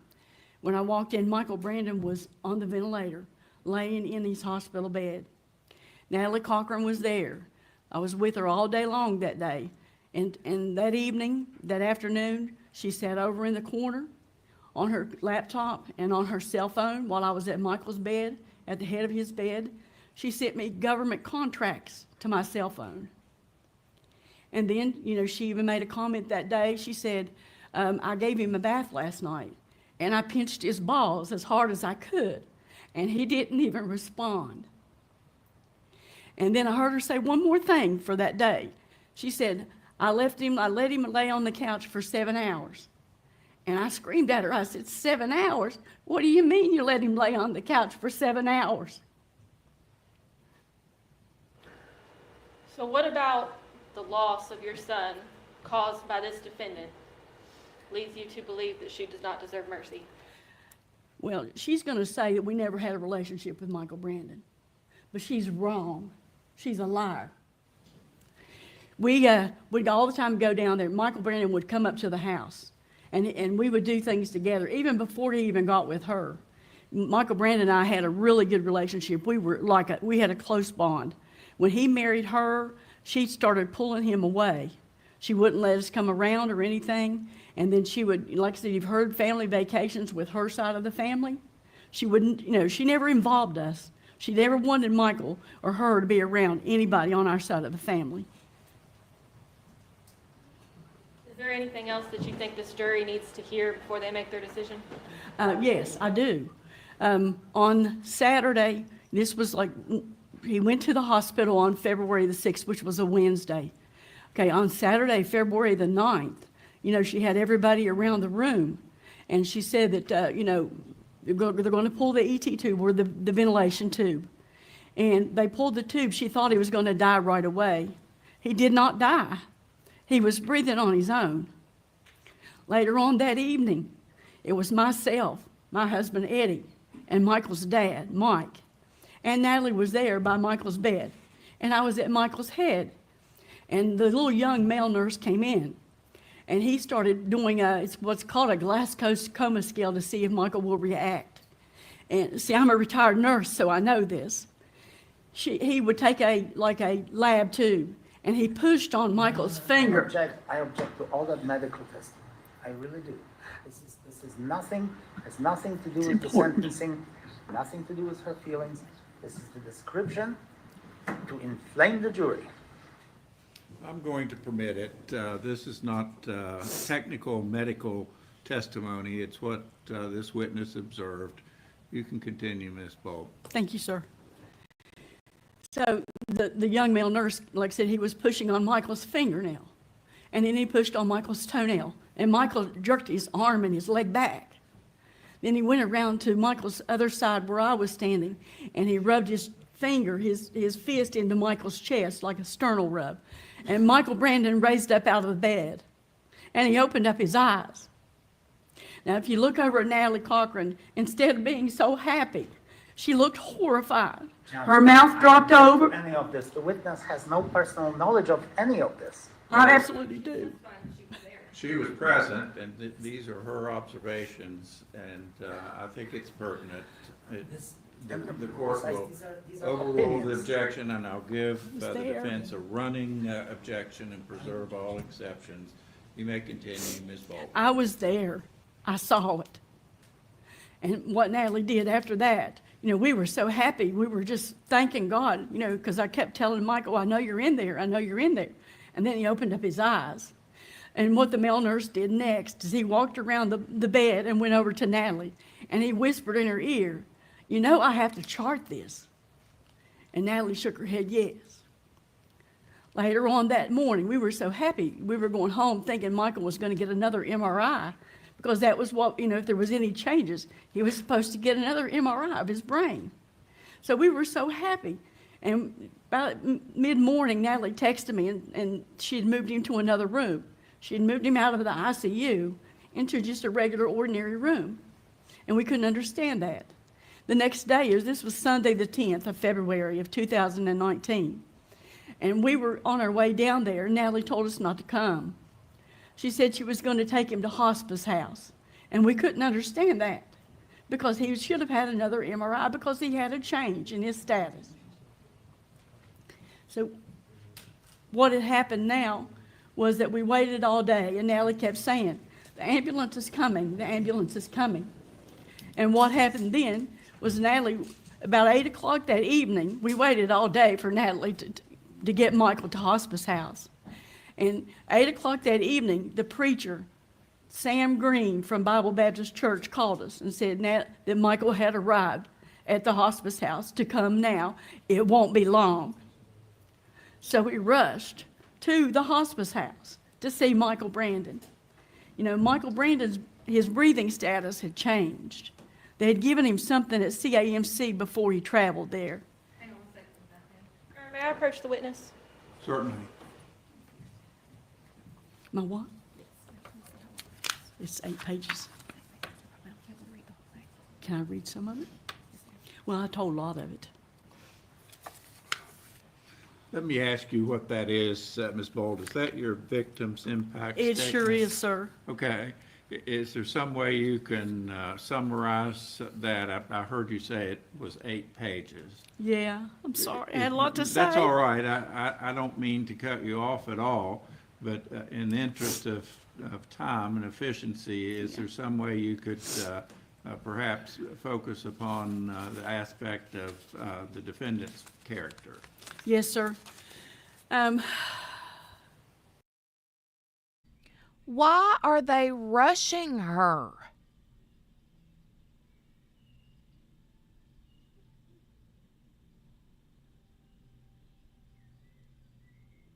Why are they rushing her?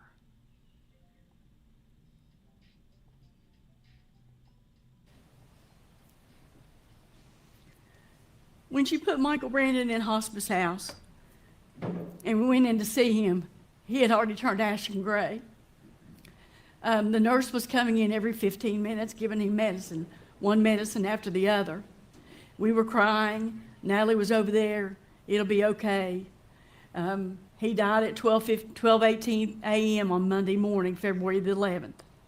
2 days later, Natalie had a funeral for Michael Brandon. We would ask if we could have this person or that person to come. She would tell us no. So on the day of the funeral, the only ones that were allowed to come was myself and my husband Eddie and Michael's dad from Michael Brandon. That's all she would allow to come. Ms. Bold, I know that you have a statement that you've written, and as the judge said, we know that it's rather long. Yes. Could you just summarize that for us, especially with regard to the defendant's character and why you think she doesn't deserve mercy? Yeah. After Michael died, we tried, we had suspicions and we tried not to, do anything because we wanted a relationship with our grandkids.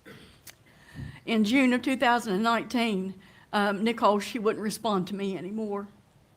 And MAC, in August of 2019, he sent me a text and he said, "Don't bother me anymore. I'm going to block you. You don't love us anymore. We know that now." So we haven't had any relationship with Michael's kids since June and August of 2019. After Michael died, after Michael was murdered, Natalie Cochran, like I said, sent me contracts while I was standing at Michael's bedside in February. In February the 22nd and the 24th and 28th, she sent me text messages. She said they are state contracts. She said they have affidavits. This was a total of 3 contracts for an amount of $28,000. She said because they have affidavits, she said they will pay you, I guarantee. Your Honor, I hate to object, and I know that I have a continuing objection, but this is not a summary of what the court asked the witness to do. This is a continuing history of day by day of what has happened. I object to it strenuously. All right. Perhaps, Ms. Bolt, you can kind of relate things and focus upon character issues. And you can take a minute to review your statement. I see that it's typewritten and it's pretty lengthy. So perhaps you can just pick out You know what? some portions. If you all would leave her the crap alone and let her talk, she could get through it. But because you all keep interrupting her,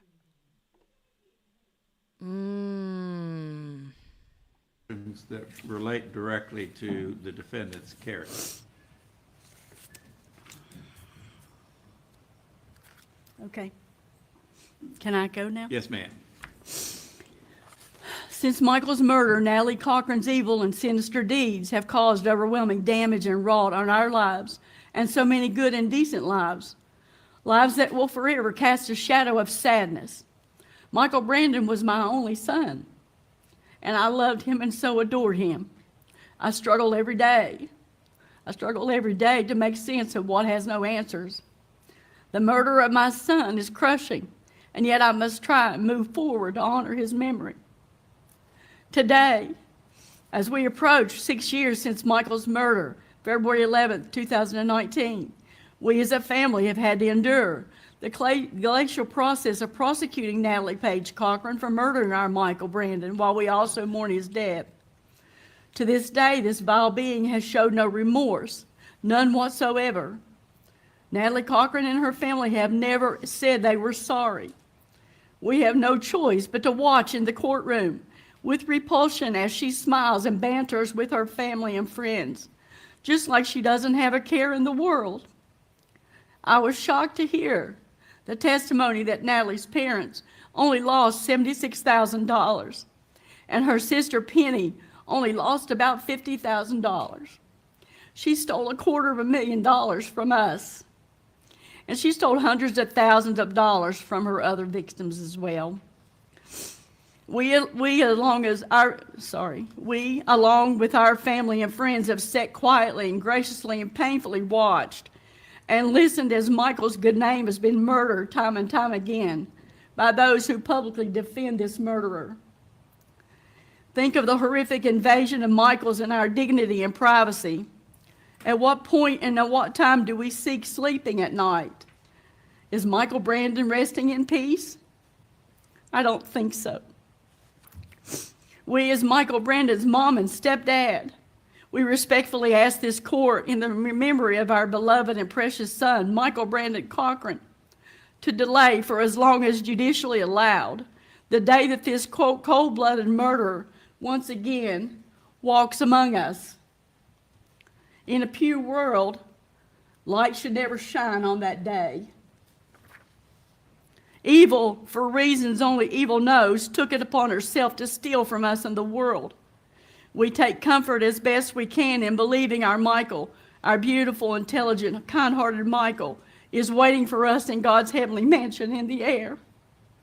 We ask this court that Natalie Cochran be sentenced to life in the state prison for the rest of her natural life, with no pardon, no mercy, and no deals. This evil, narcissistic sociopath intentionally and knowingly pre-planned and committed first-degree premeditated murder, stealing the life of our son, Michael Brandon Cochran, at the young age of 38. To the court, Natalie Cochran will speak at her sentencing today because she has to have the last word. The simple truth is that while growing up, and even as an adult, this spoiled, evil, narcissistic murderer had seldom, if ever, been denied this which she wanted. The word no was not spoken or heard of in her world. She will try to blame my precious son Michael for her evilness and deceit. Natalie may even shed a tear or two, but we have now come to know that every word coming out of Natalie Cochran's mouth will just be another lie, and her tears will be fake tears trying to get sympathy from your court. Natalie is going to use Michael's children to get sympathy here today. She tried to do that with their testimonies during the trial. Judge, please don't fall for her con. That's what Natalie does. She only cares about herself. She will use, abuse, and manipulate anyone to get in her way. But we know the real Natalie Cochran, the thief, the liar, the taker of life, and the doer of evil deeds. I was told that Natalie Cochran was telling the community that we didn't raise Michael Brandon, that he was raised by his grandparents. That's just another lie. Michael Brandon even told Natalie in his presence and in my presence at a funeral, "Don't you ever put me in hospice." Michael had seen his grandfather, as his adopted grandfather whom he loved, H.B. Lewis, suffer that way. But what did she do? She went against his wishes and put him in hospice. This has been a very long and traumatic process for us, with all of the court delays and continuances. We have never given up, and we have been Michael Brandon's advocate and his voice. We have been waiting almost 6 years for justice for Michael. Throughout these 6 years, we have had to just sit back and be silent while Natalie gives newspaper and media interviews about my precious son Michael and her statements about what happened on February 6, 2019, and the incidences leading up to his death. The media will not try this case. All of the evidence and the proven facts and her conviction are enough to sentence Natalie Cochran to life in prison with no mercy. We've kept quiet as Natalie continues to blame Michael for her evilness that did not stop even after his death. While my son lay in the hospital on the ventilator, Natalie Cochran texted me government contracts on my phone. Believing and trusting her because she was our beloved daughter-in-law and because we loved her, Natalie manipulated us once again. Michael is not here to defend himself, but we are here. We are standing up for him and speaking for Michael and ourselves and asking the court for justice. We ask that you please, please, no mercy. She never gave Michael any mercy. Thank you very much. I have no further questions, Your Honor. All right, cross-examination. I just have one or two questions. Ms. Bolt, you testified that you were not allowed in the ICU. She told me that I could not come. Okay. Did you know that there was only one person allowed in the ICU? I could have come and stayed in the waiting Ma'am, room. I didn't ask you that. I just asked you whether you knew that there was only one person allowed in the ICU. I don't believe that, sir. No, that's not my question, what you believe, ma'am. My question is whether you knew that there was only one person allowed in the ICU. It always comes from Natalie. No, Ma'am. you can't come. Ma'am, did you know that there was only one person allowed at the ICU? That's not true, Mr. Your Honor, That's not true, sir. I asked a simple Wait question. till he asks the question. Pose the question again, please, Mr. Victor. Did you know that there was only one person allowed in the ICU? Yes or no, ma'am? No. Okay. Now, did you know that your son had a living will to go to the hospice and be taken off life support? Did you know that or not? I know he said he never wanted to go to Ma'am, hospice. did you know that? Or Did no? he tell you that, Natalie? Your Honor, I'm sorry. The witness is addressing my client. I object to this, and I would like an answer. All right, pose the question again, and then try to answer the question, please, Ms. Yes, sir. Ball. Ma'am, Ask- did you know that Michael had a living will to go to hospice and be taken off life support if need be? No. No, okay.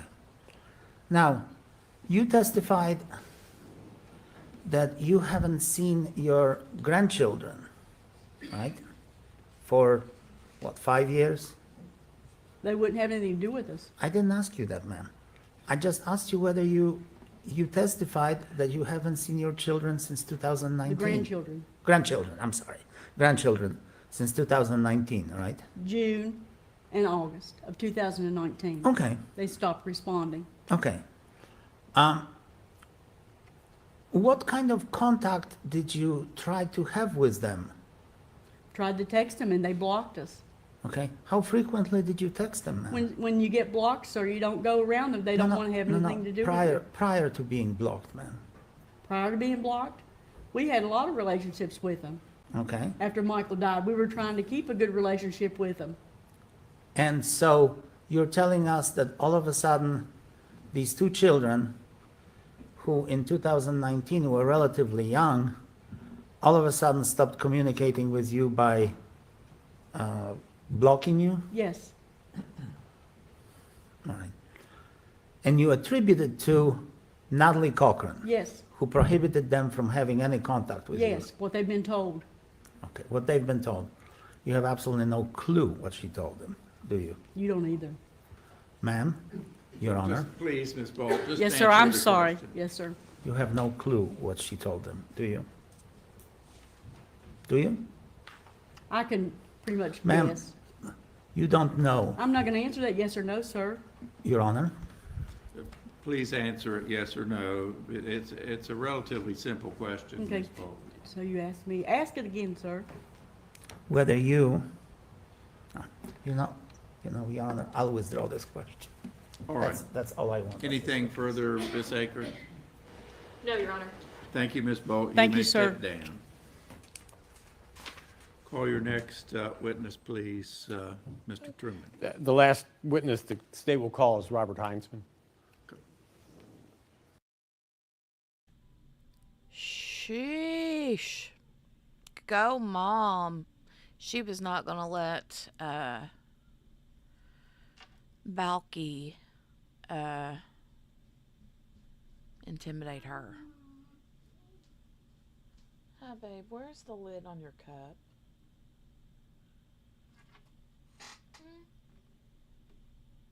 Where did the lid to your cup go? Oh. Nice. Now I have to go find the lid to her cup. That means there's milk somewhere. All right. Let's continue.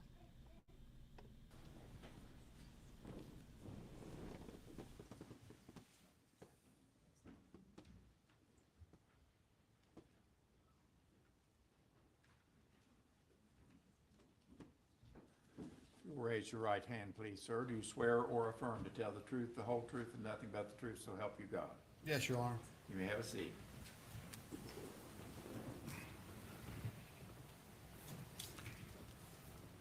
All right, Mr. Truman. Thank you, Your Honor. Remind us who you are, please. Robert Heinzman. I was one of the two investigators on this case. I did the financial crimes investigation primarily. And you're being called here today to discuss from your investigation the issues of character of the defendant, correct? Yes, sir, that's correct. Tell the jury from your investigation what you can enlighten them about concerning the defendant. I'm going to object and ask that we approach the bench on this one. Okay.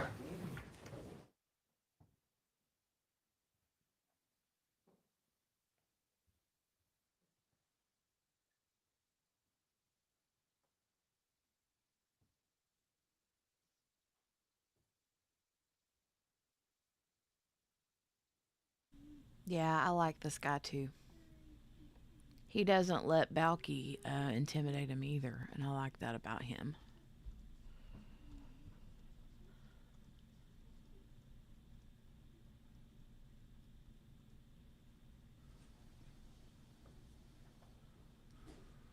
All right, continue, please, Mr. Truman.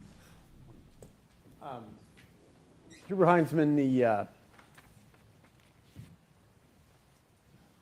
focus here of an investigation was concerning the financial aspect, but you did work on the murder case too, did you not? Yes, sir, I did. Tell a jury what you know about the fake scholarship. The scholarships that we located during our analysis of records and through our investigation, they were issued at two different locations. One was at Shady Spring High School, and the second location was Independence High School. Those were issued on about May 4th and then May 7th. The second one on May 7th, on about May 7th, that was actually at Independence High School. And in that particular instance, Natalie Cochran called Donna and Eddie Bolt and asked them to take her there to Independence High School to present that scholarship or those scholarships. What was unique about the scholarships in general. Object on another ground, and we again need to approach the bench on something completely different this time. Okay.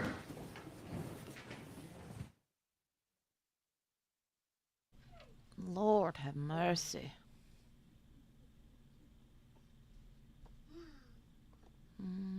Oh, sure, I'd say wherever it's at, Poppy took care of it. Phase of the trial. Thank you, Your Honor.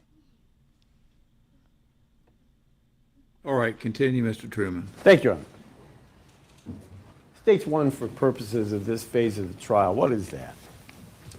That is a list of all the scholarships that were issued. Some of those were at Shady Spring and the others were at Independence High School.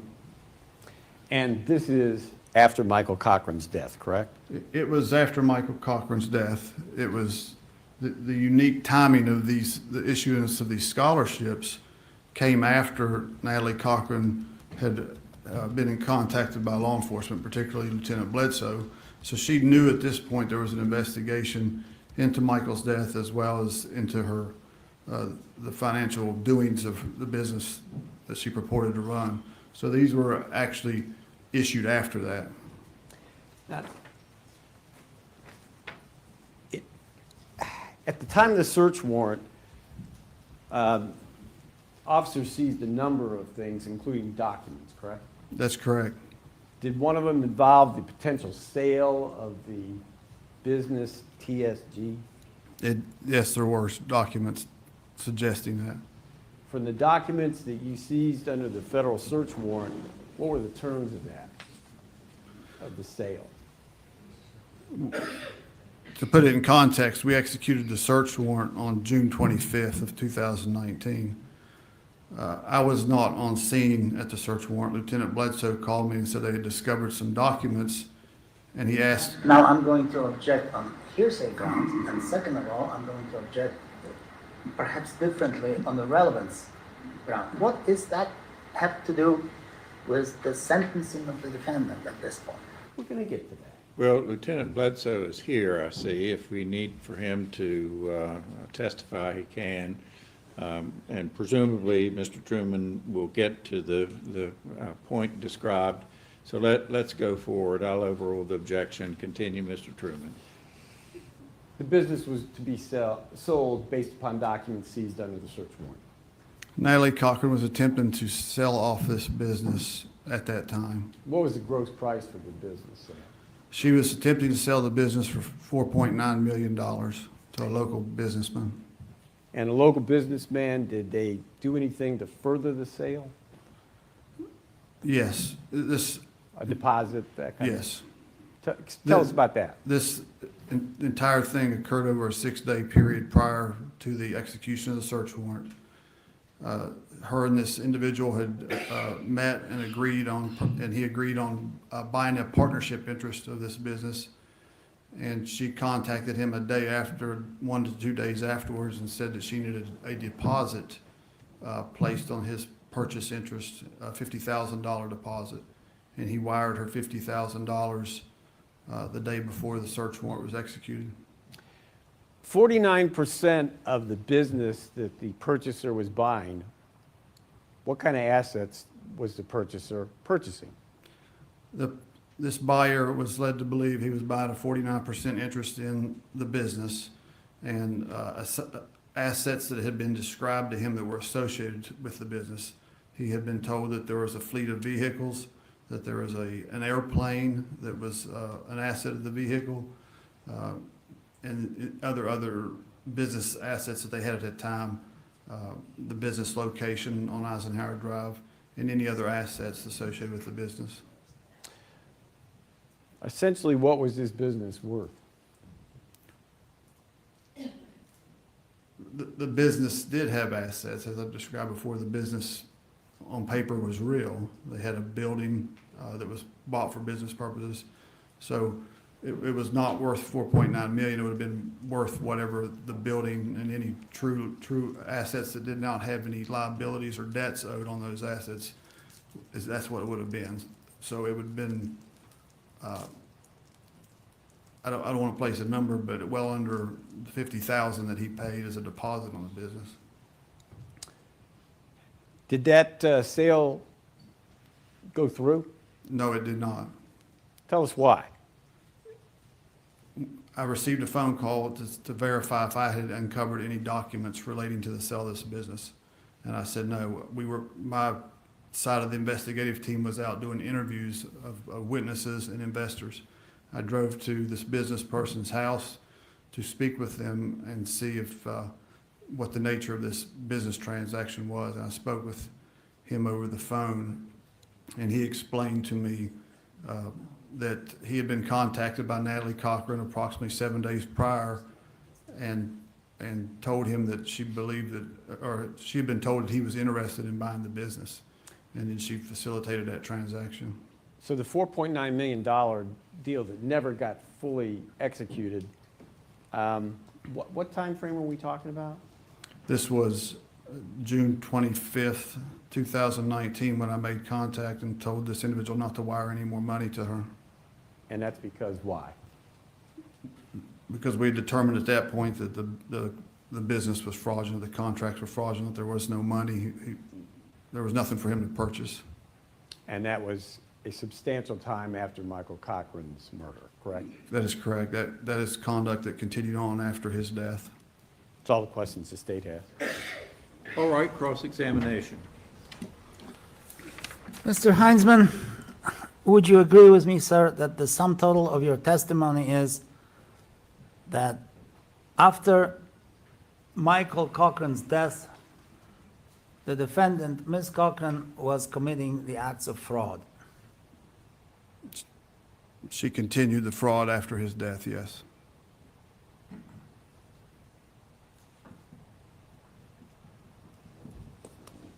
Haven't we established that already? That she was a fraud? Have we? I believe we have, yes. And we have conceded that. True? As far as What I'm does- concerned, yes. What does your testimony add to what the jury already doesn't know? We didn't specifically talk about post-death conduct, and we're talking about her character and the fact that she continued to deceive people following the death of Mr. Cochran, which is a character trait. Right. And based on that, you are asking the jury not to give her mercy. I am rendering no opinion in any regard regarding that. I'm just describing her post-death conduct. So you're just describing that in vacuum. Yes, she's a fraud, right? She's a fraud, yes. She's a fraud. Ah, that's all, thank you. Anything further, Mr. Truman? State has no further questions and no further witnesses. Well, Judge, I'm going to move to strike this entire testimony based on my previously expressed objection and the objection that this testimony has absolutely nothing to the sentencing phase of this case. No, I think it does. I think it is relevant as to character. I'm going to overrule the objection. I'll preserve your exception. Judge, may I have one more objection on, Sure. on the balance of 401 and 403? All right.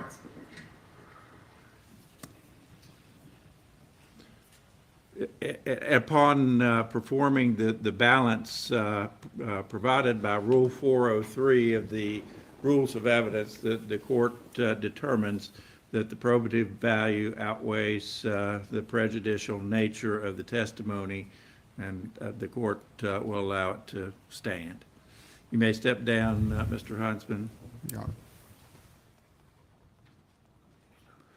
You say the Great state question, has Tony. Great completed question. its case, Mr. Truman? Yeah, that is correct, Your Honor. All right, is there rebuttal, Mr. Victor, Mr. Selden? Your Honor. Very well.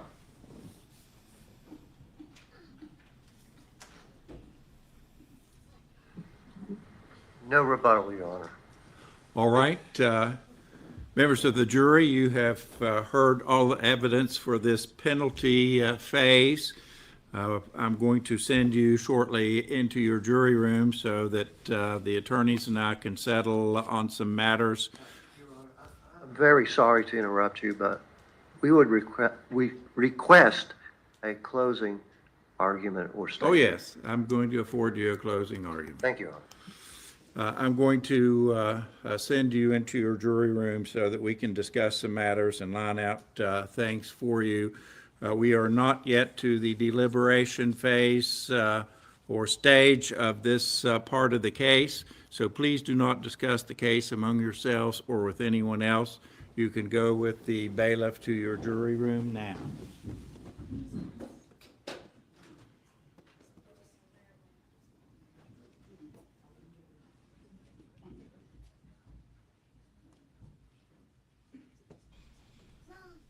I thought she was going to. I don't know, Miss King.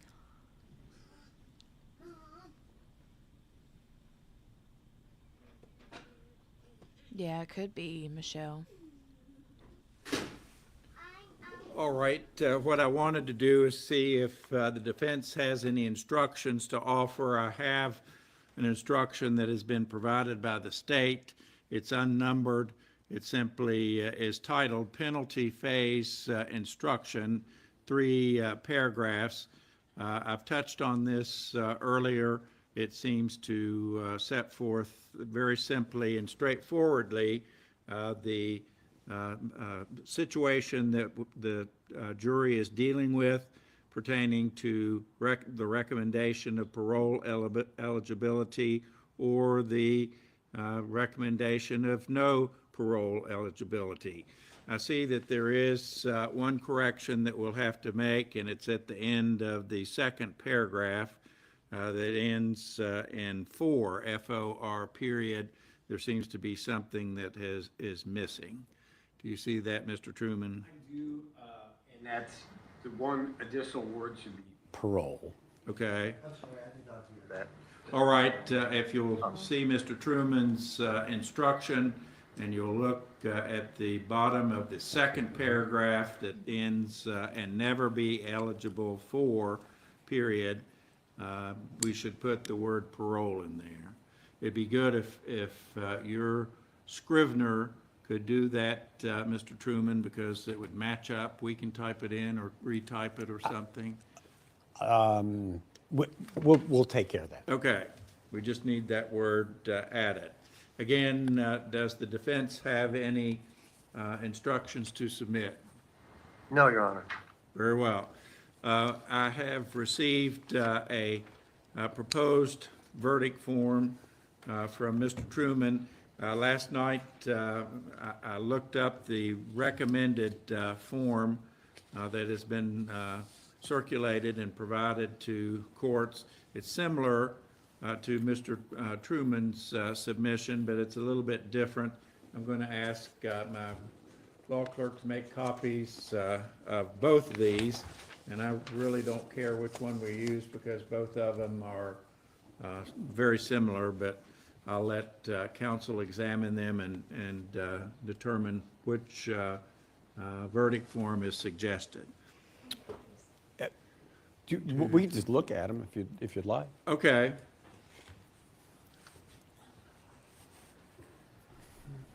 Okay, let's scooch through this rigmarole.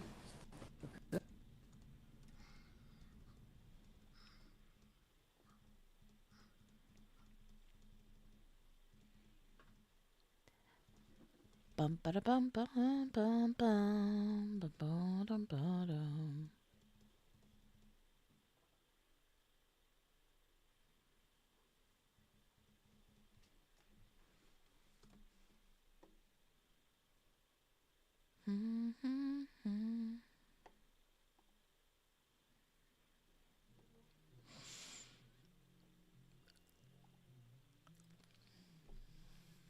Oh, good grief.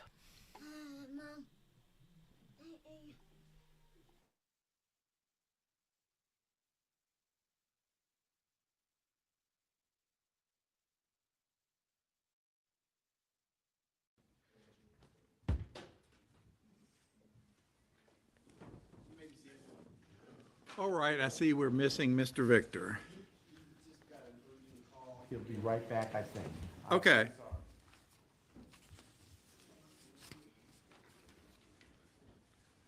Your Honor, while Mr. Victor is out, is it all right if I step out right in front of the door? Sure. Thank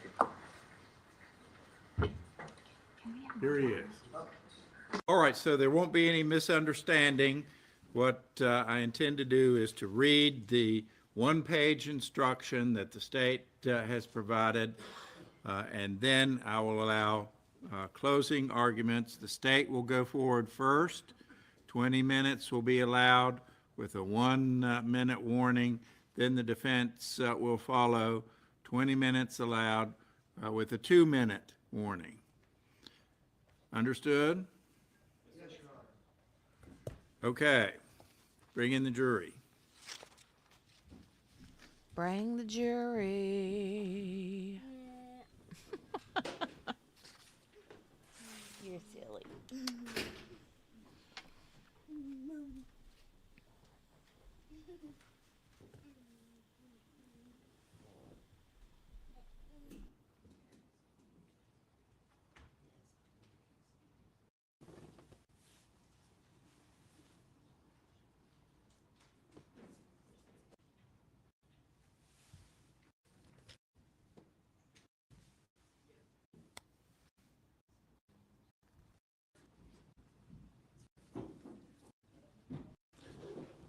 Phase of the case, and so now it is my duty to read to you the court's I was actually just going to work on that, instruction, Michelle. I was happily literally for getting ready you to open and another me tab. both. It's a one-pager.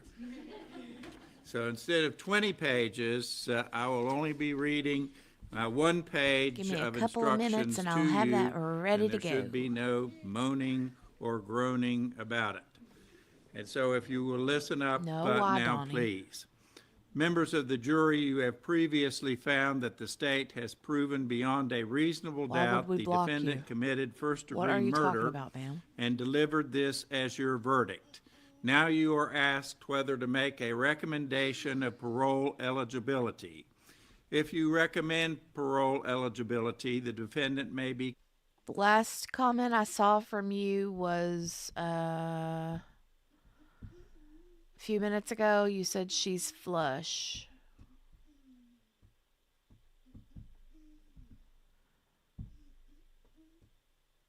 Why, is YouTube eating your comments or something?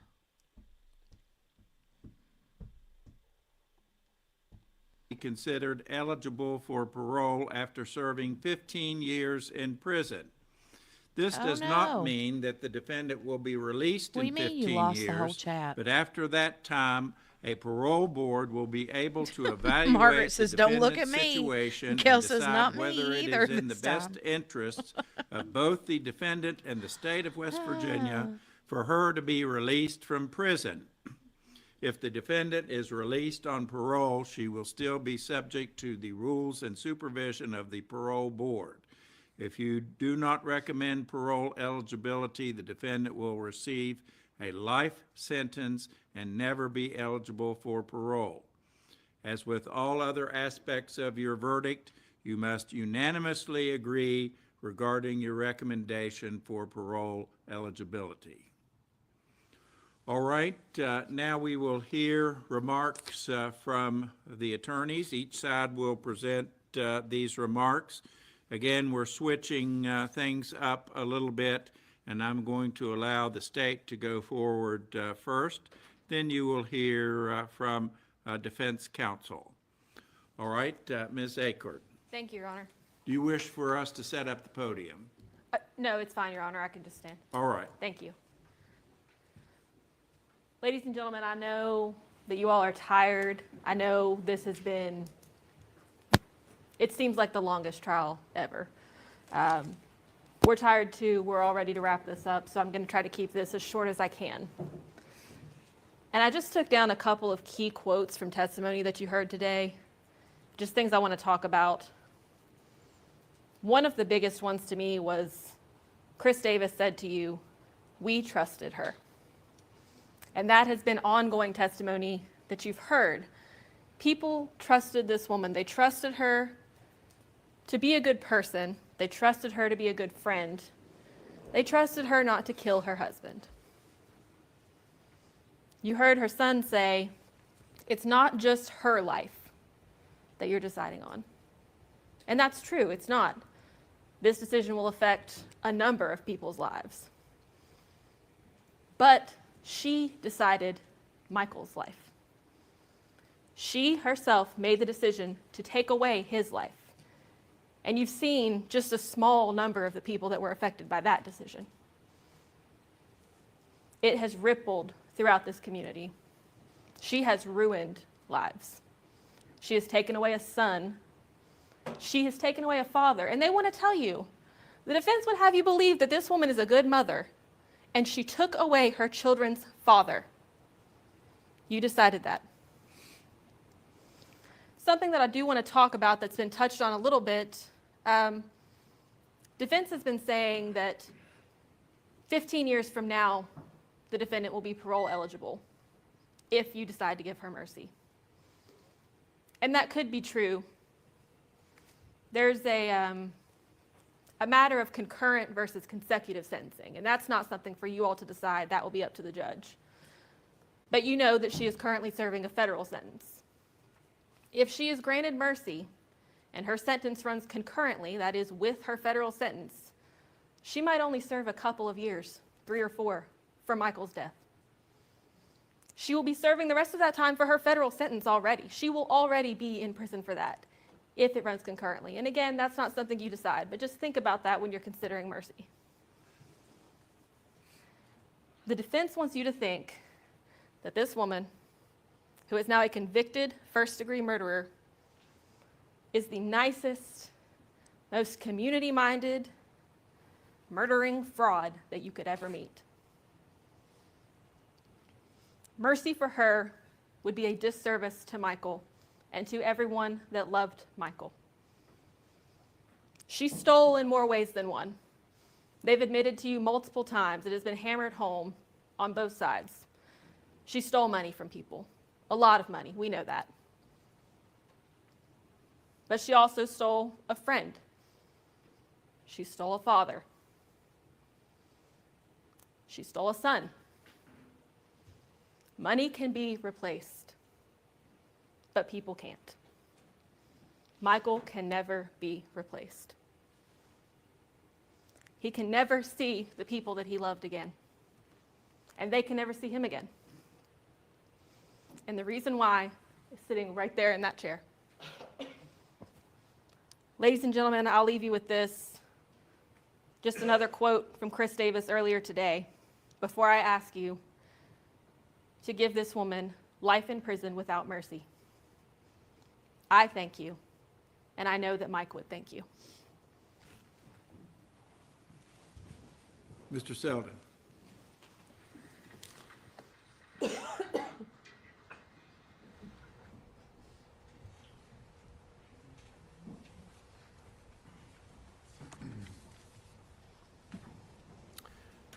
Ladies and gentlemen of the jury, I am here on Natalie Cochran's behalf, not just to ask that you give her mercy, but to beg for it.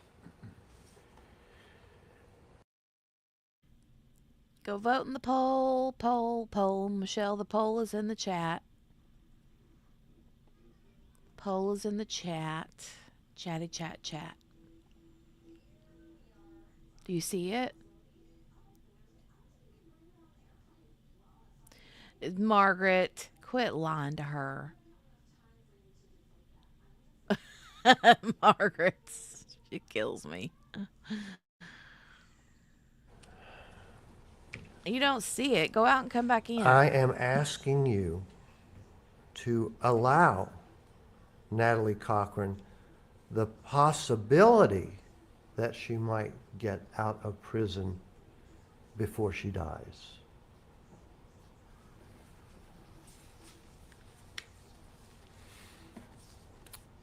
And I think you should know that her federal sentence and the amount of time she has to do in the federal system will be increased by her conviction of first-degree murder. It affects the amount of time she has to serve. She isn't given credit for any good time in the federal system. That's taken away. Okay, good deal, Michelle. So Good deal. it will Good deal, good deal. increase the time she has to do in the federal penitentiary.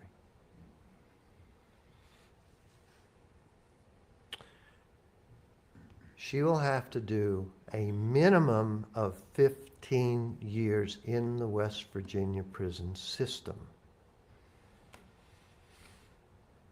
And that has to do with when the order from this court and this judge goes through. West Virginia law says she must do a minimum of 15 years before she's eligible for parole.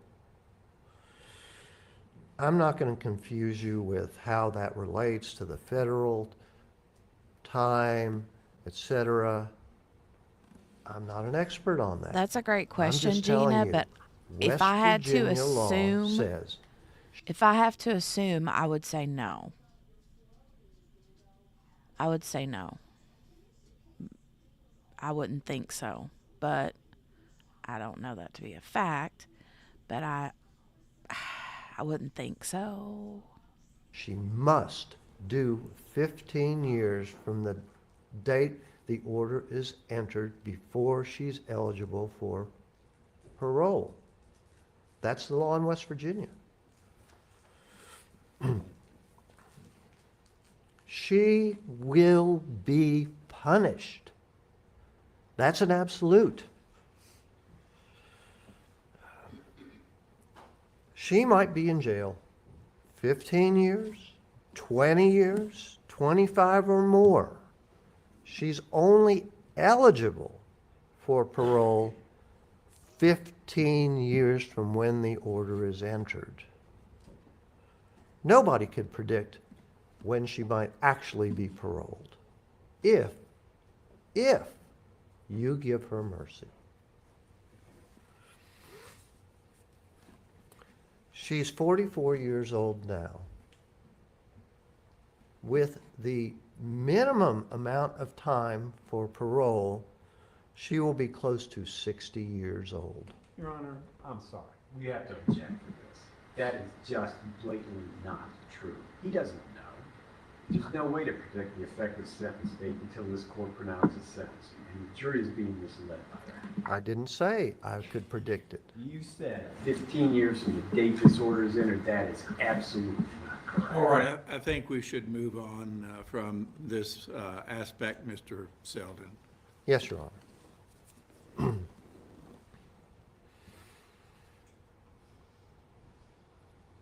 So, I also want you to bear in mind, Natalie Cochran is not a well person. She has a severe heart condition where she has to have an implant in her chest to assist in her heart function. She's had 4 surgeries related to that.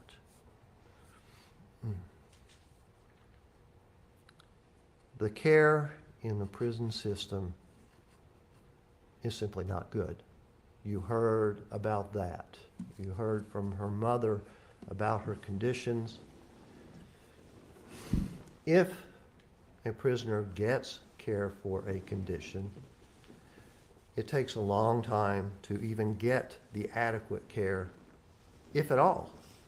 They have to arrange for transport, they have to arrange for appointments with doctors. Care's not good.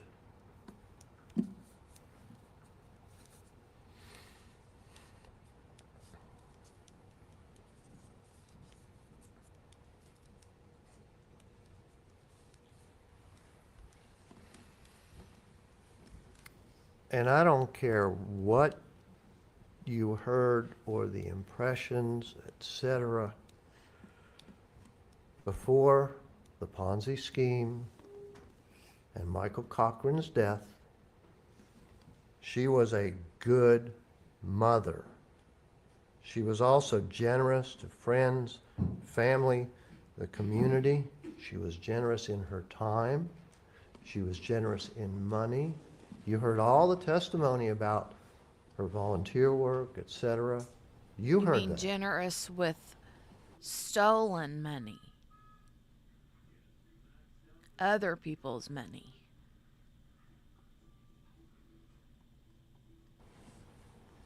It's easy to be generous with other people's money, right?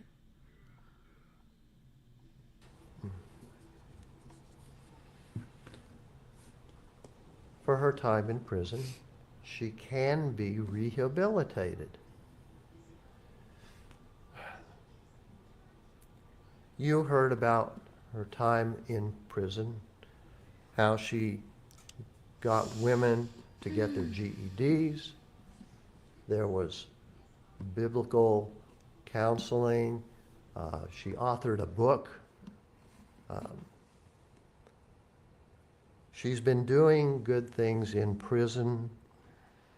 Her time in prison could change her, could make her a better person, certainly make her regret what has occurred as far as Michael Cochran's death.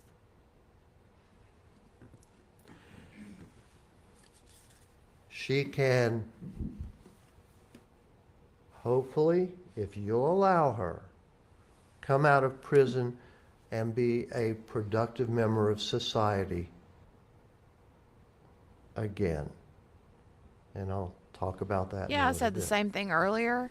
Whenever the mom was talking about how she was doing good, that she has a prison ministry. and stuff. And I'm like, oh, well, I mean, if she's got a prison ministry, then let her just sit right there and continue doing her good work. You know, don't deny the people, the prisoners, of her ministry, please.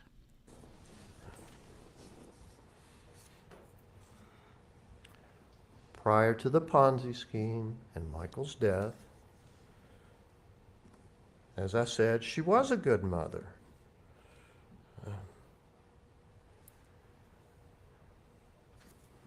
Allowing her to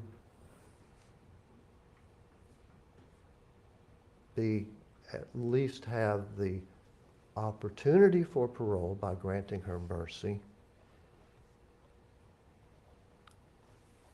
She could be a mother to her children again. They've been deprived of their father, and it was her mother's fault. That was your finding. That's not in dispute. But you heard from her children. You heard from family members. She would have the opportunity to assist them in life again. She could be there for careers and weddings, etc. And we understand Michael will not be there. She took that away. Nobody's disputing that. We're just asking for her children's and family's sake to let her re-enter their lives. We understand by her actions, Michael can't do that. Nobody disputes that.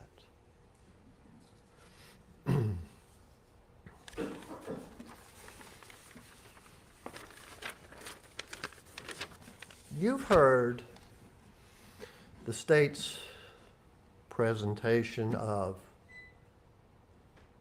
Natalie Cochran's character, etc. I would submit to you they're merely relitigating the case.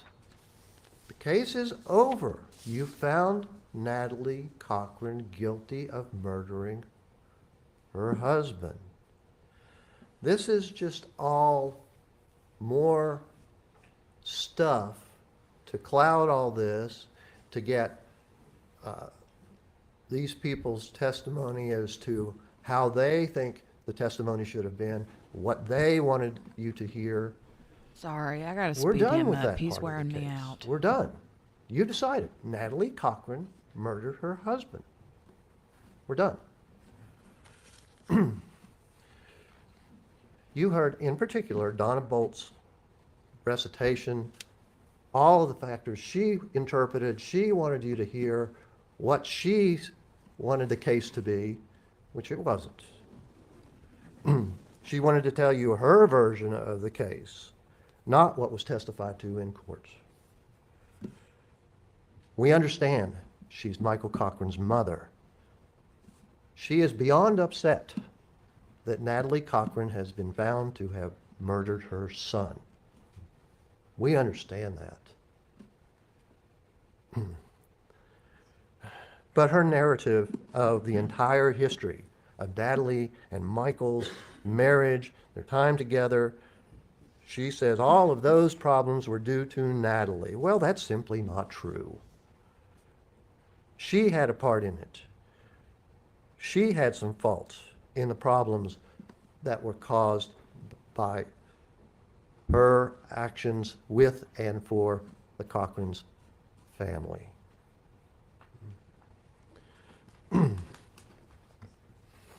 You heard from the stepfather, Edward Bolt.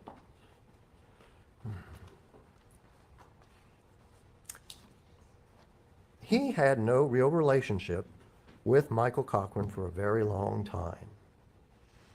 He wasn't invited to holiday gatherings.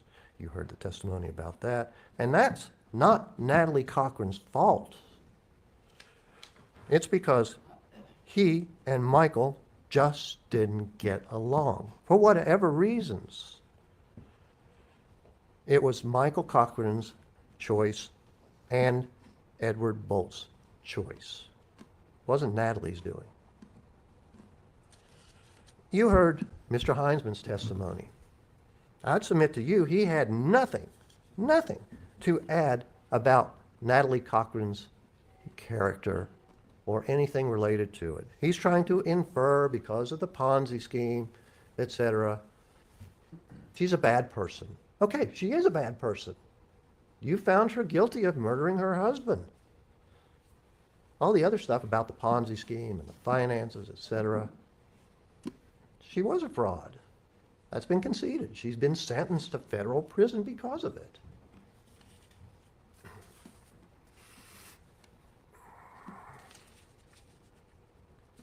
One consideration that nobody has mentioned, nobody's talked about, and which I think you should at least consider is the cost to you and me and every other person in this courtroom who is a taxpayer.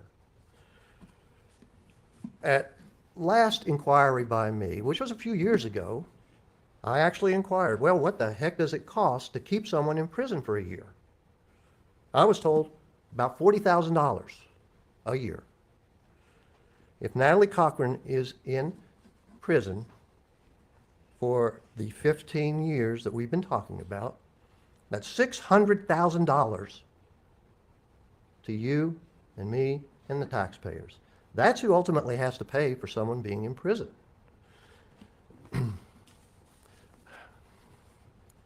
Let's talk about Natalie Cochran's life expectancy.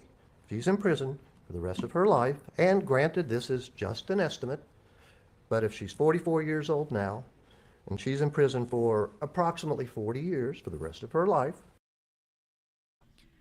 I'm sorry, but these jurors are not going to care if it's $600,000 or $600 million. They could care less, right? They could care less. It's not like they're going to go back there and say, you know, we should save the taxpayers some money and just let her off after 15 years. I mean, you know.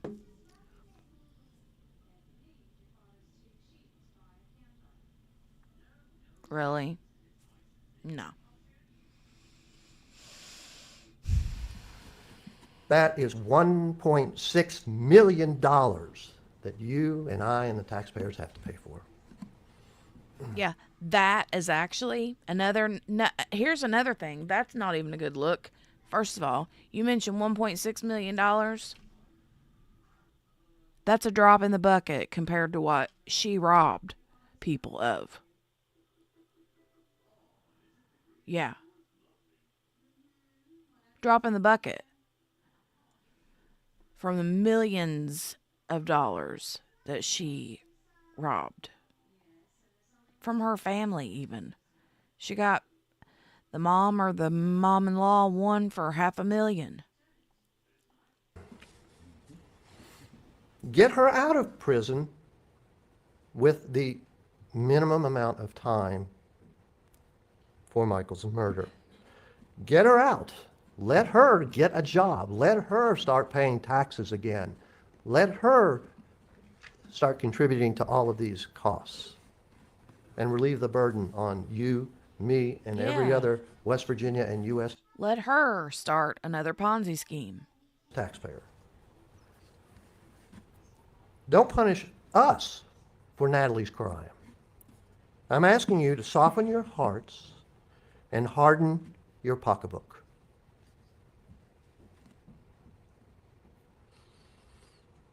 I'm begging you to grant Natalie Cochran mercy, not for Natalie, but for her children, for her family and relatives, and for society, the cost to us. She'll be punished, and punished severely. Let's give her the opportunity, possibly, to get out of prison while she's still alive and can hopefully contribute to society again. Thank you. Members of the jury, you have reached the stage of this penalty phase whereby you will be ushered to your jury room to deliberate upon this verdict. Right, Gina? Procedurally, this will not be foreign to you because you understand the drill. You've been through this before. You have a jury My foreperson that has A55. already been selected, Ms. Rich. When you do reach your verdict, Ms. Rich should fill out this verdict form. It's a one-page form. It's very simple. Ms. mercy Rich for should you. sign it as Come back. foreperson Never. of the jury and date it. And of course, it must reflect your own true verdict. Then I'd ask the foreperson to hold on to the verdict form as you come into the courtroom. The bailiff will retrieve it from you and deliver it to me to be read out in open court. Again, you know the process. You are familiar with it. Let me ask you this, as I asked you yesterday. It is almost 4 o'clock. I'll be happy to send you into your jury room so that you can commence your deliberations on this issue. Or if you wish to come back in the morning when you are fresh, you can come back at 9 o'clock and commence at that time. And perhaps it would be useful for you to confer and see if you wish to start tonight or come back in the morning. We're going to stay. Everyone says that you wish to stay, and so that's certainly fine with the court. Yeah, that means they're How going to have it many if they don't exhibits already. do we have to, Madam Clerk? Tomorrow's Friday. They're like, nah, we want a long weekend. We already found her guilty. We're just going to nip this in the bud right quick, fast, and in a hurry. Yeah. Clerk? All right, if you'll gather those together, I have the instruction, ladies and gentlemen, that I read to you. Won't be long and then now, the verdict folks. form will be on the very top of the exhibits.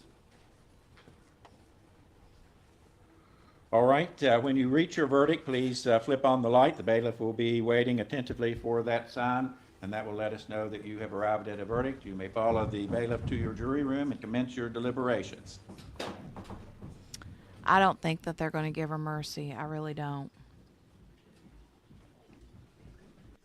If they do, it's solely because they feel bad for the kids. All right, please do not wander too far away from the courtroom. It appears that this may not take too awfully long, and as soon as we receive the verdict, it will be announced appropriately. Are there any matters that we need to put on the record before that time? No, Your Honor. Thank you. No, Your Honor. All right, thank you. In my opinion. All right, let me bump it over.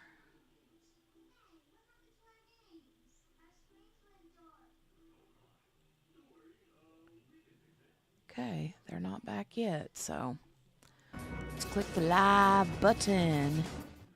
Let me mute. Well, I don't want to mute it, but they're probably going to play some Court TV, probably play some stuff, and I don't want to get dinged. Because you know how they do, right?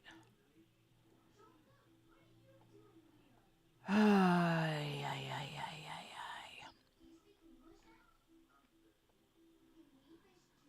ay.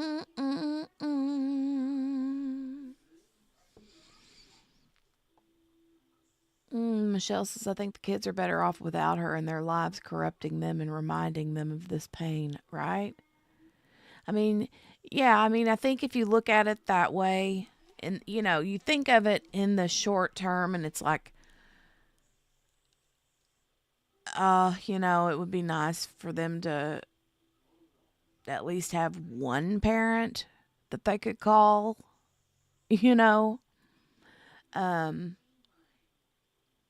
but in the long term, not so much, right?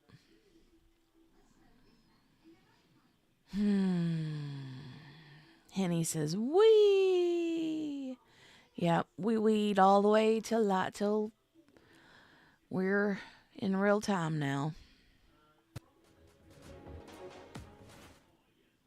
We are in real time.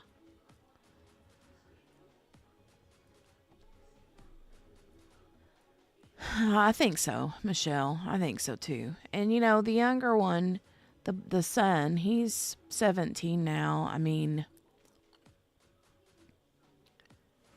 I'm sure, you know, I mean, it sucks for both of them because they're both still really young. But it's a lot different when you're 19 and 17 versus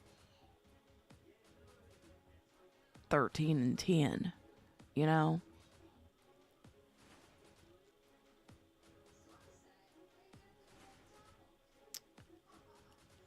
But whenever Michael's mom was on the stand and she was talking about how the kids had blocked her and wouldn't have anything to do with her, that was all Natalie's doing, I'm sure, right?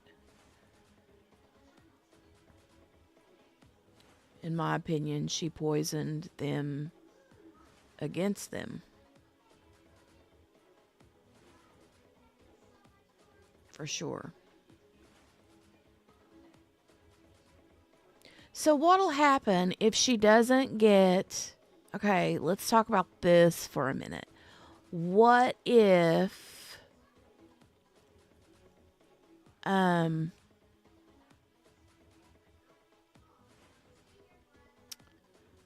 to think.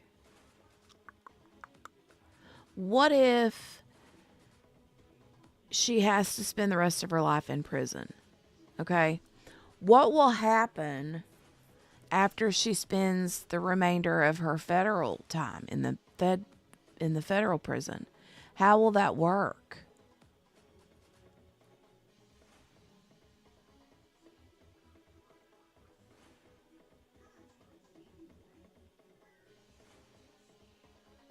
No, Michelle, I mean, if she gets life without parole, she'll spend the rest of her time in Fed and then just move her to a state, like, prison after that?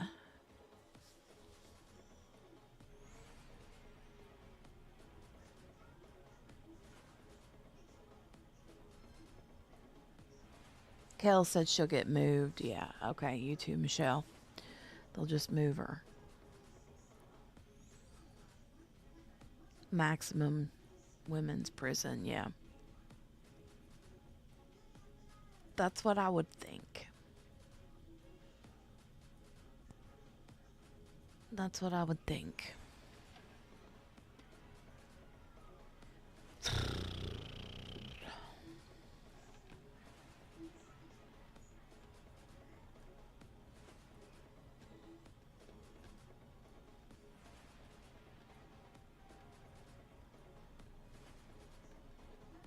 Which is worse, you think?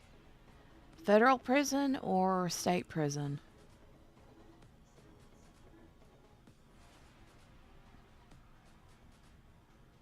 Which do you think would be worse?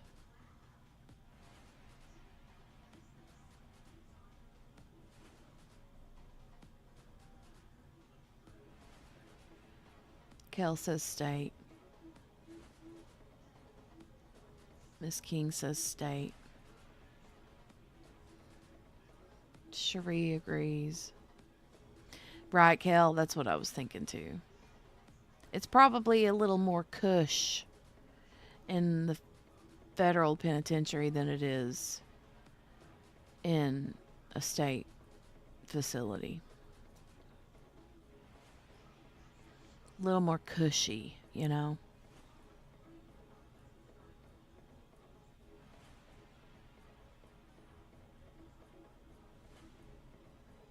She is looking at you, Margaret. Well,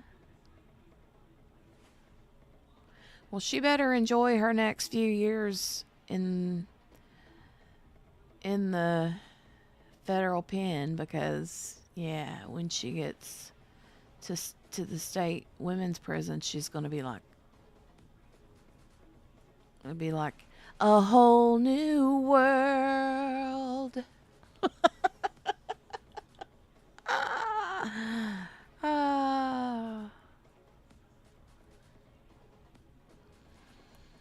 A whole new world. have this picture. Bum, bum, bum, bum. That one of them two together.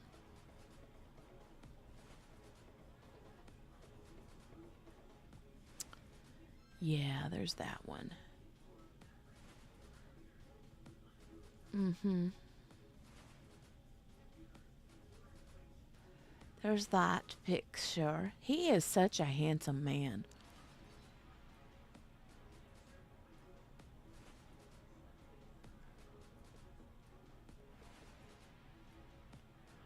Right, Michelle?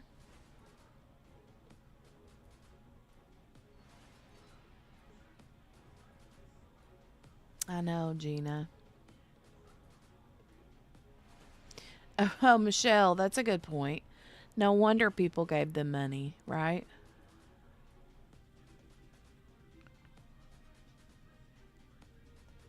Yeah.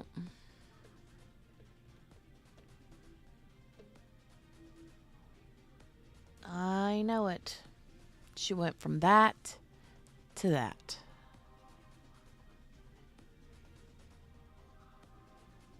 From that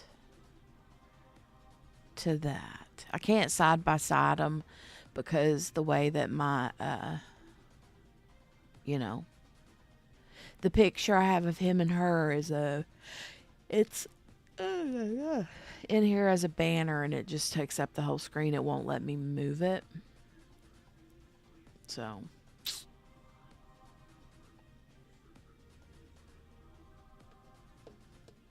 Oh no, Michelle. Oh, Gina, right. Oh, what a tangled web we weave.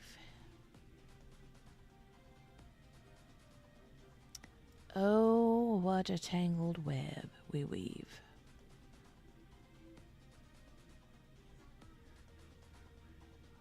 Right, Billy. Couldn't lose $50 versus thousands.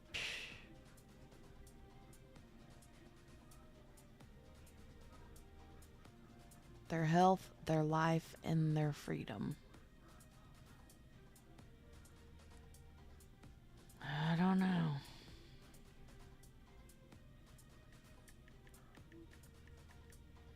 Sorry, I'm texting the husband.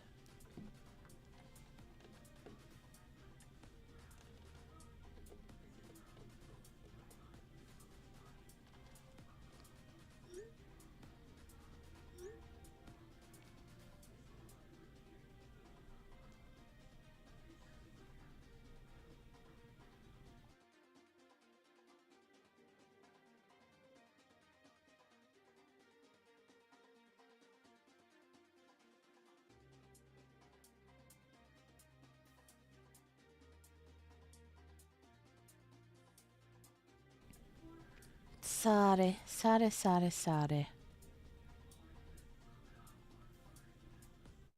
Husband's usually home from work by now, and he's not home yet.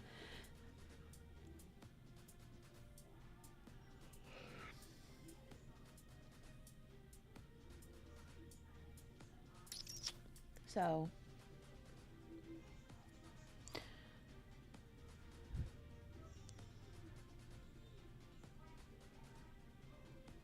Starts getting busy this time of the evening around my house.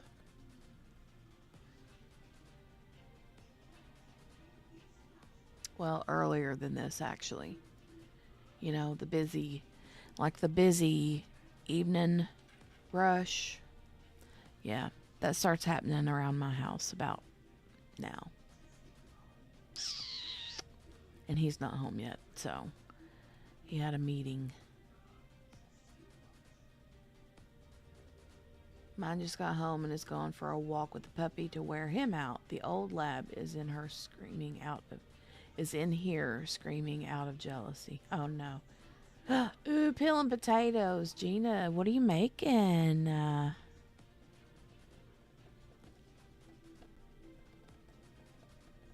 What are you making?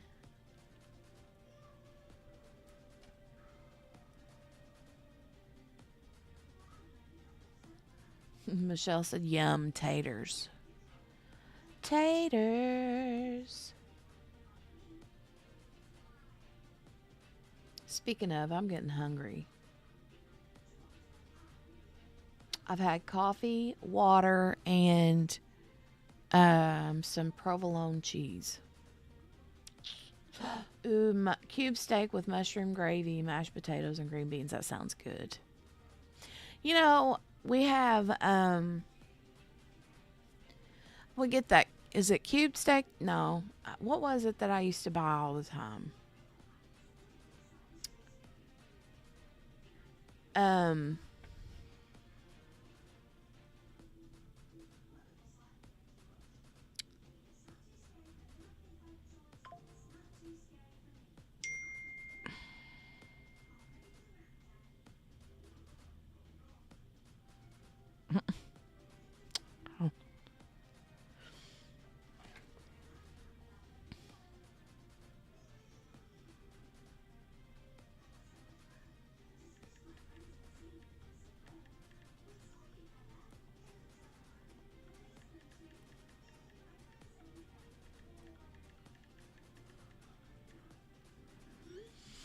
sorry. They've been deliberating for what? Well, it says jury clock passes 1 hour, so 1 hour at least. Okay, that's what I was going to say, Michelle. The cube steak is the pressed hamburger that looks crisscrossed. So whenever I would buy that all the time, but it was always like super tough, right? Now he's calling me. Hold on a minute.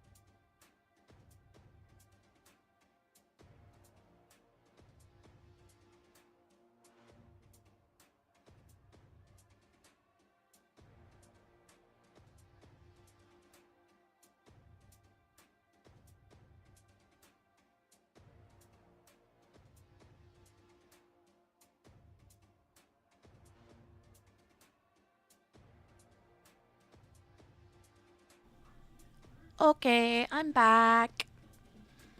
So back to the cubed steak. What I was saying was, I used to buy it all the time, but it would be super tough. You know? I'll tell you the secret. Hold on a minute. My daggone, now it's going to start going nuts. Put it in water in your Instapot and cook with some Worcestershire sauce in it for 45 minutes. Then remove water and cook on stove and oven with gravy and veggies. Gina said, yeah, it's really shoulder meat that has been pulverized. I've had it in the crock pot all day with mushroom soup and French onion soup mixture. Comes out real tender. Ooh, nice. Now that sounds good too. Crock pot works too. I'm just never on time for crock pot mode.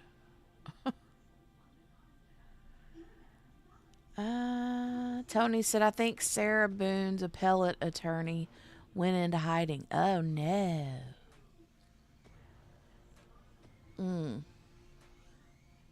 Gina's never used an Instapot. Hard to teach old dogs new tricks. I like my Instapot. I've had it for several years now and I like it, but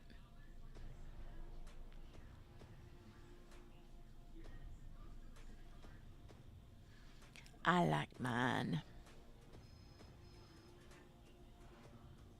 It falls apart when you do it that way. Sounds good. I'll have to try it. I'll have to try it.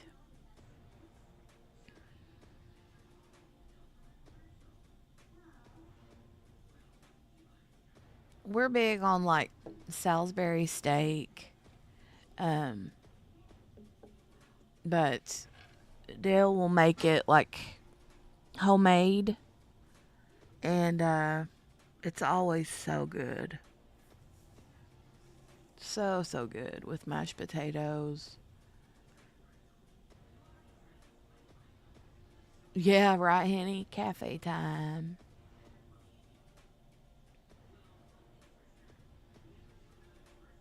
Michelle said, I love my Instapot. I gave up my crock pot because Instapot has crack mode. Crack mode has crock pot mode. Crack mode.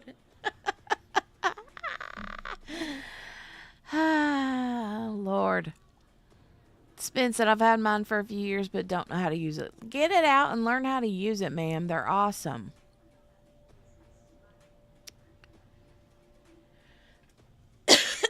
Crack mode. Tony said her appeal still hasn't been filed and she's looking for him. Oh no. He's like, nope. El gone. Oh, I'm gone. Bye. My sister used to pressure cook everything and I was always scared of those. Maybe someday I'll try an Instapot. Well, I mean, Instant Pot basically is it's just a digital pressure cooker. I mean, so it's kind of, I mean, it's the same thing, but the cool thing about the pressure cooker or the Instant Pots are they have, like Michelle said, they'll have like a crock pot mode. You can brown stuff in them, like you can sear meats and stuff inside of it. Some of them have like a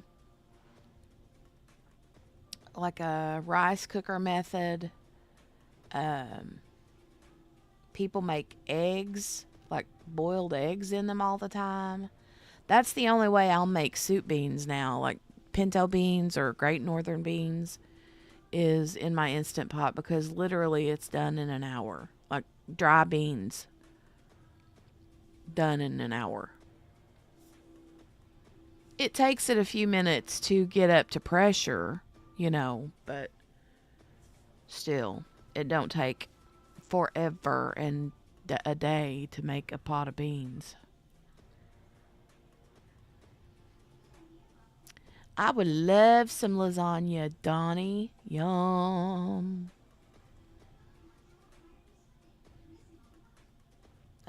Instant Pots are way safer than the old stovetop pressure cookers. They don't explode.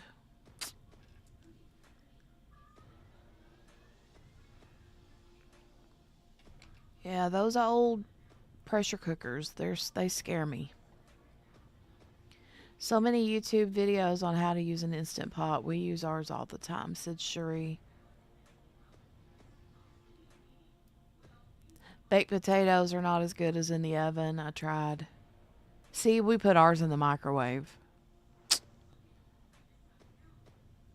Billy says yogurt I make all the time. Yep, they have a whole yogurt thing. You can make yogurt in them. I haven't tried that though. I have not tried that. Do you have to soak the beans overnight still? No, I don't. No, Michelle said it's one of the few appliances I keep out on the countertop. Yep. Now we keep our air fryer on the countertop because we do use that just about every day.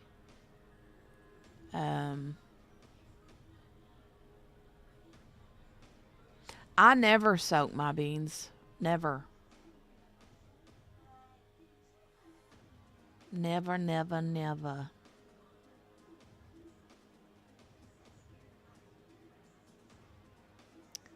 But yeah, I keep the air fryer, we keep it out on the countertop. But the Instant Pot, I don't use it as often, so.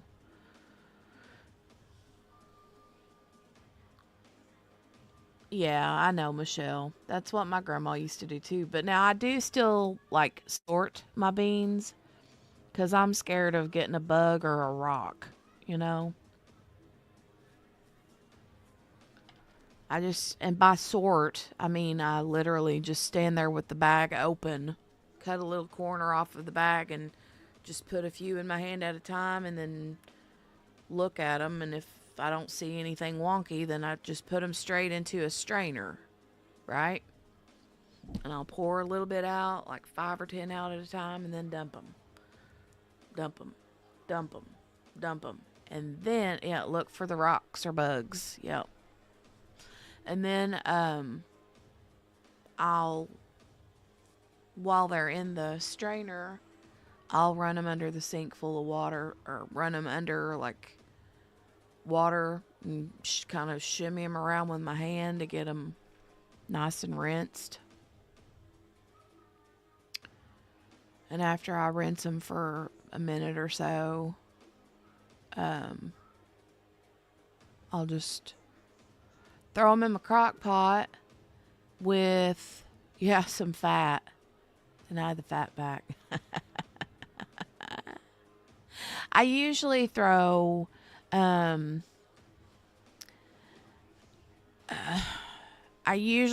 smoked sausage in it. I'll chop smoked sausage up and put in it.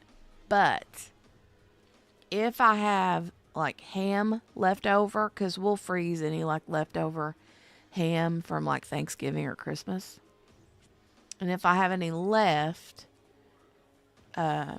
sometimes I'll use that, but not very often. Or sometimes I'll buy like the packages of like pre-packaged chopped like ham chunks, and throw that in there. But bacon's good too, Kel. No beans for you, Tony? We had beans it's been a week or so ago. Week and a half, 2 weeks ago, maybe. Yeah. Oh, they were so good. I was looking forward to that too. Soup beans and cornbread and fried potatoes. Yum. The prepper in me has food safe buckets of bagged beans. So there you go. And rice and sugar and flour. You are a prepper. Spence says I can't do beans. No bueno. Tony, no kind of bean? You don't like any kind of bean at all, even green beans?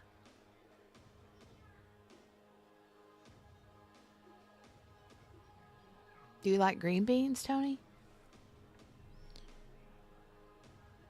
Buckets stacked all in the basement. Y'all are ready to roll.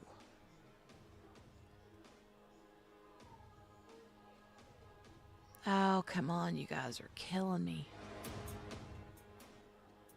You're killing me. Come on, let's do this.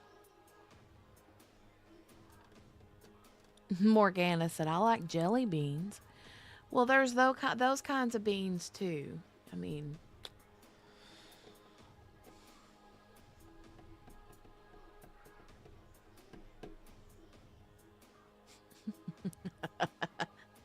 jelly beans. No beans, don't like texture. No green beans either. No on the green beans either. Wow. I mean, I feel you. I know how.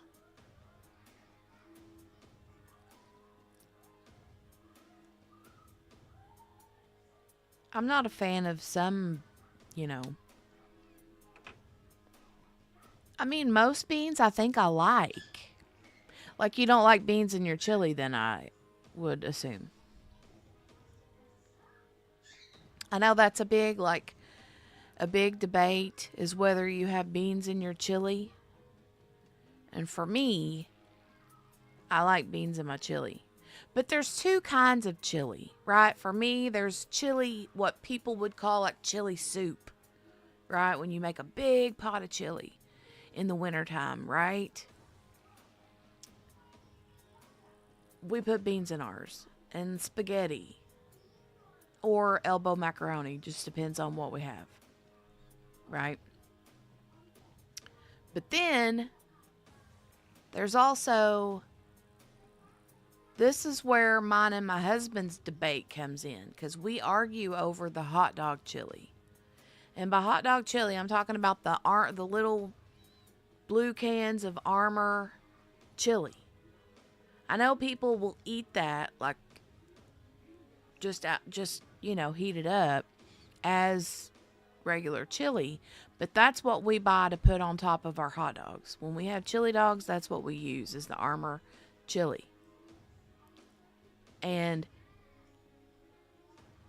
he puts just in this Kel, only in the chili that's what I'm saying. We have, I mean, we have two different kinds of chili, right? There's chili that you eat in a bowl, with crackers. It's soupy. We have pasta in that, yes. We put either elbow macaroni in it or spaghetti. But if you're talking about the chili that you would put on a hot dog, like for chili dogs, there's no pasta in that. But we don't ever make that. We buy that, like the canned Armor chili. And you can get that two ways. You can either get it with or without beans. I prefer it with beans. Dale does not. So, you put spaghetti in your chili too, Morgana? So they've switched to the clock. I'm wondering if that means they've got their verdict. I wonder.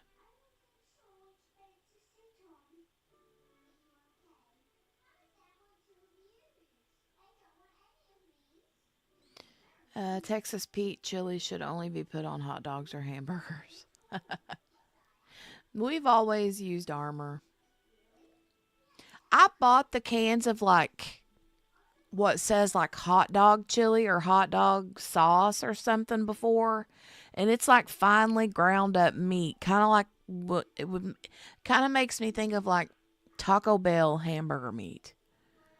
And I'm like, no, I don't want that finely ground up stuff. I want the like chunks on the hot dogs.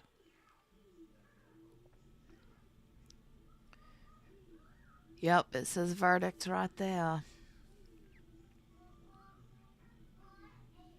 Margaret says verdict. Chili verdict. Oops, there are people's walking in front of the camera. Let's turn the volume back up. Yeesh. Michelle says I add tomatoes to my chili bean soup. Some people do. My husband, he's the one that makes our chili, and he doesn't usually put tomatoes, like chunks of stewed tomatoes in it. But Some people do. Did he just do the finger thing again? Did you see that? Did you see that?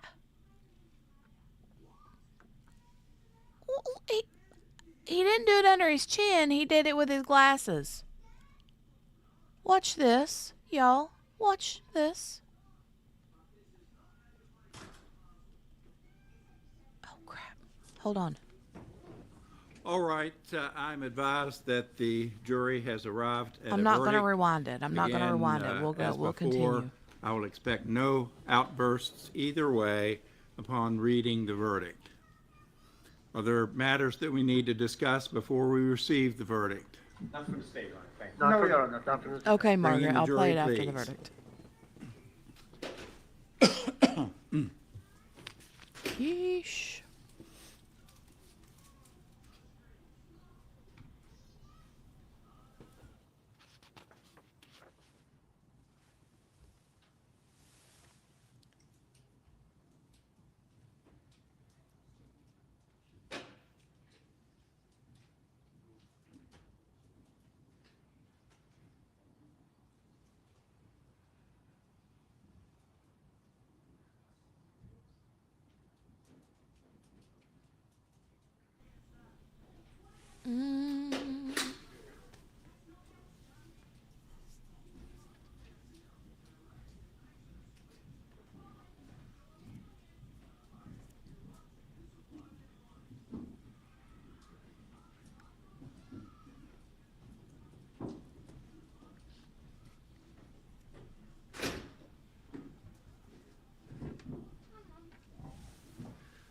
Madam Foreperson, has the jury arrived at a verdict?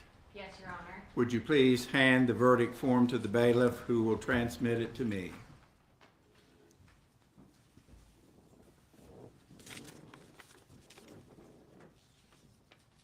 Will the defendant please rise? In the case of State of West Virginia versus Natalie Cochran, case number 23-F-343K, the verdict is as follows. Having found the defendant guilty of murder of the first degree, we, the jury, recommend the following. We, the jury, unanimously do not recommend mercy. The verdict form is signed by Holly Rich, foreperson of the jury. It is dated 1/30/2025. Does the state wish to examine the verdict as to form? No, thank you, Your Honor. Does the defense? No, Your Honor. You may be seated. Her face didn't even flinch this time. Is there a request that the court poll the jury? No, Your Honor, thank you. Where's The her court, family? will receive the recommendation of the jury. It will be recorded and received fully by the court. The court has no discretion in this matter. I'm not sure that it would be useful to have a pre-sentence report or to even come back for sentencing. Post-trial motions, Your Honor. We certainly can deal with post-trial motions, but Where's the her court, family and I her believe, kids and will stuff? go forward with sentencing at this time. I'll ask the defendant to please rise.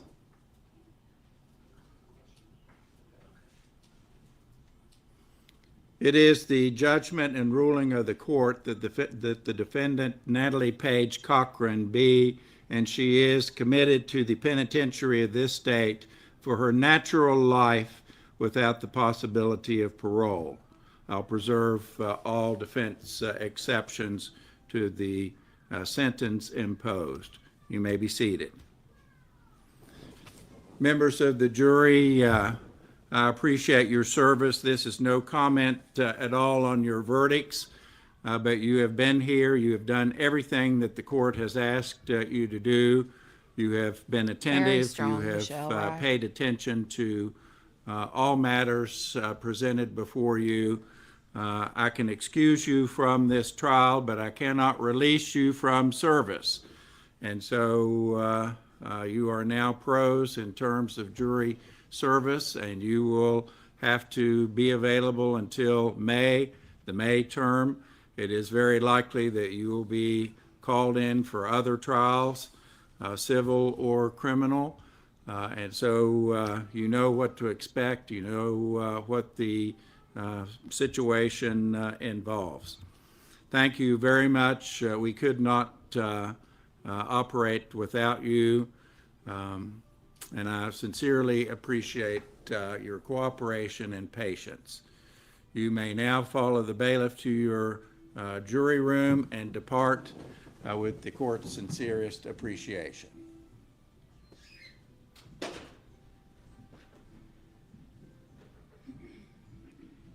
Really, Margaret? I wondered about that.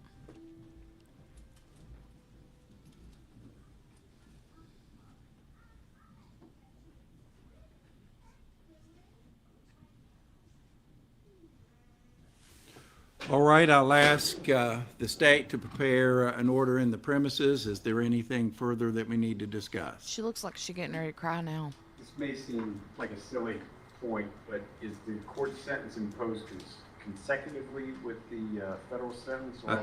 I think it is a sort of unusual question, and I don't know that it makes any difference, to be honest.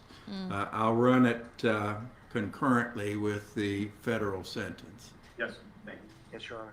Anything further? And of course, we'll schedule all motions, hearings. The court will certainly take up appropriate motions to be filed by the defense. Of course, it's academic, Your Honor, but we will need to figure out nevertheless the credit for time served in this case, which may or may not have some type of impact in the future.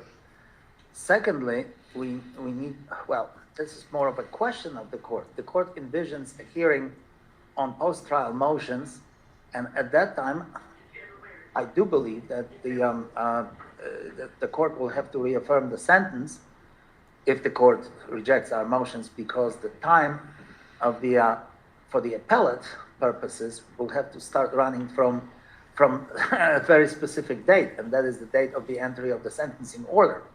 So I think that the court will have to re-sentence the defendant if the court rejects our post-trial motions. So we can certainly do that. I've done that many times in the past, and we can do that to accommodate the time for appeal. I can set a hearing date for post-trial motions.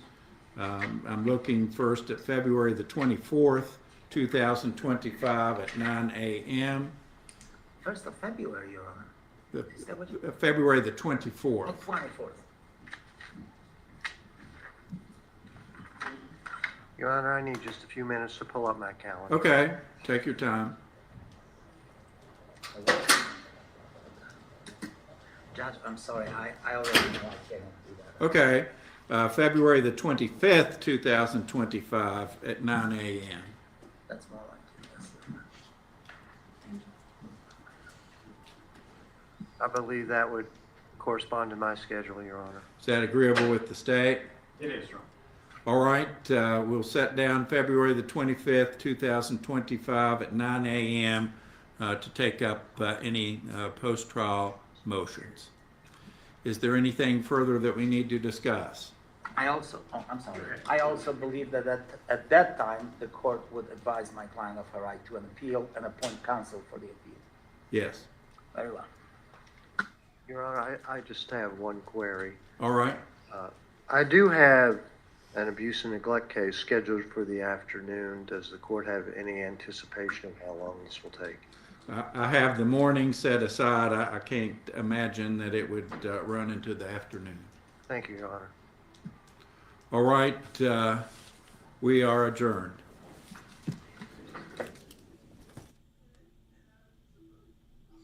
Yeah, so it depends on, I guess, state by state, or maybe even county by county, how that works, because it's different. I've heard there, I can't remember which jury it was. I think it was the Carly Gregg. Where was that one at? Was that Georgia? I can't remember if it was that trial.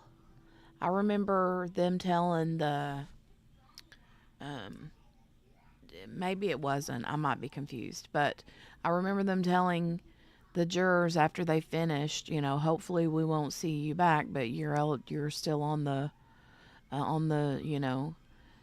jury service for X amount of months. So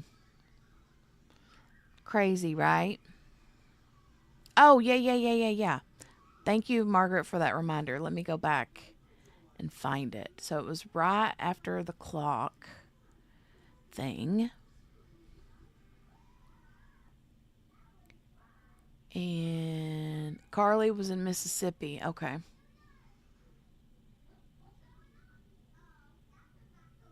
I can't remember where it was at then. I don't remember it, which trial it was.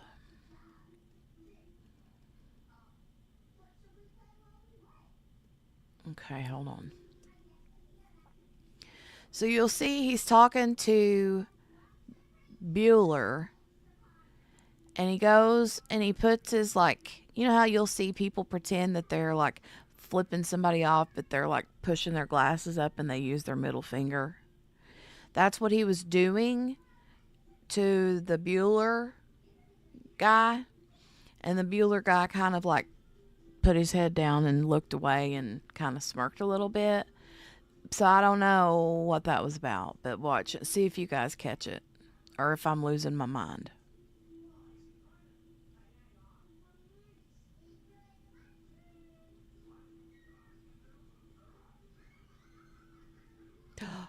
See it?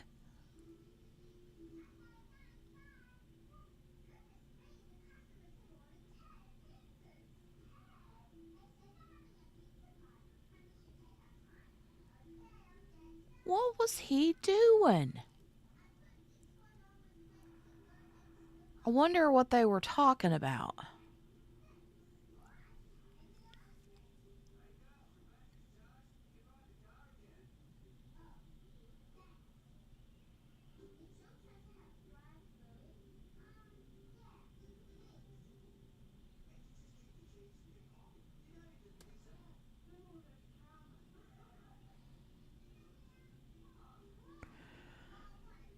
I'm blown away.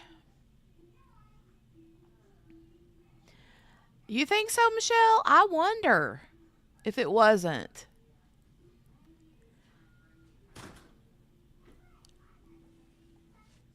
I wonder if it wasn't. Sherry saw it. Michelle said that was towards the judge first. I saw it. Said Cherie. Margaret said, shame on him. Balky, how could you? Gina said, oh, definitely. Annie said, OMG. Miss King says he did, and the other attorney laughed. Yep, and then towards Bueller to make him laugh. Yeah, twice. I didn't see it the first time. I saw it the second time. I saw it when he did it on his glasses, but I didn't see him when he did it on his nose.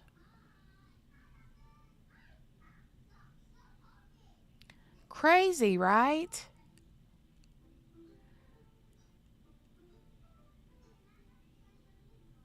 Uh-huh. Yeah, I saw it. Pretty brazen. For something taped.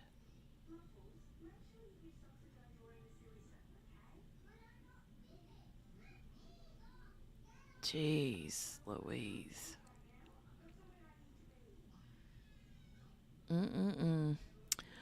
All right, you guys.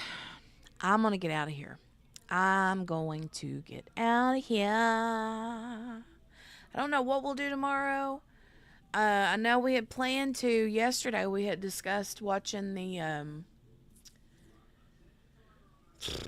yesterday when we finished our stream.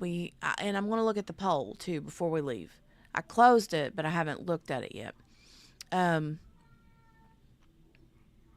But yesterday we had mentioned when this was finished, the mercy phase, that we would take a look at the trial with Bev Canoni and see how she, is doing things. Tomorrow we can do a little more court hopping and maybe decide on one or the other, or I don't know. We'll come up with something. I need to look at like a big master calendar of what big things are coming up. So, I don't know.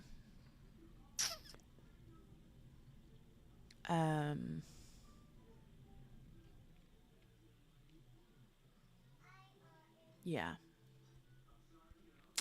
But kiddo's wanting some milk. She brought me her unicorn lid to her cup.